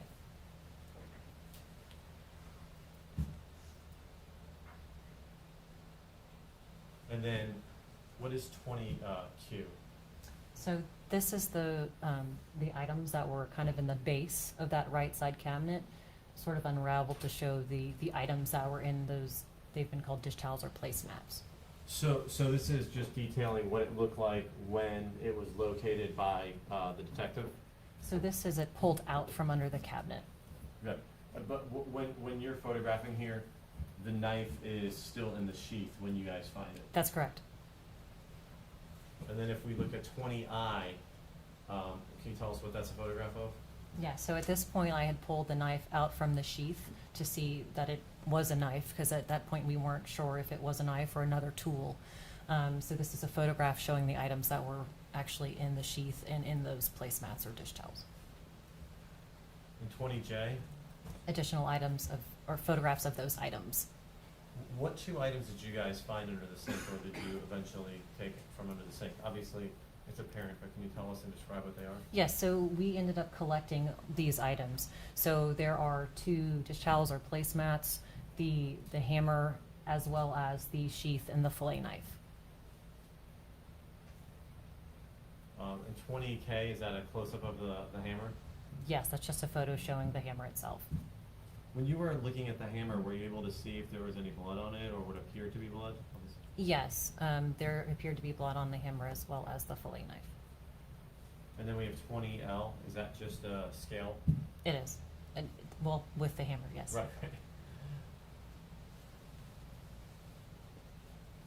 And then 20M, just describe what that is. So this is a photograph just with the scale and the hammerhead of the hammer itself. And 20N?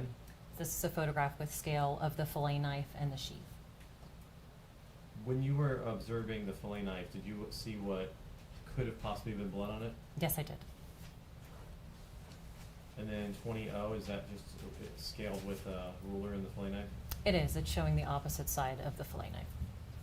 And 20p, what is that? So this is a close-up area of the observed section there at the end of the blade and the handle where they meet that appear to be blood on the blade.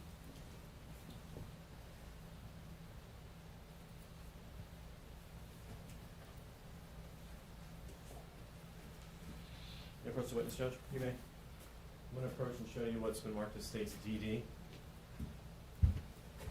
Can you take a moment and look at that, and let's do it this way. Can that help you to look at your stuff on the back? Sure. Do you recognize this? I do. And does it have your markings on it? Yes, it does. What is this, ma'am? On this side. Yes. So this is a display with the 2 dish towels or placemats, as well as the hammer, sheath, and fillet knife that were collected from the West Attached building. Outside of it being mounted on a board, which is different than when you found it, does it seem to be in the same condition and certain FDLE markings? Otherwise, it seems to be in the same condition. Yes, aside from what would have been done during analysis, it appears to be in the same condition. Judge, at this time, the state would move in states DD. That we amend to states 21.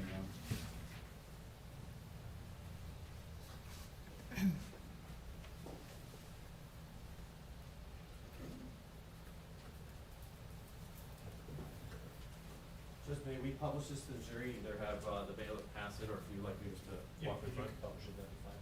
Okay. Also,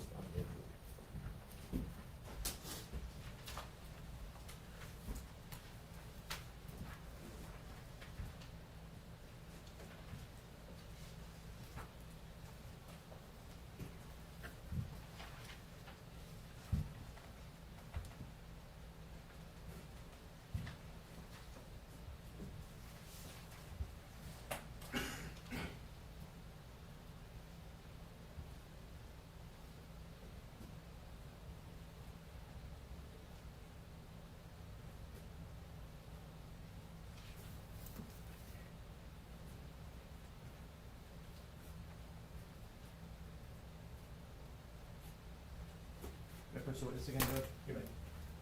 And ma'am, if I could just have you step down for a moment. Okay.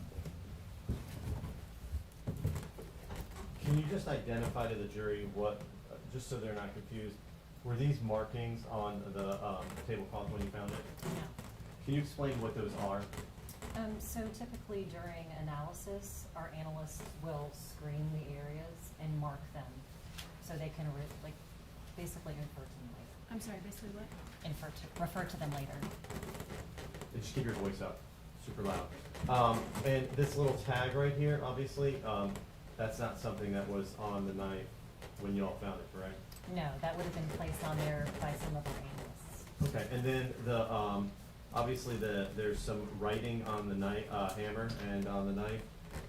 Would that writing have been there when you found it, or is that something added from your analyst? No, that's also something added by the analysts.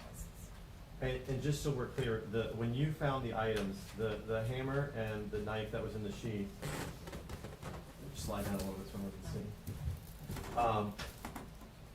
They were actually wrapped up in both of these, like wrapped up in one and then wrapped up in another? Yes. Okay. So, just so we understand, so that was like taking 2 sheets of paper and just wrapping them around the items? Okay. Correct. Thank you. You can sit down, thanks.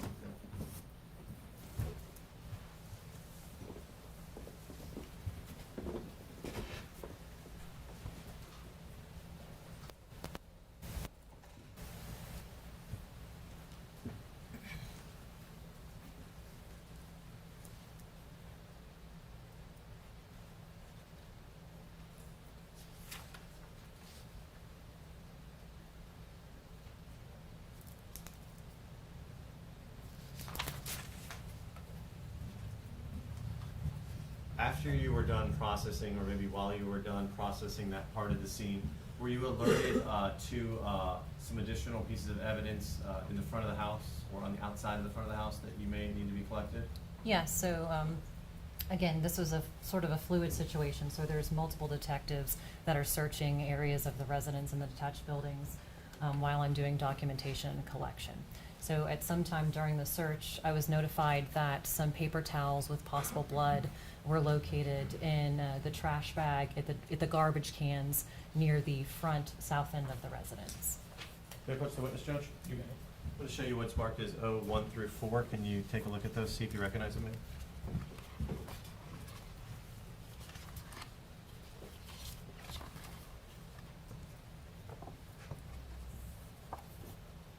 And are those photographs of the outside you took and also of the paper towels? Yes, they are.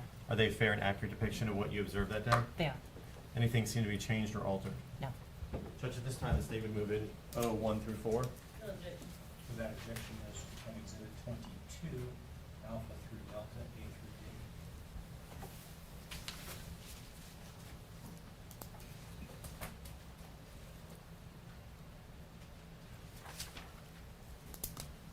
D. I refer you now to 22A. Let me.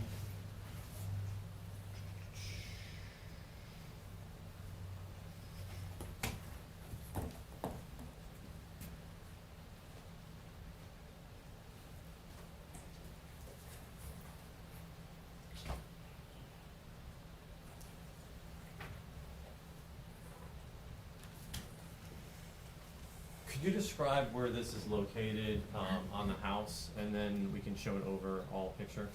Sure. So to sort of help, based on our previous photos, the front door area would have been on the opposite side of this portion of the residence. So you're looking at if you're looking at the front of the residence, it would have been on the far left, so that south end of the house. And this is that front, so the front south end corner. And your attention was being drawn toward the, let's zoom in a little bit. Right here, the garbage can area? That's correct. Okay. And specifically the one with this white garbage bag on top of that? Yes. And in I believe it's 21, no, I'm sorry, 22B, just describe what we're observing here. So at this point in the scene, the detectives had been pulling the trash and searching the trash bags and the garbage outside. So this would have been the top garbage bag that you would have just seen in the previous photograph. So during their search, they found what appeared to be the paper towels with the blood and stopped at that point and notified me. And 22C, is this a close-up of the paper towels? Yes, it is. Okay, and obviously right here, we can see that there's some blood. Is there more paper towel in there that has blood on it? Yes, so when we started opening the garbage bag, there were additional paper towels that appeared to have blood on them. And I'm going to show you 22D. That's just looking in, you can see some of the blood on some of those items. Yes, that's correct.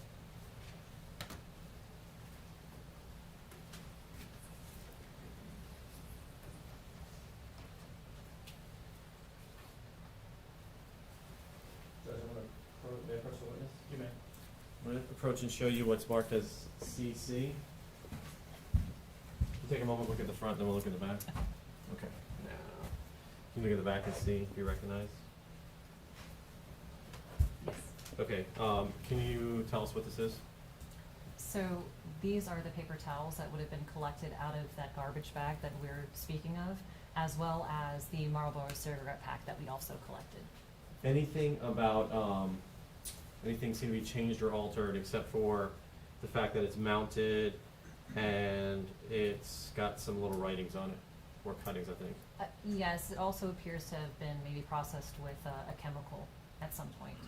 And looking at the back, you can see that this is the item you collected based on your initials and stuff. Yes. Judge, at this time, the state would move in states CC. CC will become exhibit 23.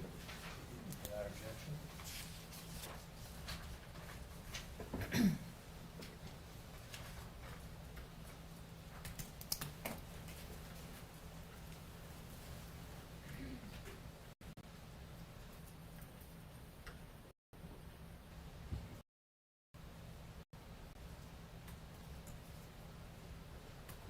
May I have the witness step down, Judge? You may.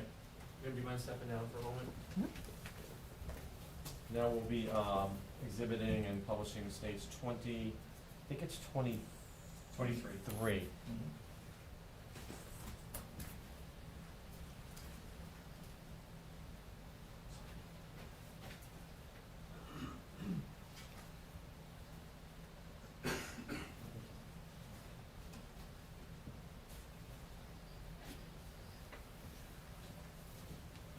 And now that we're looking at stage 23, if you can just illustrate, you were talking about there's the paper towels look to be a different color. Can you explain what that possibly could be from? So the paper towels, aside from being sent to biology, were also sent to our friction-rich section. Sometimes if they're using porous objects or items for processing, they'll utilize a chemical that will sometimes leave a discoloration to the items. And these writings here on the paper towels and the circling of different things, was that there or was that added from your lab? No, those would have been added by the analysts. Thank you very much, ma'am.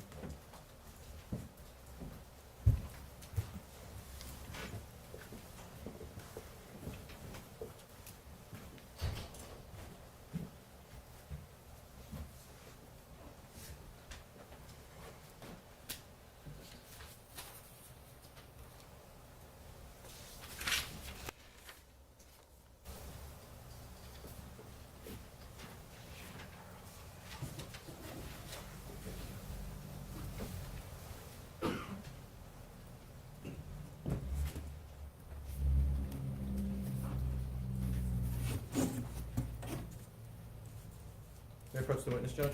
You may.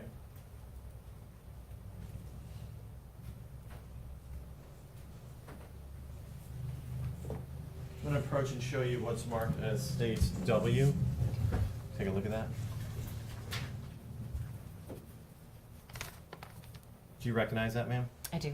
How do you recognize it? My initials, the FDLE label, the evidence seals. And what is that item? We'll go into detail in a minute, but is that a $10 bill? Yes, it is. Does it have blood on it? Potentially, yes. Oh, I mean, yes. Potential blood, I'm sorry. Would you like me to expand on why we continue to say possible? Sure, if you could. Okay. So within FDLE at the laboratory, we always joke that crime scene is not ever 100%.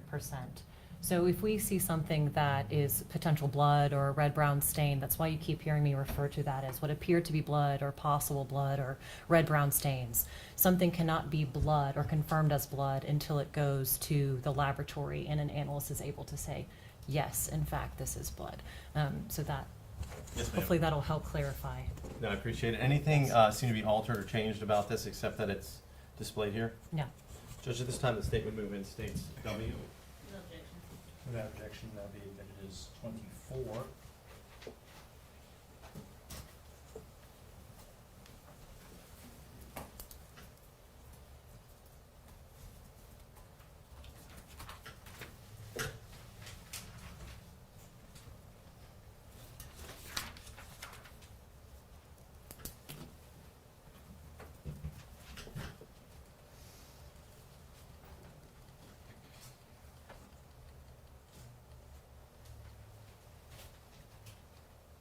So if we're looking now at, I think it's 14I.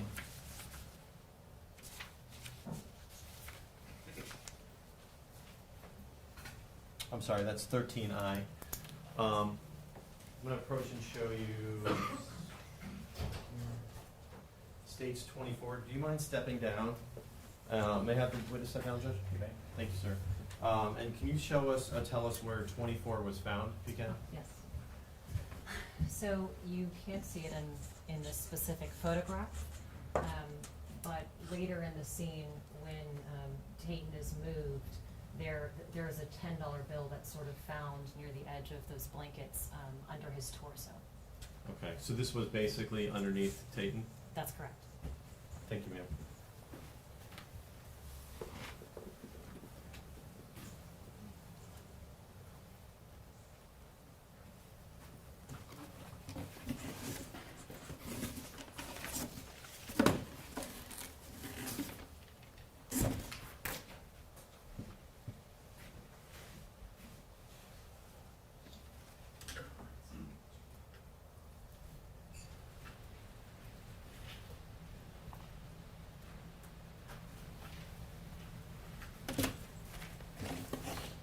to approach the witness again, Judge?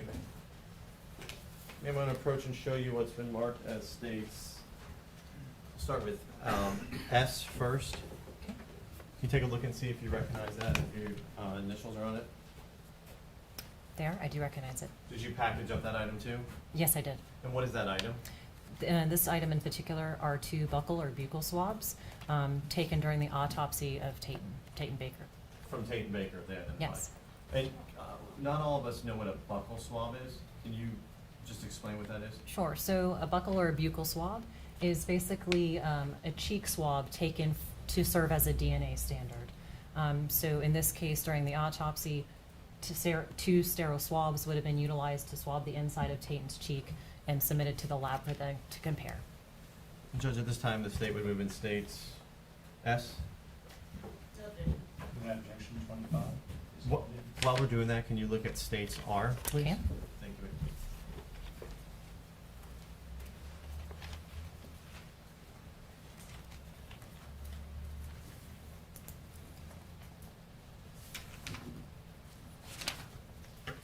That was 25, sir? That was. Thank you.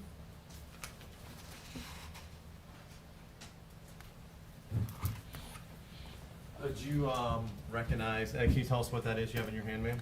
This is the 2 buccal or buccal swabs taken from the autopsy for Robert Baker.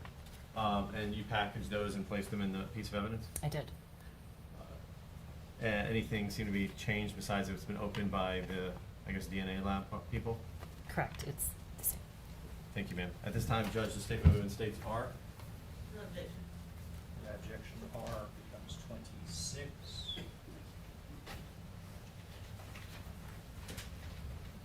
I'm going to show you what's marked as states T. Can you take a moment, look at that, see if you recognize it, ma'am? Yes. And what is that, ma'am? Or what are those? These are the finger and palm print standards that were collected for Tayton Baker during his autopsy. And did you package those, ma'am? I did. And your initials are on them? Yes, they are. Outside of it being open, maybe by latent print to use for comparison, anything seem to be changed or altered? No. Judge, at this time, the state would move in states T. Without objection, 27 is admitted.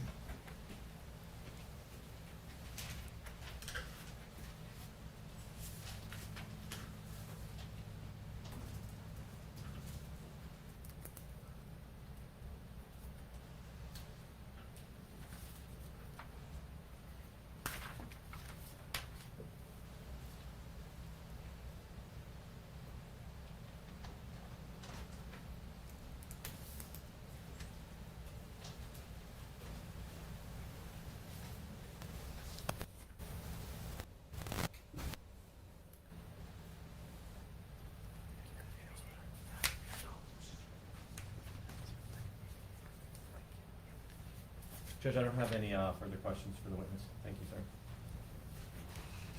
Cross-examination.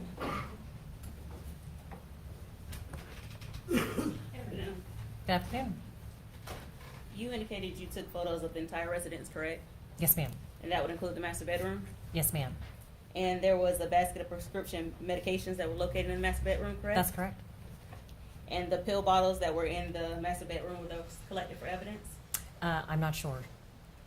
And were any of them individualized, like meaning taking the pills out and taking pictures of individually? As to relevance. Sidebar, please.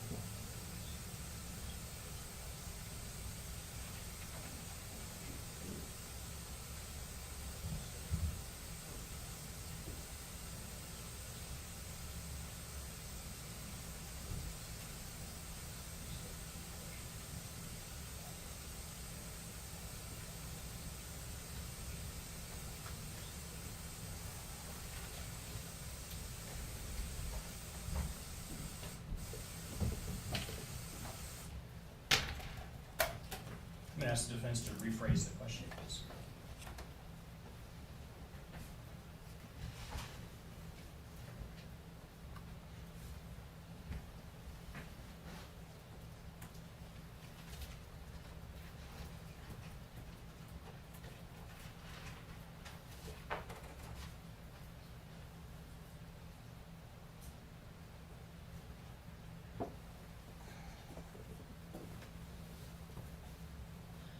And so there was no inventory of every item in the home, correct?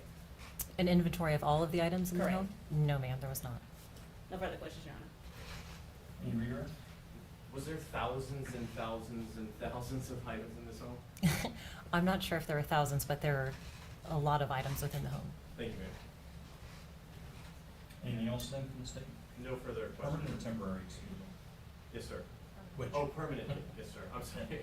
All right, thank you very much, ma'am. You're permanently excused. You're free to go about your business.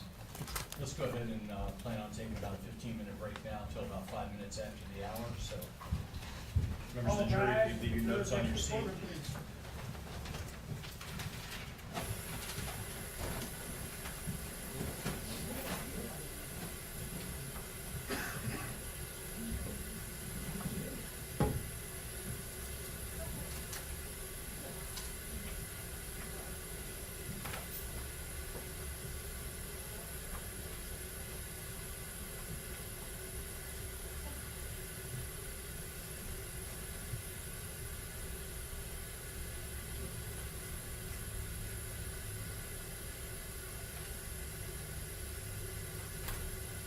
All right, we'll be in recess for 15 minutes.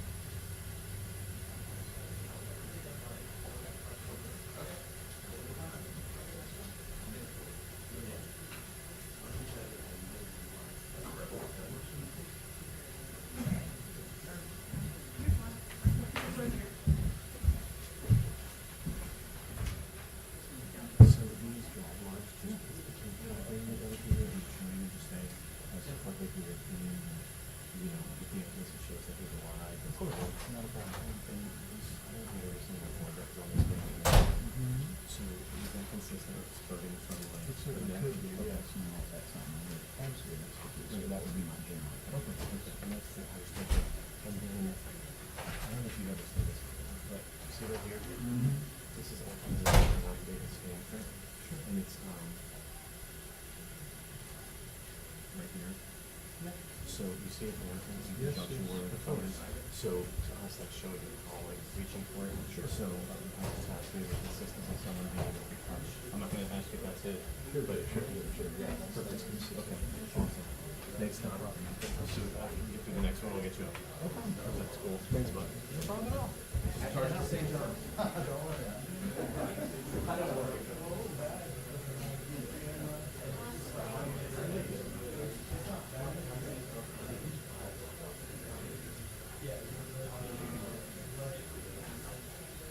Yeah.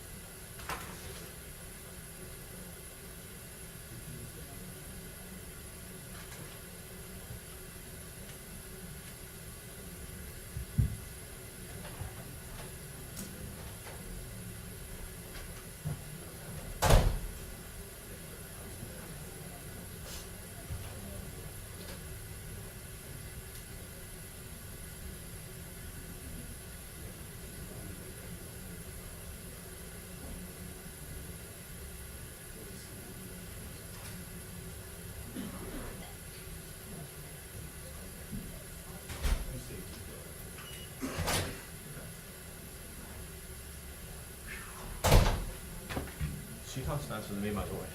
Yeah, it's a toss-up. Uh-huh. Yeah. But I've slowed down a little bit for you, right? Are you talking about the witness? You know about Miss The Davis? witness? Miss Davis is fast too. Oh, is she? Roll my doors off. Well, I slowed down a little bit for you, right? No? Does it make you feel better? Makes you rest? It does. Say yes. Okay, thank you. I'm lying though. Yeah, it's all right. My mom lies to me, too. She says I'm the best kid. The best kid? Yeah. Your favorite? You need to plug in your computer.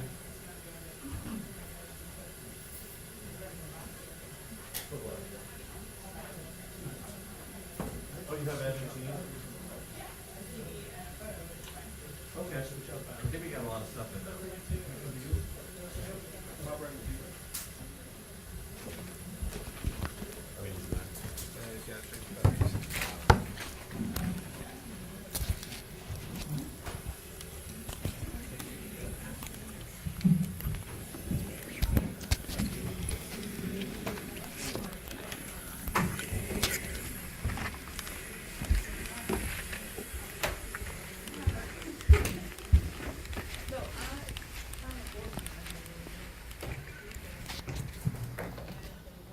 You're good. Thank you.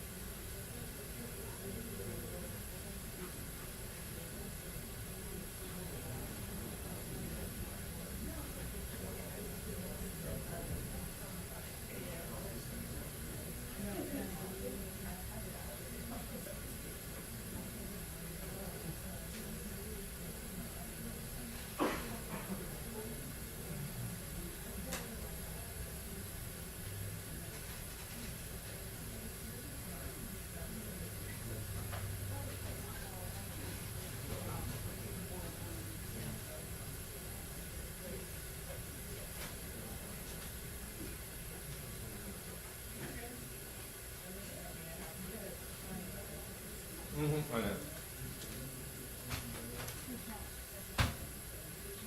Higginbotham. So he just has a couple of recordings for that. They're not long, only 6 minutes, 2 minutes, and 1 minute.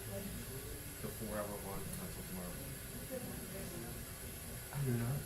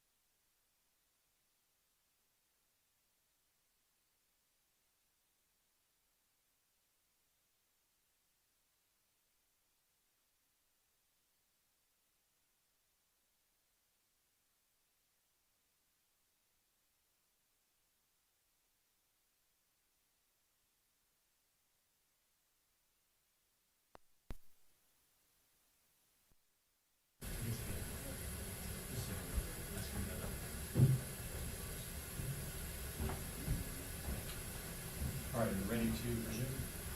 Yes, sir, I think we are. Are the jurors ready? Yes. All right, let's go ahead and bring the jury back in.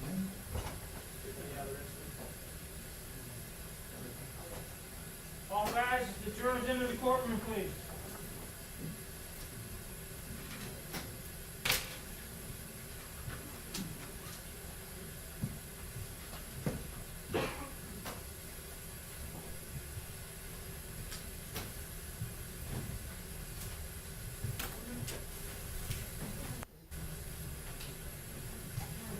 Thank you.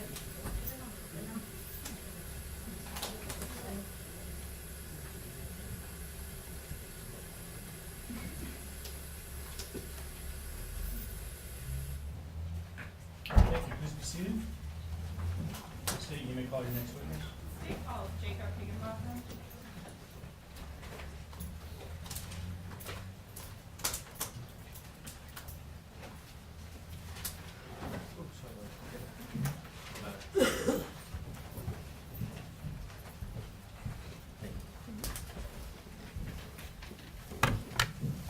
All right, Madam Clerk, will you please leave us at You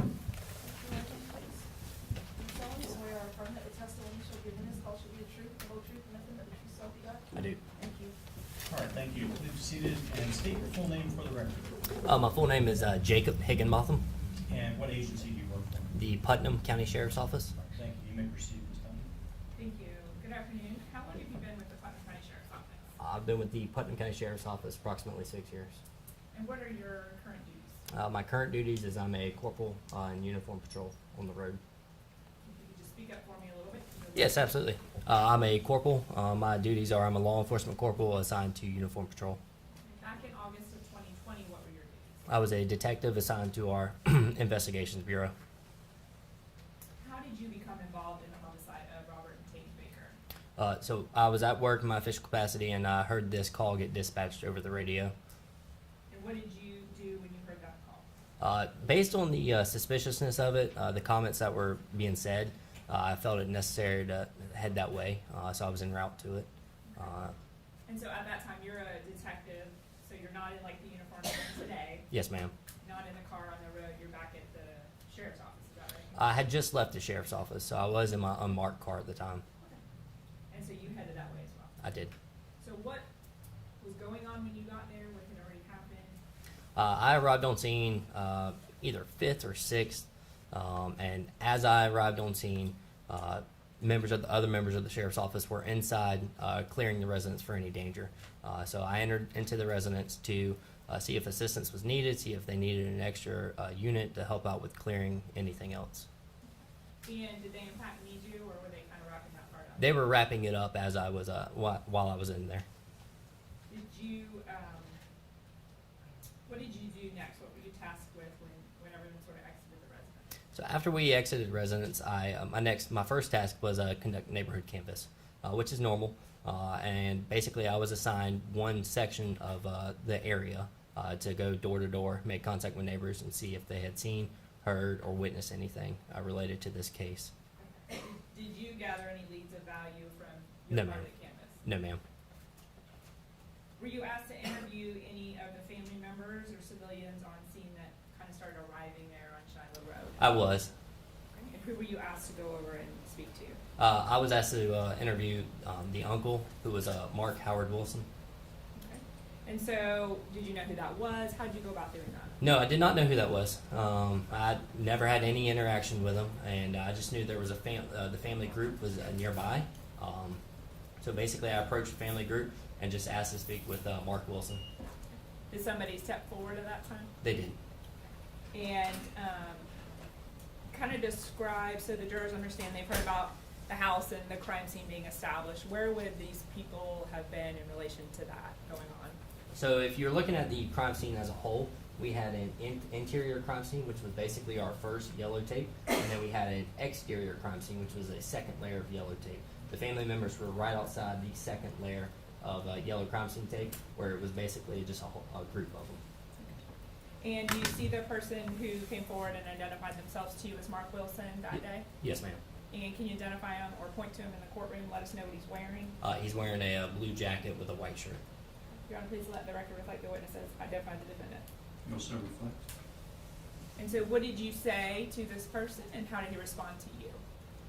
I first off introduced myself as Detective Higginbotham, and I asked him, I told him that I wanted to speak with him about anything he had possibly, any information he had related to his investigation, which is what we normally did on these types of calls.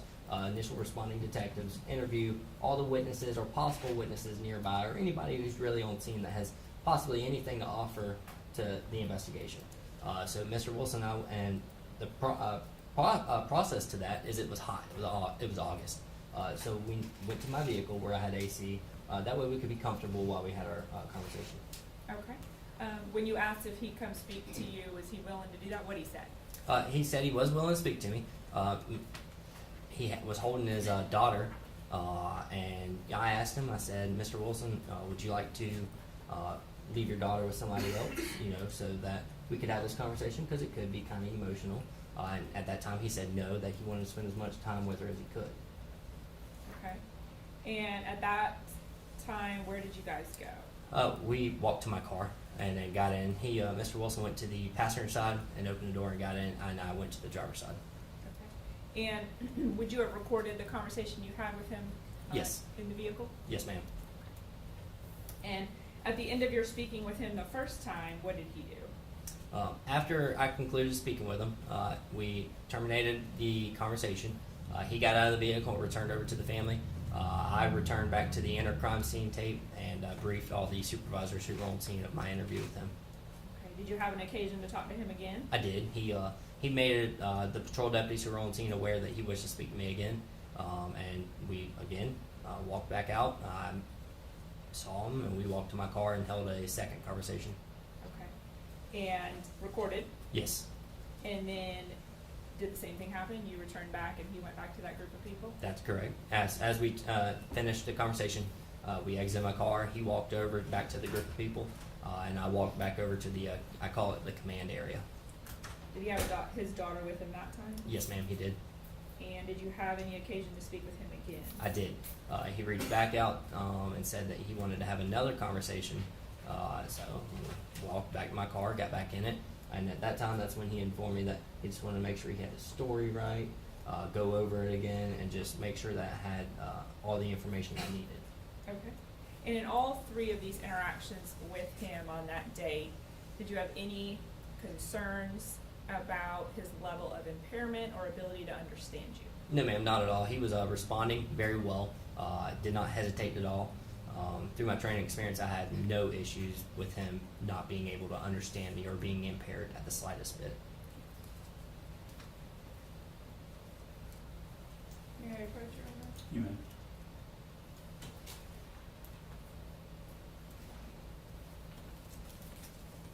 And corporal, is it? Yes. Corporal, okay. I'm going to approach and show you what's been previously marked as states EE for identification. Can you take a look at that disc and let me know if you recognize it? Yes, ma'am, I signed this. Okay, and what was on that disc when you reviewed it for report? My 3 conversations I had with Mr. Wilson. And they are true, accurate recordings that haven't been altered or edited in any way? They're true and accurate. Your Honor, at this time, the state would move in states EE and permission to publish. Objection.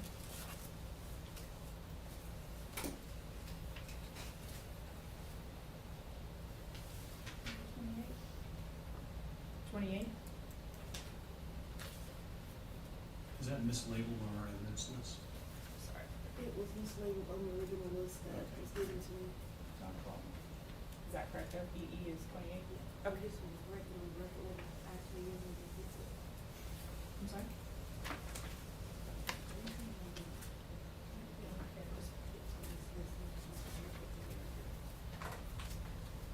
You labeled it EE? Yes. Okay. May I publish those audios? Your Honor? You may. That was 28.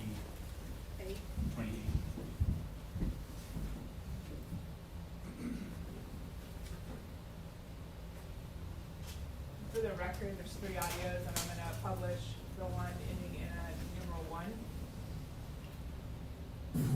Okay, so.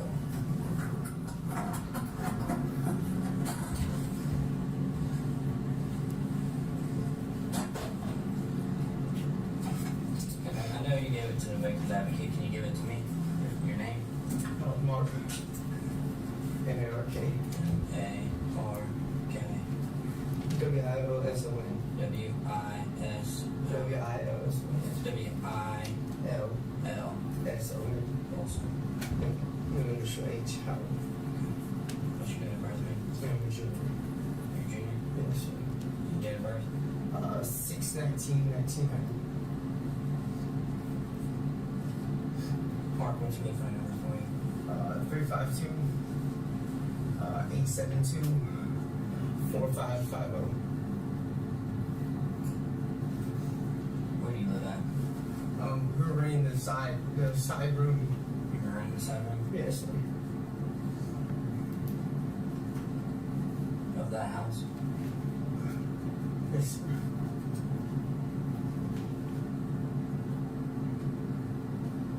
When's the last time you've been there? This morning. You were there this morning? Yes, sir. When you were there this morning, was anything out of the ordinary? No. Everything was fine? Yeah. Okay. And what time was that? That was at about 6:30, 7 o'clock. Somewhere around that time, we went to the store and got coffee. Picked up coffee for Sarah. And I picked up a few snacks for her, like a packet of donuts, and I think a Pop-Tart and something else.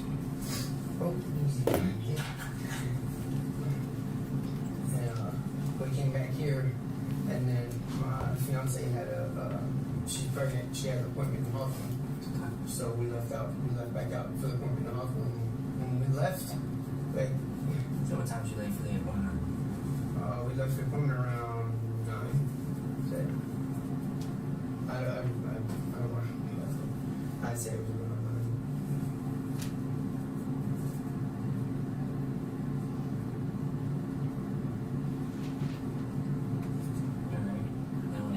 And you haven't been back since you left for the appointment? No, sir. No, sir. Alright, so how'd you hear about what happened? My fiance actually got a phone call. So what do you know that happened? As far as I know, there's some kids dead, man. What the fuck?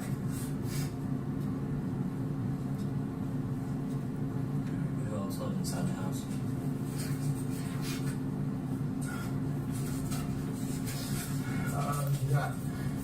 You got Sarah, Chad, and then Sid, and Landon. Got Landon.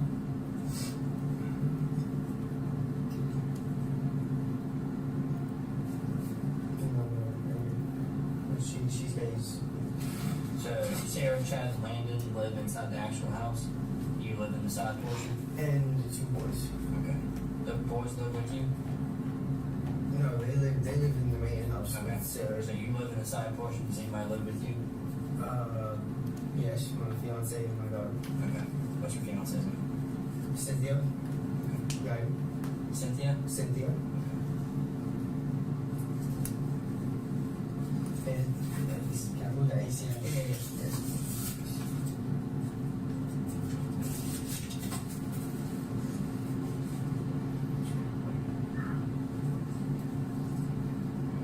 Alright, what's Sarah's name? Is Sarah mom? Yes, sir. What's her last name? Do you know? She's not my mother. Yeah, but the kid's mom? Yes, sir. Alright, so what's her last name? Benson. Or Baker, I'm not sure if Benson or Baker.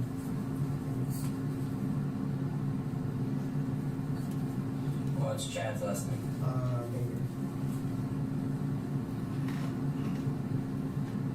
What's Landon's last name? I'm not sure. Baker, I would imagine.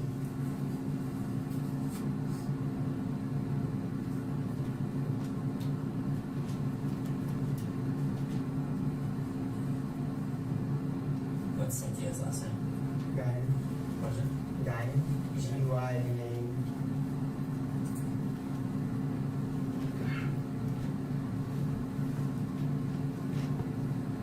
How old is Landon? Landon is 4. How old's Chad? Chad is 30-ish. He's I'm not really sure. You can't take a guess. I'd say in his 40s. I just don't want. I don't want. Yeah. I know, yeah, I mean, you're good. How old would you say Sarah was? Probably 30s.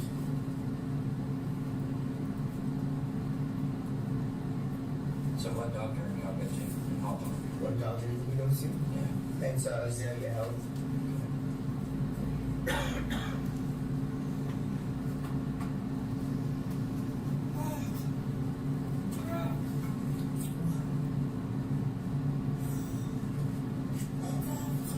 Did y'all see a specific doctor? Well, she found out she's pregnant, so we're wanting to get. Okay. Do you know anybody that would want to hurt the kids? No, not personally. Was there anybody else here besides the people you told me when you left? No, sir. No, sir. Did the kids ever fight with each other or anything? Yeah, they were rambunctious kids, like Robert and Tate.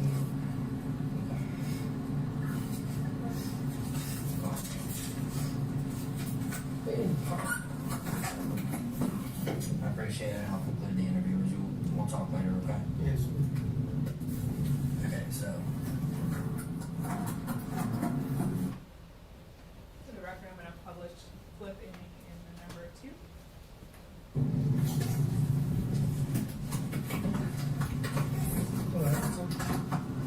No, you can't have them. Okay.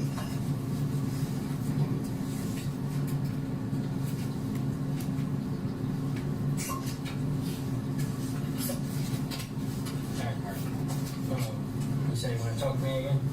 Yeah, you came back over and asked me about who was. I don't know who the champ is here. You don't know? No, I don't. Okay. Because I know.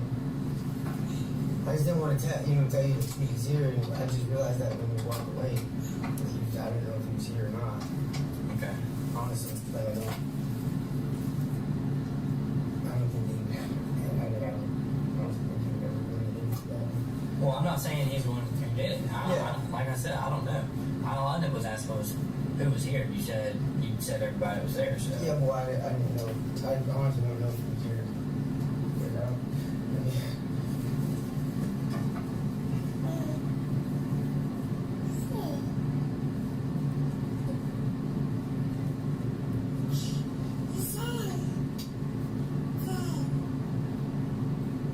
What else? You want to talk about? That's all. Okay. But because I don't, you know what I mean? I just didn't want. I get it. Do you have anything else you think I should know that I didn't ask? Not right offhand. I mean, aside from that,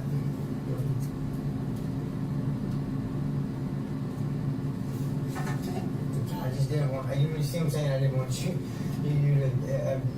So who all was home? So who all was home? When you left this morning, when you and Cynthia left, who all was home? We seen 2 boys. I know for sure the 2 boys were there, and me, my baby, Cindy, and Sarah. I know for sure because as far as my fiance said, Sarah was there because she had to go back there. You know what I mean?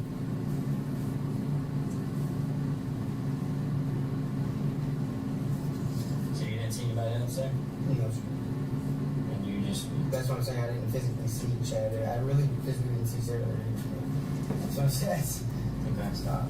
Alright. You don't have anything else you want to talk about? That was all. Fine, man.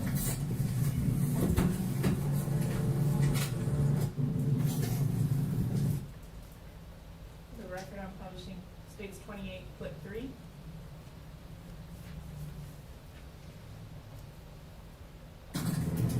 So, a couple things. What time was the doctor's appointment this morning? I believe it was. Yeah, you have to ask her that now, but for a certain time. Okay. It was right. It was around 9, I believe. Supposed to be there. That's because she's pregnant? Yes. Fair enough. Where, I might have already asked this, I'm not positive. Where'd y'all go for it? In Hawthorne. Hawthorne? Yes, sir. What, the Azalea Health or something? Yes, sir. Okay, alright.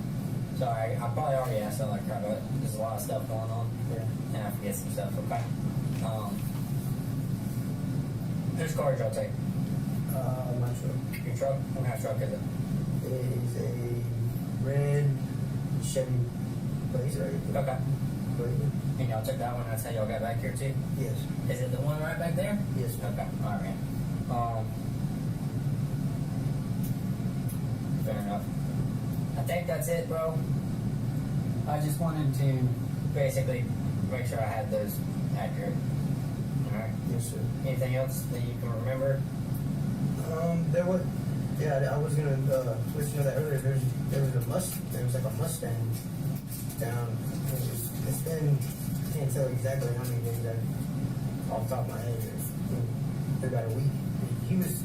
He's always breaking down in front of his house. Like, broke down right in front of our house. You know what I mean? I walked out there, I'm like, what are you doing? He's like, oh, I ran out of gas. Like, really? Yeah. Okay. So, alright. And you always walking up and down the road and shit too. You know? Yeah. Alright. So, a couple things. What time was the doctor's appointment this morning? I believe it was. Yeah, you have to ask her that now, but for a certain time. For the record, the audio just started over again, so. Corporal, did you continue to stay involved in the investigation until the next day? Yes. And did you participate as one of the deputies or detectives that helped FDLE search the house? I did. And were you present that next day when anything of value was located? Yes, ma'am. And what do you recall of value that was located? So while assisting searching the residence, I recall a note being located. I recall a handgun being located. If I remember correctly, I think it was a Glock 380 caliber. And then I also remember the murder weapons being located. When you say murder weapons, do you mean a hammer and a knife that was found? Yes. Under a sink? Yes. Okay. And at the time, do you recall if your agency seized the firearm to see if it would be evidentiary value? We did take the firearm. It's common practice. We didn't want to just leave a firearm sitting around left unattended. So we did seize the firearm for safekeeping because at the time we weren't sure if it was related to this case or not. Okay. And that was eventually returned to the homeowner? It was. Okay. And may I approach, Judge? You may. I'm going to publish what's already been introduced as States 5 and just ask you recall this room. Yes. And that Glock box and ammunition is something you observed when you were in the home? Yes, ma'am. Okay. And this is in one of the outer buildings? This is the room that we refer to as the side room or game room. Okay. All right. All right. I don't have any other questions, John. Cross-examination.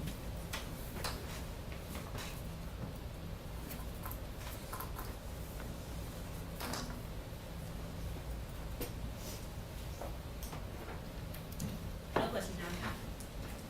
All right. Permanent excusal? Yes, Your Honor. All right, thank you very much, Deputy. Thank you. Next witness in the state.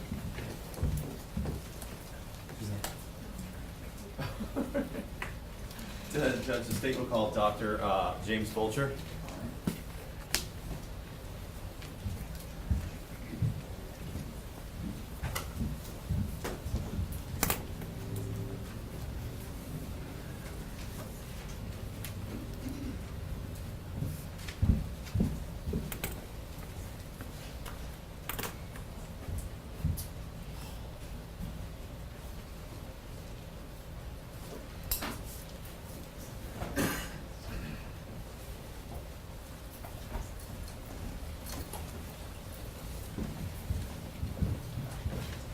Doctor, you go ahead and take a seat there. Yes, sir. Right up to the microphone, the clerk will place you under oath. Raise your right hand, please. You solemnly swear affirm that the testimony you shall give in this call will be the truth, the whole truth, nothing but the truth, so help you God? Yes. Thank you. Thank you. If you would, go ahead and state your full name for the record. Dr. James William Fulcher, And Go ahead. Fulcher. And if you would, what agency are you employed by? I am the Chief Medical Examiner of Florida District 7, Volusia County, Florida. All right, you ready to proceed, Mr. Lewis? Yes, sir. You may proceed. Judge, I was just going to ask if we could approach real quick. Sure. Do we need the quote for? Oh, yes.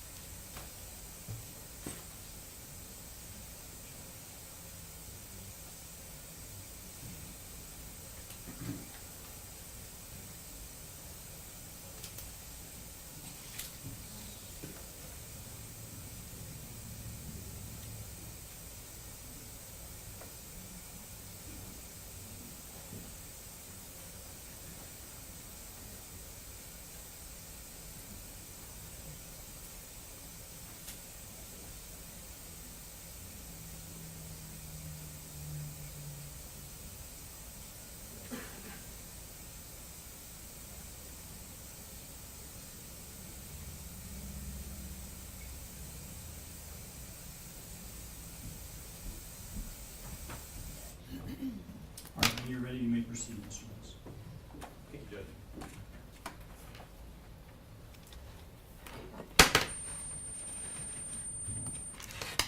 Okay.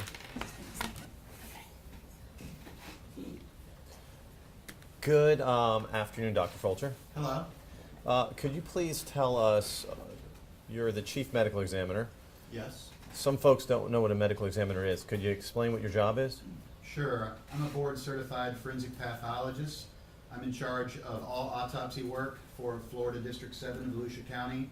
I have 2 associate medical examiners that help me, plus an additional 11 employees, including autopsy techs, investigators, and clerical staff. Oh. I own the company that services the entire county. And what does a medical examiner technically do? Not the chief medical examiner, but what does a medical examiner do? A medical examiner is a pathologist who's a type of doctor, a medical doctor, who's specially trained to do autopsies, to do an internal and external evaluation of a body to determine the cause and manner of death. Tell us a little bit about your background. I assume you went to college and... Yes. I'm from Virginia. I graduated from the University of Virginia. I went to medical college at the Medical College of Virginia. I did a dual residency in anatomic and clinical pathology. I then did a 1-year fellowship at the Chief Medical Examiner's Office in Richmond, Virginia, in forensic pathology. I'm triple board certified in anatomic pathology, clinical pathology, and as it pertains to this case, forensic pathology.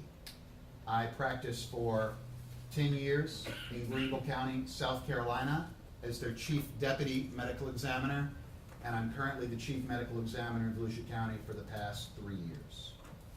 Do you hold any professional, I guess, doctor licenses in any states? Yes, I am licensed to practice medicine in the state of Florida and South Carolina currently. During the course of your career in Greenville, South Carolina, approximately how many autopsies have you done when you were, and not specifically when you were there, but approximately how many did you do when you were there? So, total is a little over 4,000. In Greenville is a little over 3,000. Let me ask you, you used big fancy words like forensic pathology. Uh-huh. I know you know what it is and I do, but could you explain that to the jury, please? Sure. Forensic pathology is a subspecialization of pathology that is particularly geared towards investigation of fatalities. Taking a body, evaluating the scene, looking at the body, drawing toxicology specimens, if necessary, taking histologic sections and looking at them under a microscope, actually the microscopic evaluation of organs, and then putting that all together to basically say one thing, why that person died. And then also to give it a medical legal descriptor of manner, which I'm sure we'll talk about later. So, pathology itself is the study, is that like diseases or? Yeah. Pathology is defined as the study of disease in the human body. During the course of your career in Greenville, and then since you've been in Volusia County, have you had to testify as an expert in cause and manner of death in court before? Yes. Approximately how many times have you testified as an expert? It's probably close to 130 by now.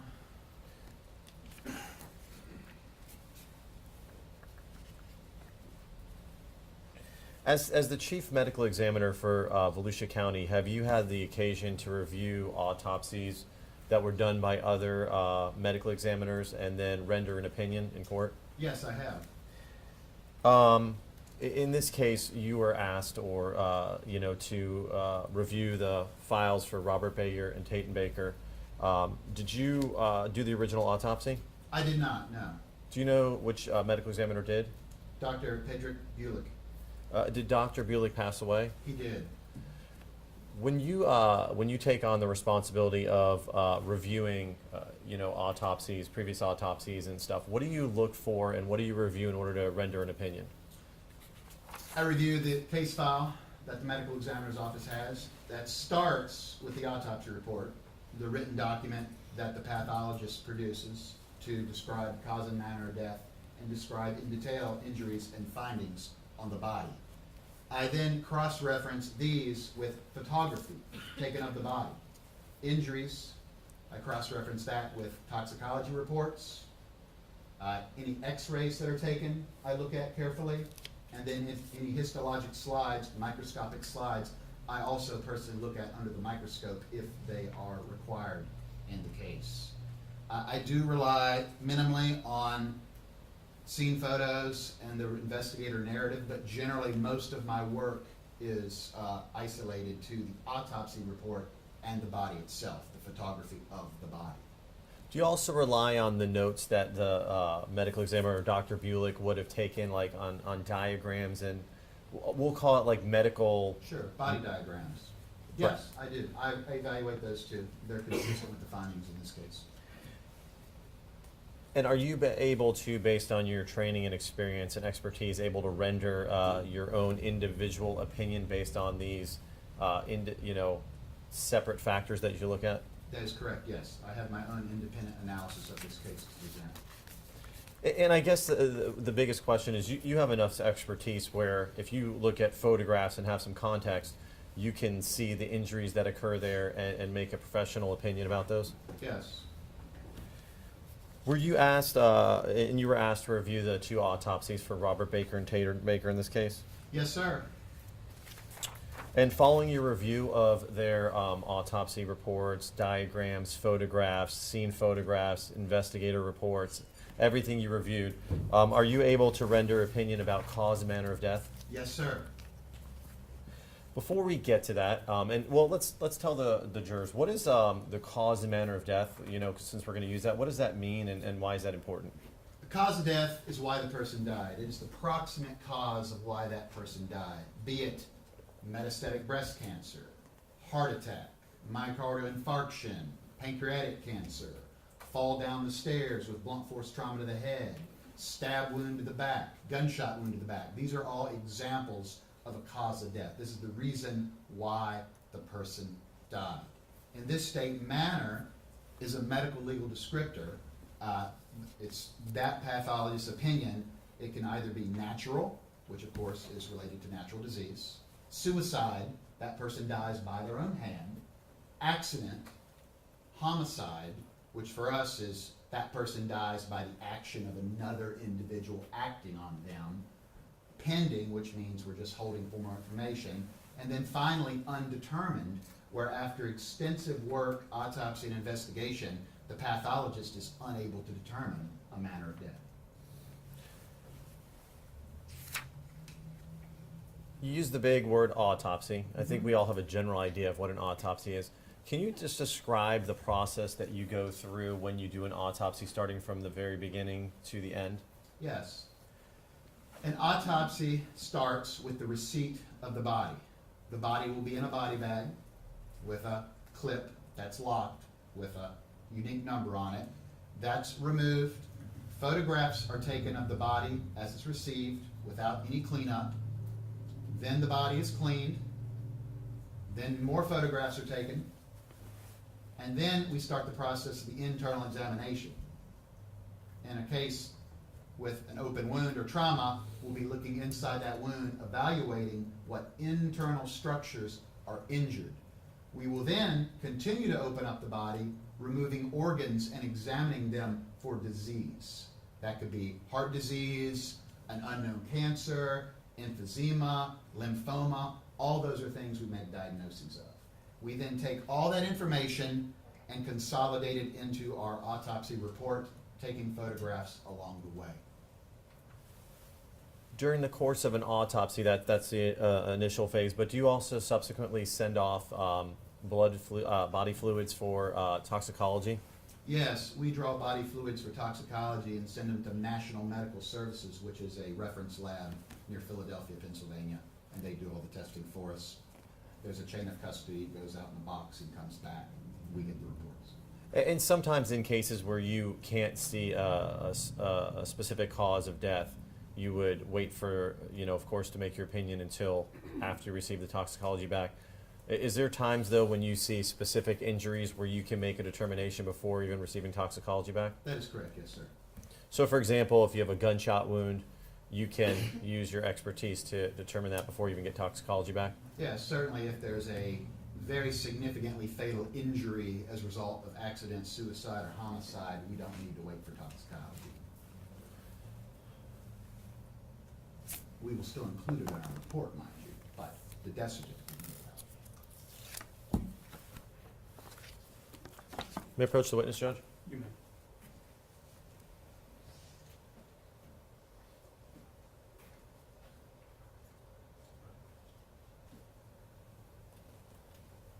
Dr. Fulcher, I'm going to approach and show you what's been marked as states P1 through 8. Take a moment and see if you recognize these as photographs that were taken of the autopsy of Robert Baker.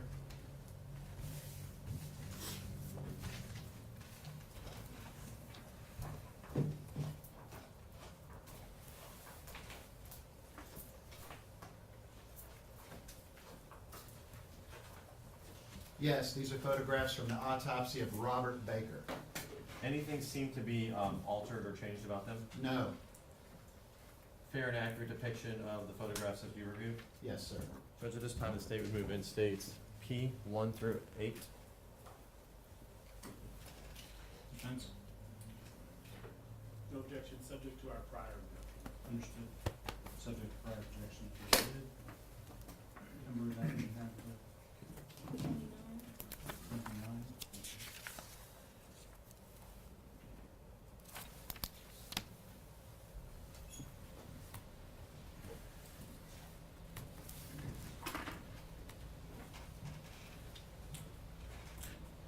I'm going to show you what is marked as 29A, Dr. Fulcher. Can you describe what we're looking at and explain to the jurors how that arrives, where it's placed initially, and then why it's important for that little blue marking to have, that blue little lock to have there? Would the court like me to move to another position, or is this appropriate? It's easier for you to testify. You can feel free to move it out. Okay. Yeah, if I you don't could wanna stand block up. anyone's view. Okay. Move here's better. Okay. This is the body bag. It has a zipper. These two zippers are locked with this U-line tag with this identifying number. This is the evidence that we have that this is sealed at the scene and brought to autopsy without being tampered with. This is the identifying autopsy number, District 23, the year of 2020, autopsy number 539. And that's the number that would be utilized through all the file work and everything like that? That is correct, yes, sir. This number stays with the body the entire time, including the toxicology specimens and any outside work. Before we go into specifics, can you tell us how old Robert Baker was? 12. How tall was he? I will refer to the autopsy report. Yes, sir. I don't have that committed to memory. The decedent was 64 inches in length. So 5 foot 4 inches. That's correct. How much did Robert Baker weigh? 123 pounds. Let's look at, if we can, 29B. Can you just tell us what we're looking at, Doc, and what just identify certain things that you see on there? Sure. So this is the body as received, somewhat cleaned up. We have obviously the face, the head, torso. I just want to orient everyone. We have, on Robert Baker, sharp force injuries to the neck and then blunt force injuries to the head. We have the largest conglomeration of sharp force injury at the neck, an abrasion, an abraded incised wound, multiple smaller stab wounds, superficial incised wounds, and this is described as a semicircular blunt force trauma injury with a depressed skull fracture underlying. We'll talk about that in a moment, but based on your review, are all of the injuries of Robert Baker basically above, I guess you would call this the torso, or mostly above? There's no injuries below his. That is correct. In this case, all injuries are essentially above our white autopsy placard. We have a few superficial injuries above the clavicle here. Everything else is about the head and neck. Let's talk about what the difference between a sharp force injury is and then blunt force trauma, so the jury can understand, Doctor. Sure. Sharp force injuries are caused by sharp objects: an ice pick, a knife, a hatchet, a machete, something like that. It has to have a cutting edge. It doesn't have to be an extremely sharp cutting edge, but it needs to have some degree of a cutting edge. Pathologists generally describe two types of sharp force injuries: a stab wound, which is deeper than it is long, and an incised wound, which is longer than it is deep. The majority of injuries here are incised wounds, meaning they are long wounds that are not as deep as they are long. Blunt force trauma is impact to the human skin with a blunt object, meaning it does not have a sharp edge. Examples of items that might cause blunt force trauma include pool cues, clubs, bowling ball pins, obviously tools, implements, shovels, anything like that. Would a hammer qualify as a blunt force object? Of course. If we could talk, we're going to go injury by injury and have you describe what they are, but we'll start, this is 29C. If you can explain this injury, we'll call it injury 1, going across the neck, and what actually the incised wound of the neck did to Robert. Sure. I will start with the smaller wounds directly under the tag and then get to the larger wound, if that is okay. We do note a blunt force injury to the chin. This is an abrasion on the inferior aspect of the chin and jaw. This is just a superficial removal of skin due to a blunt object. This injury has no significant internal findings. It doesn't create a fatal injury. Can I stop you for a moment, Yes. Doc? So this injury was not caused by a knife wound. Correct. This is from. This is the one area of blunt trauma in this photo. Yes. Okay. Sorry. So there's a mix of blunt force trauma and sharp force trauma injuries in just this section right here? Yes, sir. Okay. That I'm is sorry to correct. interrupt you. If you can go on to the other No problem. small. So this is a slightly abraded, incised wound to the chin, the lower chin. This affects only soft tissue, skin and subcutaneous tissue. This has a depth of 1.2 centimeters. So this is really just into the subcutaneous fat of the chin. No vital structures would be injured here or here. This larger gaping wound with these additional satellite incised wounds is one of the more significant fatal injuries. This is described as a large gaping wound on the anterior surface of the neck. I'll point to my own neck. That's 14 centimeters long and 5 centimeters wide by 4 centimeters deep. This wound is explored and is noted to sever the larynx, the voice box, both sides of the carotid artery, both sides of the jugular veins, and this is takes a fair bit of force, both sternocleidomastoid muscles, which is a very large muscle that goes from the sternum up to the base of the skull. One can feel it in their neck. So all that is transected. What does transected mean? Is that just cut in half? I'm sorry. I'm sorry, Doc. Yeah, everything's transected and cut in half. There are other photos, but we see the exposure of all these tissues. You're looking at the bottom of the larynx here, which is basically transected here. Your carotids and your jugulars are out to the edge. These are additional incised wounds that are associated with this larger gaping wound. What is the purpose of your jugular vein and your carotid artery? Why are they important? The carotid artery is the artery that takes blood from the torso to the brain, and the jugular is the vein that brings blood back down to the body from the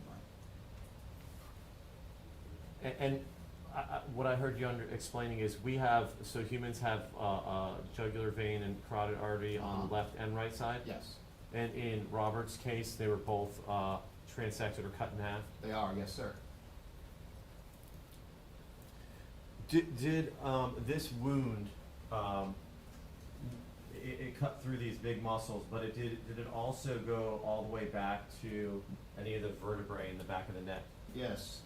The third cervical vertebrae, the body of the vertebrae, not the spinal cord, does show an incised wound.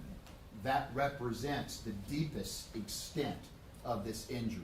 So from the anterior neck all the way back to the spinal column, not the spinal cord, the bony spinal column shows a very superficial incised wound, which is horizontal, meaning it sits in orientation on the vertebral body, much the same as the long axis of this wound, which makes sense.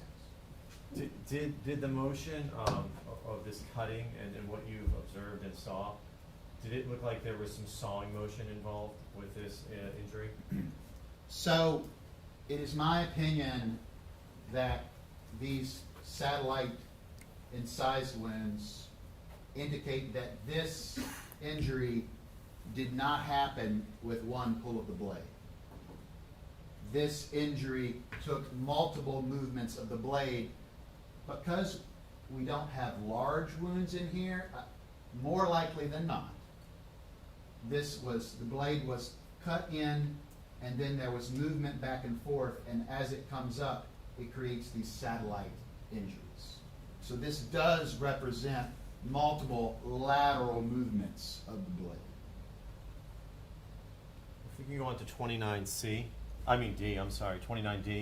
can you explain what we're looking at? And I guess this is the side view. I'll orient. And then we'll talk about all those stab wounds, the little baby stab wounds. Yes. So this is the left side of Mr. Robert Baker. We have, for orientation, this is hair, this is the ear. So we're looking at this side of the neck, below the ear. This is the left edge of the stab wound that was just shown. You see the larynx. This is not the ideal photo to show the internal damage, but there are several important findings in association with this photograph. At the far tip, left tip of this injury, we will see very focal, but clearly obvious, superficial incised wounds. Just hitting the skin. No significant damage except perhaps that one. But once again, if this was made by one clean pull through, We would not expect to have 1, 2, 3, 4, 5, potentially 6 small incised wounds on the tip. These represent the superficial stab wounds as described by Dr. Gulick. These are all non-life-threatening. Superficial stab wound, superficial stab wound, superficial, superficial, superficial. I believe there's one down there. We count in total, I believe, 8 in this case. Non-life-threatening. The most important thing here on this photograph, though, from my analysis, are these little superficial abrasions on that tip, though. Or, sorry, incised wounds, not abrasions.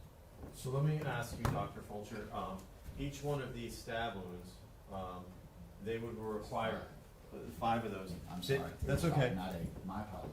Each one of those would have required the knife tip to be inserted into the flesh of Yes. Robert for that to happen. That is correct, yes. And it would require, because there's no connectivity with them, it would have required a pulling out and putting back in for each of them? Yes, that is correct. We have 1, 2, 3, 4, 5 stab wounds, and then the larger one, or larger incised wound. Now we move on to 29E. Can you describe mainly that, we're looking at this injury, I think we talked about these already. We did. If you could talk about what that is, doctor? This is a abraded stab wound to the left side of the jaw. It's described as, let me see,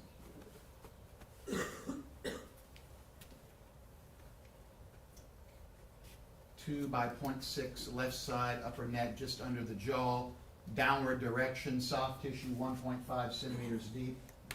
1.5 centimeters deep in this area, really just talking about soft tissue. Perhaps a little bit of minor salivary gland is injured, but nothing life-threatening here. For my analysis on this, I am impressed by the shape of this wound. It is almost like a fishtail, if you think of a forked fishtail. Usually that implies to a forensic pathologist, I would testify to this of course, that the knife blade is inserted and then somewhat twisted or reoriented. That's how you take something that's linear and make something that has this unusual shape. So that would be my interpretation of this. This photograph is also excellent to illustrate these superficial incised wounds as well. They're shown in good detail here. Once again, Dr. Fulcher, this would have been an additional incised or stab wound that would not be connected with any of these others, so it would have had to been inserted individually? Yes, stab wound. Incised wound, stab, stab, stab. And then, if I can refer you to, it is 29F. Can you tell us what we're looking at here, specifically, what's right here, why that's Yes. important, and if that's stab wounds, blunt force injuries, what that is, Dr. Fulcher? For orientation, we are looking at the right side of the head. This is obviously the right ear, the right eye. These are indicative of blunt force trauma. These are contused lacerations. There are other pictures with the head shaved which show these in more detail, but these are not stab wounds. These are caused by blunt trauma. Can you explain that a little bit, because to just a layperson looking at it, it appears that they're like cuts, but can you describe why Sure. those are different? And let me zoom in a little bit. Shaved photos probably better. Yeah. Okay, so I can't get it to It's okay. zoom in, but if you can just explain why, how do you know in your expertise that is? While this is a linear defect in the skin, when I'm examining it and I pull it apart, the tissue bridges or connects together with the edges. If something is cut, it's a clean edge on each side of the wound. In blunt force trauma, little vessels and pieces of tissue will bridge the edges. We have tissue bridging, in fact well illustrated, on this smaller one, and it's definitely there deeper on this larger laceration. And when I use the word laceration, that means a splitting of the skin surface due to blunt trauma. For a forensic pathologist, laceration is by definition blunt trauma, not sharp trauma. That gets misused a lot, but we are very particular about that terminology. So this is a blunt force trauma laceration to the right side of the head above the ear. And Dr. Fulcher, what is this that we're seeing above his right eye? This is a large semicircular lacerated wound with surrounding contusion and abrasion, also related to blunt force trauma. So that was not caused by a knife? No. Now, if we could go to, we're going to go to 29G. Okay. Can you describe what we're looking at and why this is important, what to illustrate and if we, let me just go back to 29F. What would have caused this? Would this be consistent, those injuries, with being smashed in the head with a hammer? Yes, that is a possibility. Let's go to 29G. Can you describe what we're looking at and explain why it's important for the jury? I'll orient the jury first. This is the skull. This is the top of the head. This is the back of the head. Autopsy procedure requires us to remove the scalp. We do that by making, on a coronal plane, a linear incision behind the ears, and we reflect the scalp both forwards and backwards. As we do that, we expose the skull. In this case, we have a depressed skull fracture and a subgaleal hematoma, with basically a scalp hemorrhage, the membrane covering the skull, the galeal membrane, but also a scalp hemorrhage too, here. So this represents deep bleeding under the skin surface, and this area on the right side, which of course corresponds to our impacts near the ear, is going, actually I'm sorry, this is going to be up here, corresponds to our blunt force trauma. There are better pictures of it, but this is a depressed skull fracture. So just so we're crystal clear, the cause of this, though, is through someone, Robert, being struck by an object on his head. Yes, that is correct. Could these injuries and would these injuries be consistent with being hit by a hammer? Yes. And 29H, if you can explain what we're looking at and then help us understand, based on this injury, what you can tell by that, how that helps you. Right. So this is the contusion, we were just looking at it. This is the depressed skull fracture, underlying that large laceration on the forehead. This is described as a 3.5 by 3 centimeter right-sided forehead semicircular laceration. The underlying frontal bone has a depressed ovoid fracture measuring 3.5 by 2.3 centimeters with underlying beveling of the bone, as he specified, internal beveling of the bone, with bone fragments pushed inward. Not surprisingly, as impact occurs, bony fragments are pushed inward due to the force. One can make out the semicircular nature of this impact. The inward beveling implies that directionality of the blow, as it should be, is from outside to in. That seems silly with a hammer, but when we're talking about bullets, of course, that's important. But that inward beveling is indicative of impact coming from outside into the skull. So looking at 29H, this photograph, you can actually see a semicircular area that's right there. Yes. That helps you even further identify that it's consistent with a hammer? Certainly it could be, yes. It is a round, hard object. I'm going to approach and show you what's in evidence as states 21. If you don't mind stepping in front of Dr. Fulcher, we'll just go down a little bit right here. And this is the hammer that was located by the police. Is this hammer and look like it's consistent with being able to be utilized there? I'm not saying this is the exact hammer, but I'm asking you, is it consistent based on your... Certainly this hammer is consistent with those injuries, yes. Thank you, sir. And looking at this knife here, Yes. this is probably the first time you've seen the knife, right? Yes. So looking at this knife, is this knife consistent with what could have caused all the injuries to Robert Baker? Yes.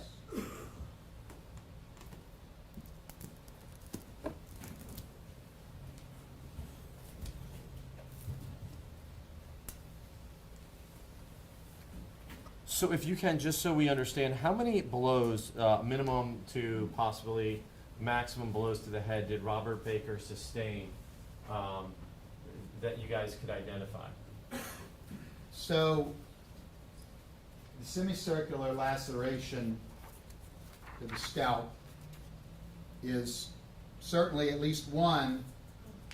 I would probably suggest there were more given the irregularity of this fracture pattern. This is not cleanly punched out. That could represent several.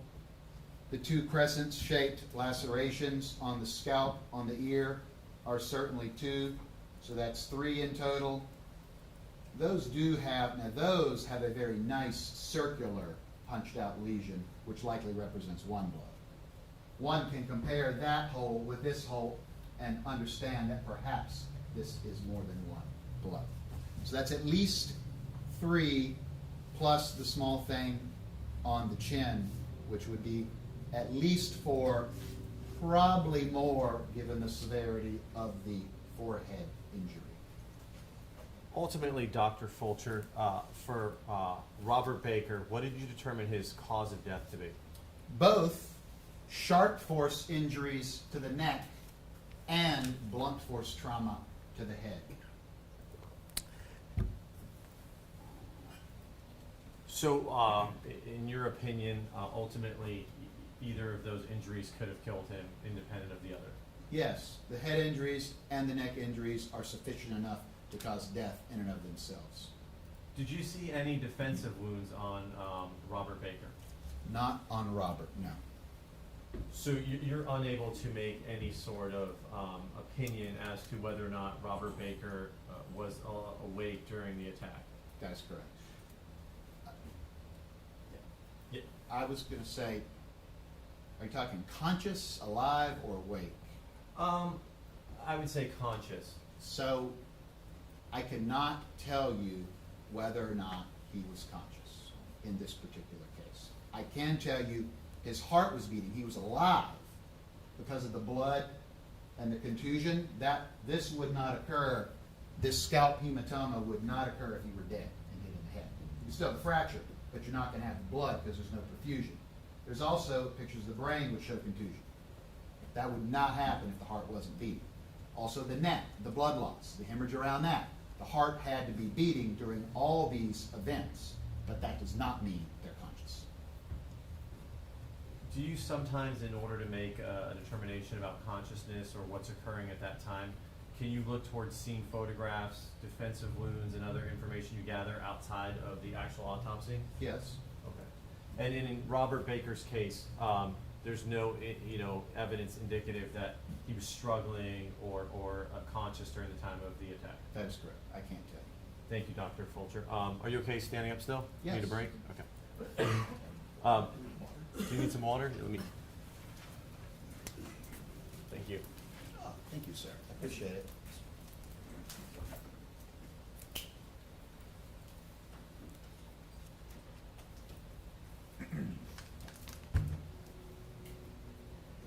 When was Robert Baker's autopsy done? Do you remember?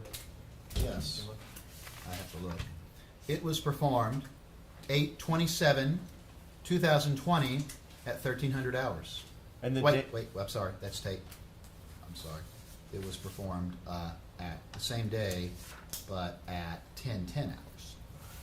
My apologies. And the date of death that you determined, or that could be determined, was August 26th, 2020? That is correct, yes, sir. Is it common for an autopsy to be done the next day, not the same day? It is. It's very common. The scene has to be evaluated. The body has to be removed. So usually autopsies occur the next day. That's more or less standard practice. And just so the jurors understand, the body just doesn't come to your office, you throw it in a closet.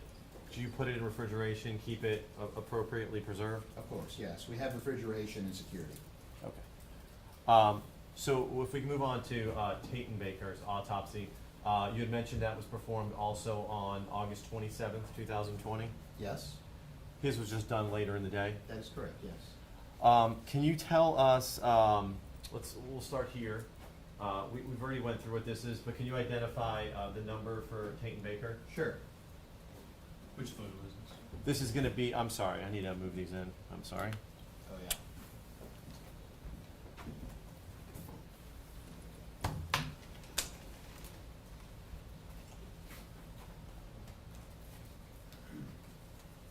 May I approach the witness, Judge? You may. I'll show you what's been marked as states Q 1 through 10. If you can just take a moment, look through those.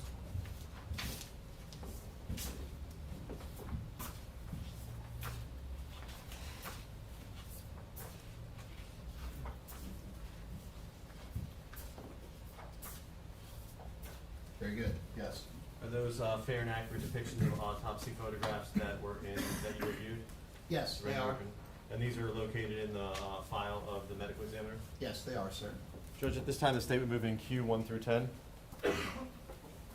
Subject to prior objections, any further objection? No. All right, so those will be admitted in as exhibit 30, correct, Madam Clerk? 30, yeah, Alpha through Juliet, thank you. So I'm going to show you 30A. If you can look at that, just identify Tate Baker's number. Yes. This is the autopsy number of Peyton Baker, 2020, District 23, autopsy 540. Can you tell us biographically, how old was Tate Baker? 14 years of age. What was his height? His height was 69 inches. So is that 5 foot 9 inches? It is, yes, sir. And what was Taten's weight? 191 pounds. So I assume you reviewed the entire file for Mr. Baker too, or Taten? Yes, the same as Robert Baker. If we can start with 30B. Yes. Can you tell us what this is a picture of? And can you explain the hair? Is that how he was when he was found? No. He had hair which was brown and up to 20 centimeters in length. So in a case like this, with the head trauma, the medical examiner is obligated to shave the head to evaluate for trauma. We cannot leave the hair on the body, unfortunately. So we have shaved the head to show injuries. Can you describe just our overview injuries? We can see quick, briefly, and then we'll individually. And once again, outside of an injury on one of his fingers, is there any injuries below Tate Baker's torso? No. Okay, if you could just overview, tell us what we see there, and then we'll go injury by injury, Doc. Yes. We have a large conglomeration, 3 separate, which may represent more than 3 injuries, obviously, but 3 large wounds, incised wounds to the neck. They're better illustrated. We see additional, smaller, abraded stab wounds on the torso here. But basically, we have this large incised wound on the neck, which you'll see as the neck is reflected up in more detail. And these are stab wounds, like individual stab wounds for Tate? Yes, they're described as,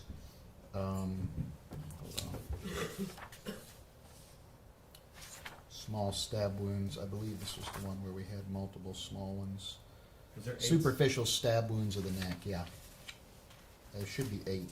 Yep. Additionally, at least 8 small superficial stab wounds are present on the anterior base of the neck and over the left collarbone. So that would mean they had to be individually done, like each would be a separate stab wound? Yes, 8 times there. As we're looking at the overview of Tayton right here, do you see these scratching marks? Is that important for you too, sir? It is, yes. Just as we saw in the previous case, these superficial incised wounds, while they don't do damage to the body themselves, they do imply that the blade moved across this plane of the body, at least superficially injuring the neck. Another way of saying that and making sense of it is, of course, you have a large incised wound here. If the blades move through once, there has to be a separate movement to create this lower one. And I'm showing you 30C. Yes. Can you describe what we see here? And I know it's terrible to look at, but it just cover all the major injuries. Yes, of course. And you're fine. You can, sir. Thank you. No, you're fine. I can actually see you on the other camera. Very good. Okay. Here we have the large conglomeration of the three incised wounds. Roughly V-shaped, 1, 2, connecting at this side of the neck. And then separate from those, this additional wound. So essentially V-shaped here, and then an additional more directly horizontal wound here. Once again, I point out the superficial incised wounds. This one actually penetrates deep enough to expose some of the dermis. That white tissue you see there represents the underlying structure of the skin. This one is more shallow. This one's oriented that way. These smaller incised wounds also represent either pulling back of the blade, a slight twist at this level, or a separately injured or separate wound. I could not tell you that. This is too subtle to do that with. But once again, at a minimum, 1, 2, 3, but you've got these guys. 1, 2, 3, 4, that's 5, 6, 7, 8, 9, 10, 11, and I think you have to count this because there's separation there. So we're getting into the low teens. Can we take each cut by itself, the major three injuries? So can you tell us what the size of the first one on the top is, sir? Sure. The anterior neck has 3 large separate, they're described as slashes, I would call them, incised wounds. The largest gaping wound, which is here, that measures 17 centimeters long by 3 to 5 centimeters deep. 3 to 5 centimeters wide by 5 centimeters deep. This also is deep to the 3rd cervical vertebrae, causing a similar injury as we previously described in Robert Baker. So just so we slow down, because I know we're using medical terms for us regular folks, that's just going through all the way to the back again and hitting the spinal. Of course. And during its course, I skipped ahead, I apologize, we do have transection of the jugular vein and carotid artery on the right side only. So on the right side, he's facing us, on the right side only, we have the transection of the jugular and the carotid. The left side is intact in this particular individual. And let me ask you some questions about that, Dr. Fulcher. As a forensic pathologist, how long could Robert live and be conscious with that injuries to the right side carotid and jugular? So because you have one side intact, the brain will get some perfusion. However, this will bleed very significantly. You can never say with absolute certainty. It depends on the health of the individual, all those things. Given that this is a reasonably healthy young man, I would suggest this is something where you might have 20 to 30 seconds of useful consciousness, maybe a little less. When determining that consciousness, though, and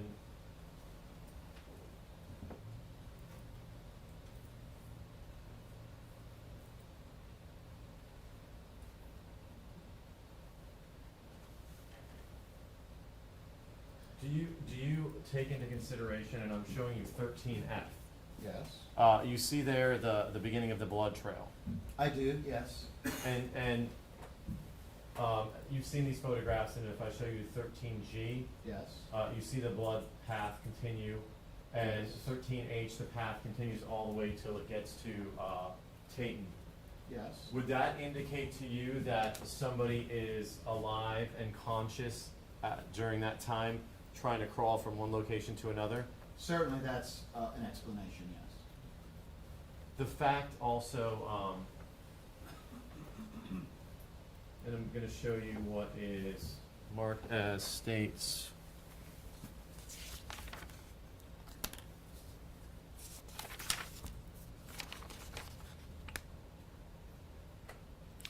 And this is going to be 17A.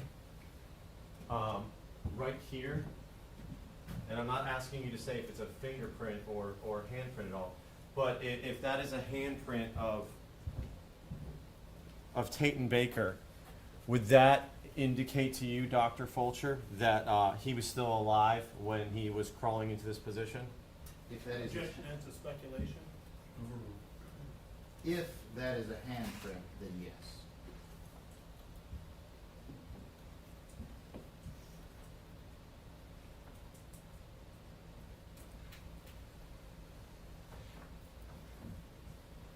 Okay, so let's move on to the incised wound 2. If you could Yes. tell us its size, sir. This is the separate size wound on the right side of the neck. It starts from the prior wound and extends downward into the left. It measures 13 centimeters long by 2 to 3 centimeters wide by 4 centimeters deep. We also have additional transection of the muscles and major blood vessels of the right side of the neck. So there is transection of the vessels both with this injury and with this injury. This does not wound the cervical spine, only the top one. That would be a serious injury, though. Of course, yes. Either one of these is fatal. Okay. What about the third incised wound? The third in the middle measures 10 centimeters long by 2.5 centimeters wide with a greatest depth of 2.5 centimeters. This wound is deep to cartilage of the neck, the voice box only. So no vital structures are injured here. This is superficial, where these two, of course, injured vital structures with the incisions and the transections of the vessels. So if Tatum had only received this injury, he might have been able to live? Yes. And basically looking at 30C, Dr. Fulcher, I think you already indicated it, but you counted these ones, but when you count all of the incised wounds with the extra, I guess, linear abrasions. small incisions, incised wounds. How many you counted into We the? got up to 12, and then of course you have our stab wounds as well, which I didn't count there. So those stab wounds we're looking at in 30C, those are the stab wounds that are included in the 8 additional stab wounds? Correct. So if you add them all together, we'd be close to 20. What about this specific stab wound? Can you explain why it looks like a half triangle? Or? Yeah. Once again, this is a fishtail injury. So the weapon, the tip of the blade is inserted and then twisted to some degree. So essentially there's a cutting edge and a dull edge on a blade. The blade is put in and then twisted So you cut, turn, and then you cut another little angle. So you make an angle, basically, an angle cut.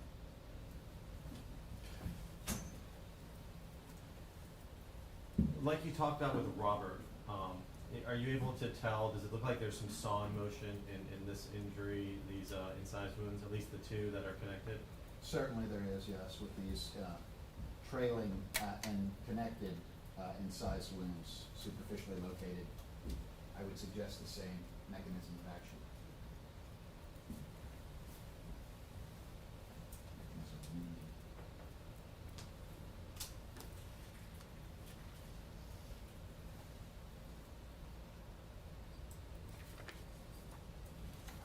We can move on to 30D. Yes. Can you describe what this is on the lip and how you believe that would have occurred? This is the upper lip, the vermilion border, or the border between the mucosa and the skins here.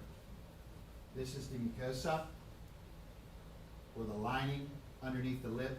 We've pulled this up with these forceps to show a small contusion with a minimal amount of mucosal tearing. This is from blunt force trauma to the lip.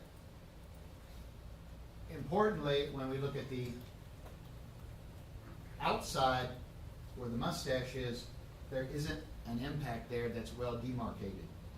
It is my opinion that this is likely from the face being on a soft surface, carpet, clothing, whatever, as impacts are coming in from above to other areas of the head, implying that the lip was in contact with a soft structure. To cause this tear with an instrument, the blunt force trauma, you'd certainly have a significant laceration or injury to the outside of the lip if it was caused by that. So it's consistent with Peyton being on the ground, His head into the ground and hammer strikes to the back of his head? Yes. If we can talk about these injuries to his head, we'll call these injuries, I guess, if you can, are these sharp force injuries or blunt force injuries? I'm sorry, this is going to be 30E. Yes, sir. Photo 30E shows blunt force trauma to the posterior aspect of the head, the back of the head. One is looking at the left ear. The neck is, of course, down here. The head has been further shaved to show both linear and curvilinear abraded and contused lacerations. I know these are not sharp force because of this significant contusion. The contusion is even bigger. The abrasion is around on the edge. I haven't defined that. A contusion is a collection of blood underneath the skin surface, like a bruise. An abrasion is a removal of the skin surface from blunt trauma. A scrape versus a bruise, basically. So we have this laceration surrounded by a scrape, surrounded by a bruise. Same thing here. This is more linear, more curvilinear. At least 3 blows here, of course. What about these red abrasions there? Do you know what that's from, though? It's difficult to tell. They could be from carpet as other impacts occur, or they could be very superficial injuries from something else, perhaps something softer, if the assailant had a fist or hand or whatever, but it would be very difficult to tell. These have no real particular class characteristics that allow them to be characterized. So this injury right here. Yes.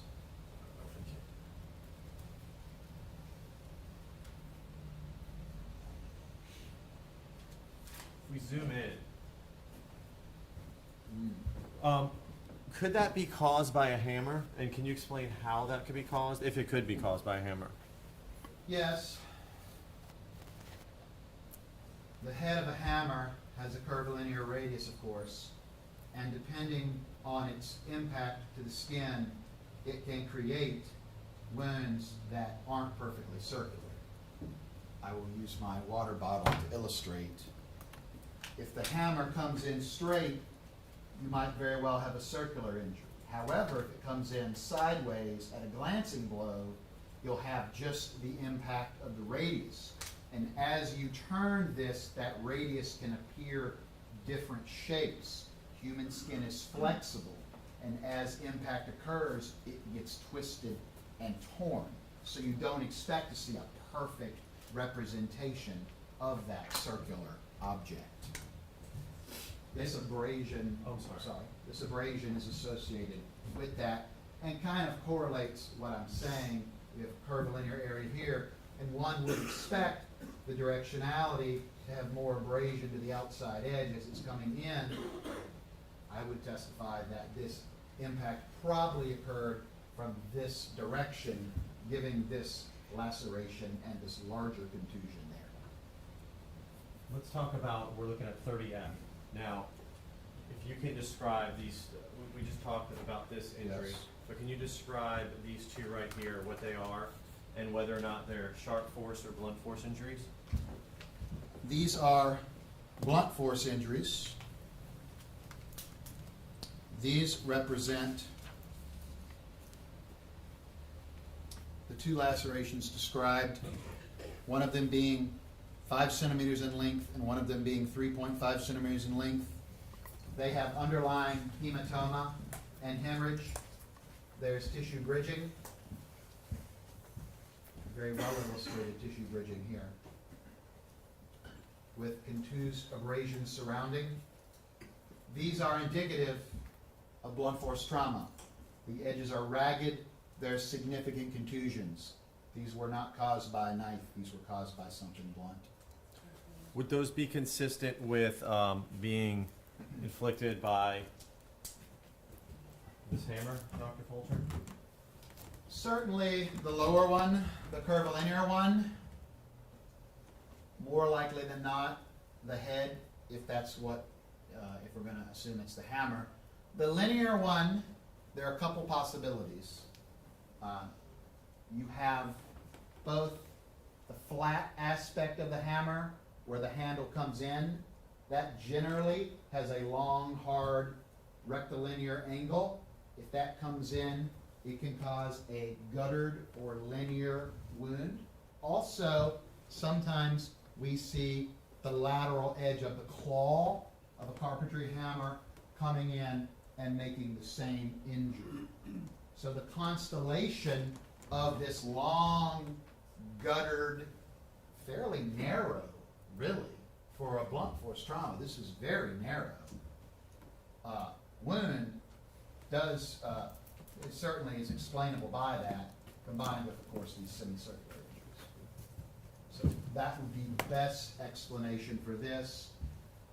Other things that could theoretically cause this wound would be something, like if it was this width but extremely heavy, maybe like a long pipe or something, maybe, but it has to have a nice hard edge on it to make this injury.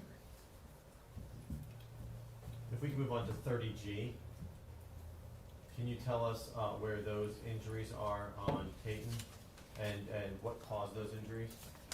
Yes. These are described, I believe we're talking about the occipital scalp. Yes, sir. This is the left side.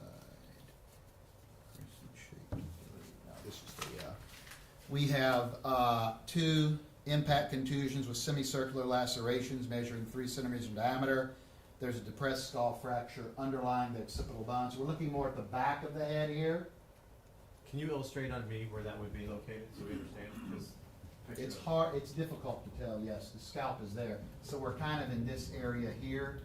We are located, let me look at the body diagram. We are located overlying the occipital bone. And we know it's on the left side because the left cerebellar fossa is injured. So probably more right here, if you will. When you say there's contusions underneath, or whatever word you used, what does that mean for us? A bruise. Okay. Is there damage from that goes past? Oh, yes. Oh, it does. Okay, can you describe that? Sure.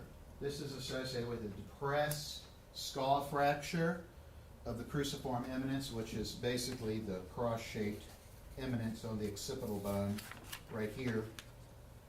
There's a depressed skull fracture with an associated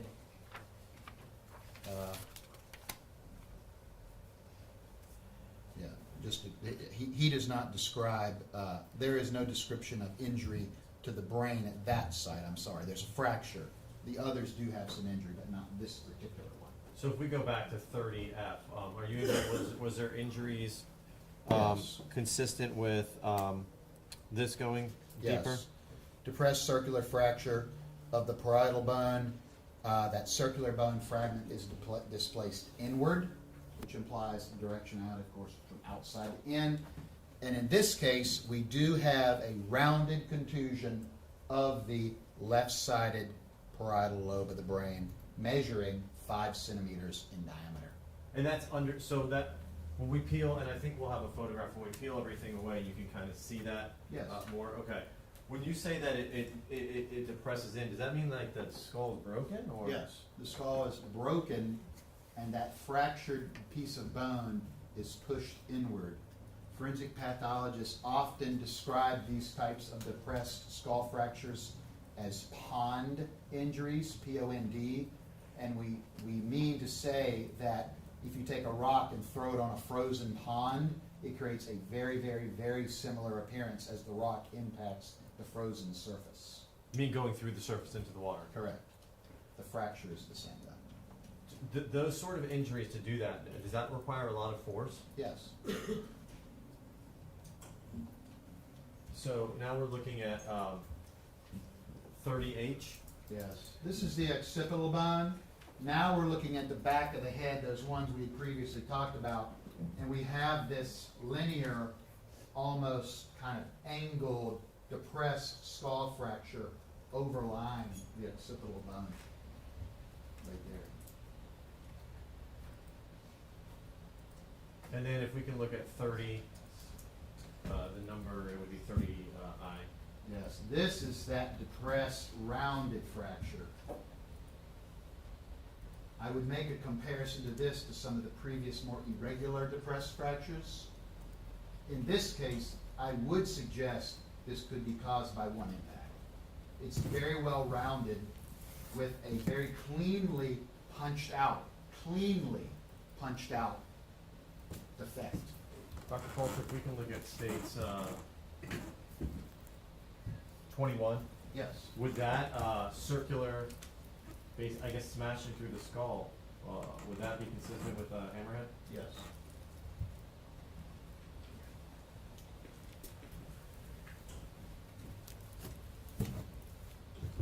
And we don't have another picture, but just so the jurors understand, in another picture you can see that the hole's just basically there by itself and the fragment is gone.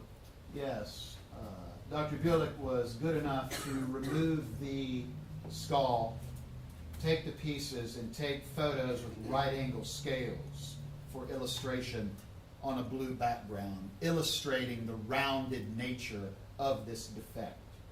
And I'm interpreting someone else's work. In this case, I would have done that because I was impressed by the circular nature of this.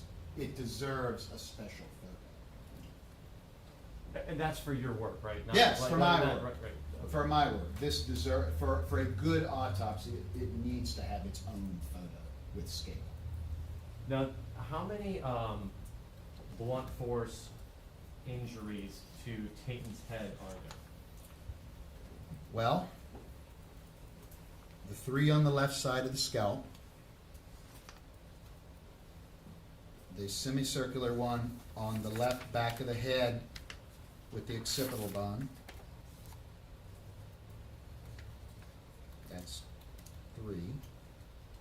And then we have the 2 big lacerations, the longer ones. That's 5. And then you add in the 2 circular ones on the very back of the head, the nearly circular contusions. The lacerations weren't very circular on those. That's a total of 7. 5 plus 2, 7. And I don't want to sound naive, but these injuries to Taten's head from these blunt force instruments, are those serious injuries? Yes, sir. Would they have rendered him unconscious if he was hit with those? Certainly the ones that cause the depressed skull fractures, yes. The more superficial ones, maybe not, but the majority of these do have some sort of fracture associated with them. So globally, yes, there might be a couple exceptions, but globally, yes, most of these will cause unconsciousness. So let's talk about the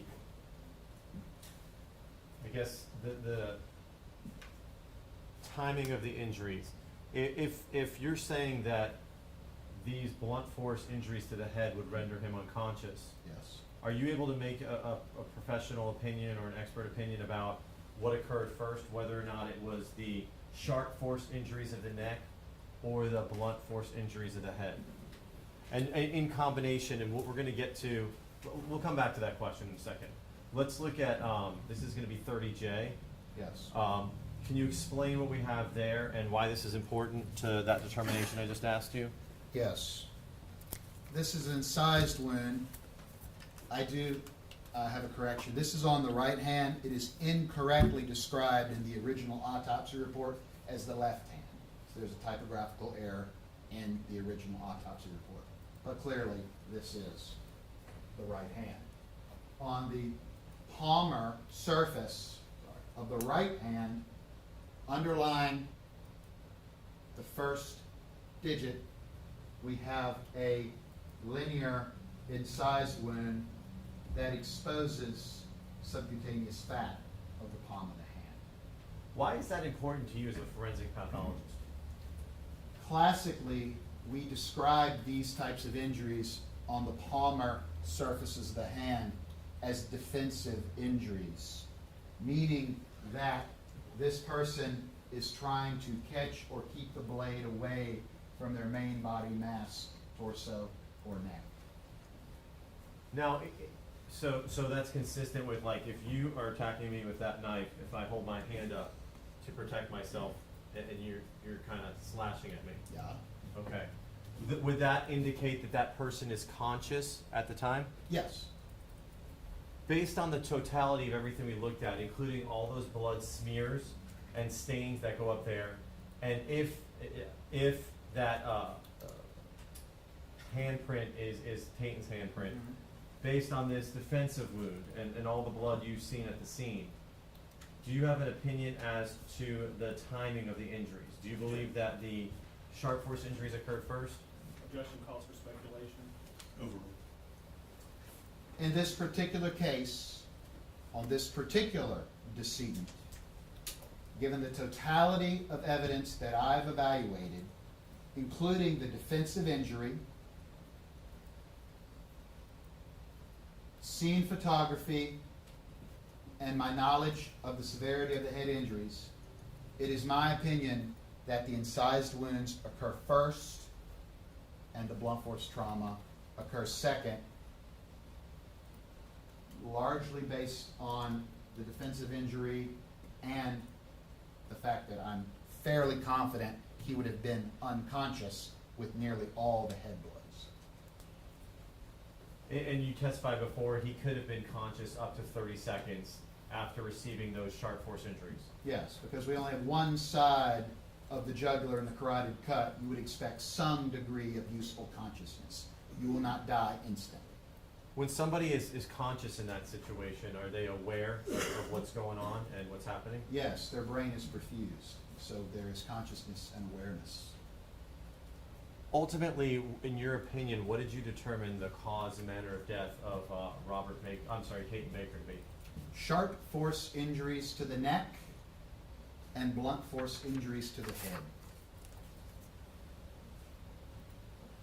So ultimately, though, Tayton probably would have, from the sharp force injuries, he would have died. Oh, yes. I mean, but he was able to stay conscious for 30 seconds knowing what was occurring. But he also independently could have died from those blows to the head? Yes. May I have just one moment, Judge?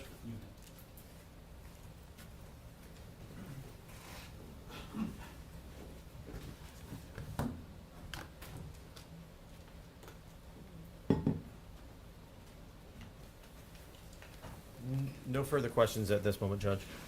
Cross-examination. No questions. Terminate excusal. Yes, sir. Thank you, doctor. You are permanently excused. Thank you. Thank you. All right, members of the jury, that takes us right about to the 5 o'clock hour, so we will go ahead and take a recess for the evening. Let me give you an instruction for overnight.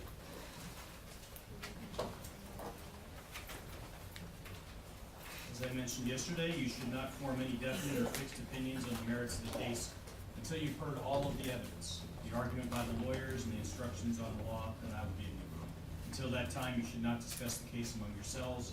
You must also not discuss the case with anyone else, nor permit anyone to say anything to you or in your presence about the case during this overnight recess.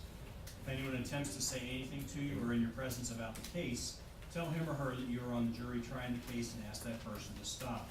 If they persist, leave them at once and immediately report the matter to the bailiff, who will advise me. Jurors must also not have discussions of any sort with friends or family members about the case or the people and places involved. Don't even let your closest family members make comments to you or ask questions about the trial. And in this age of electronic communications, I want to stress again that just as you must not talk about the case face to face, you must not talk about the case by using an electronic device. You must not use your phones, computers, or other devices to communicate or do any research on the case or on the law applicable to the case. Do not send or accept any messages relating to the case or your jury service. Don't discuss the case or ask for advice by any means at all, including posting information on the internet website, chat room, social media, or blog. There may be news accounts of this trial on television, in print, online. You are not to listen to, watch, or read any of those accounts. If you become aware of a violation of any of these rules at all, please notify court personnel. If you would place your notes inside your envelope and then leave that envelope on your chair, we'll go ahead and excuse you again till 8:30 in the morning. If you'll please be ready over in the old VOCC building at 8:30 tomorrow morning. We'll commence then. All rise, jurors exit the courtroom, please.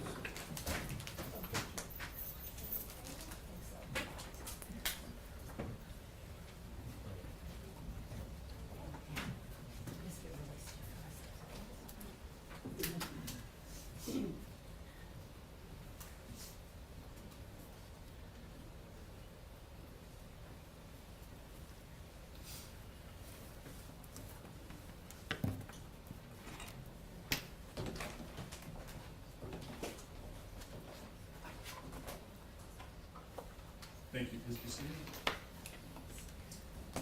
Anything to take up this evening before we recess? State?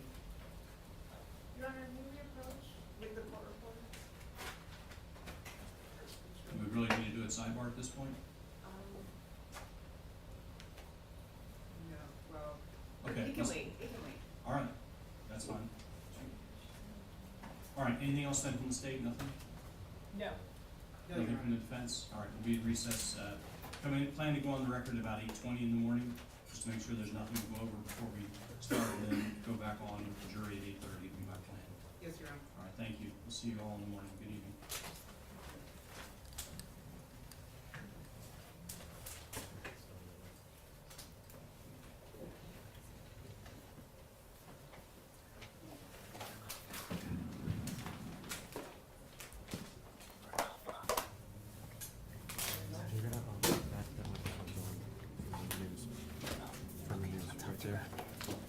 Oh, that.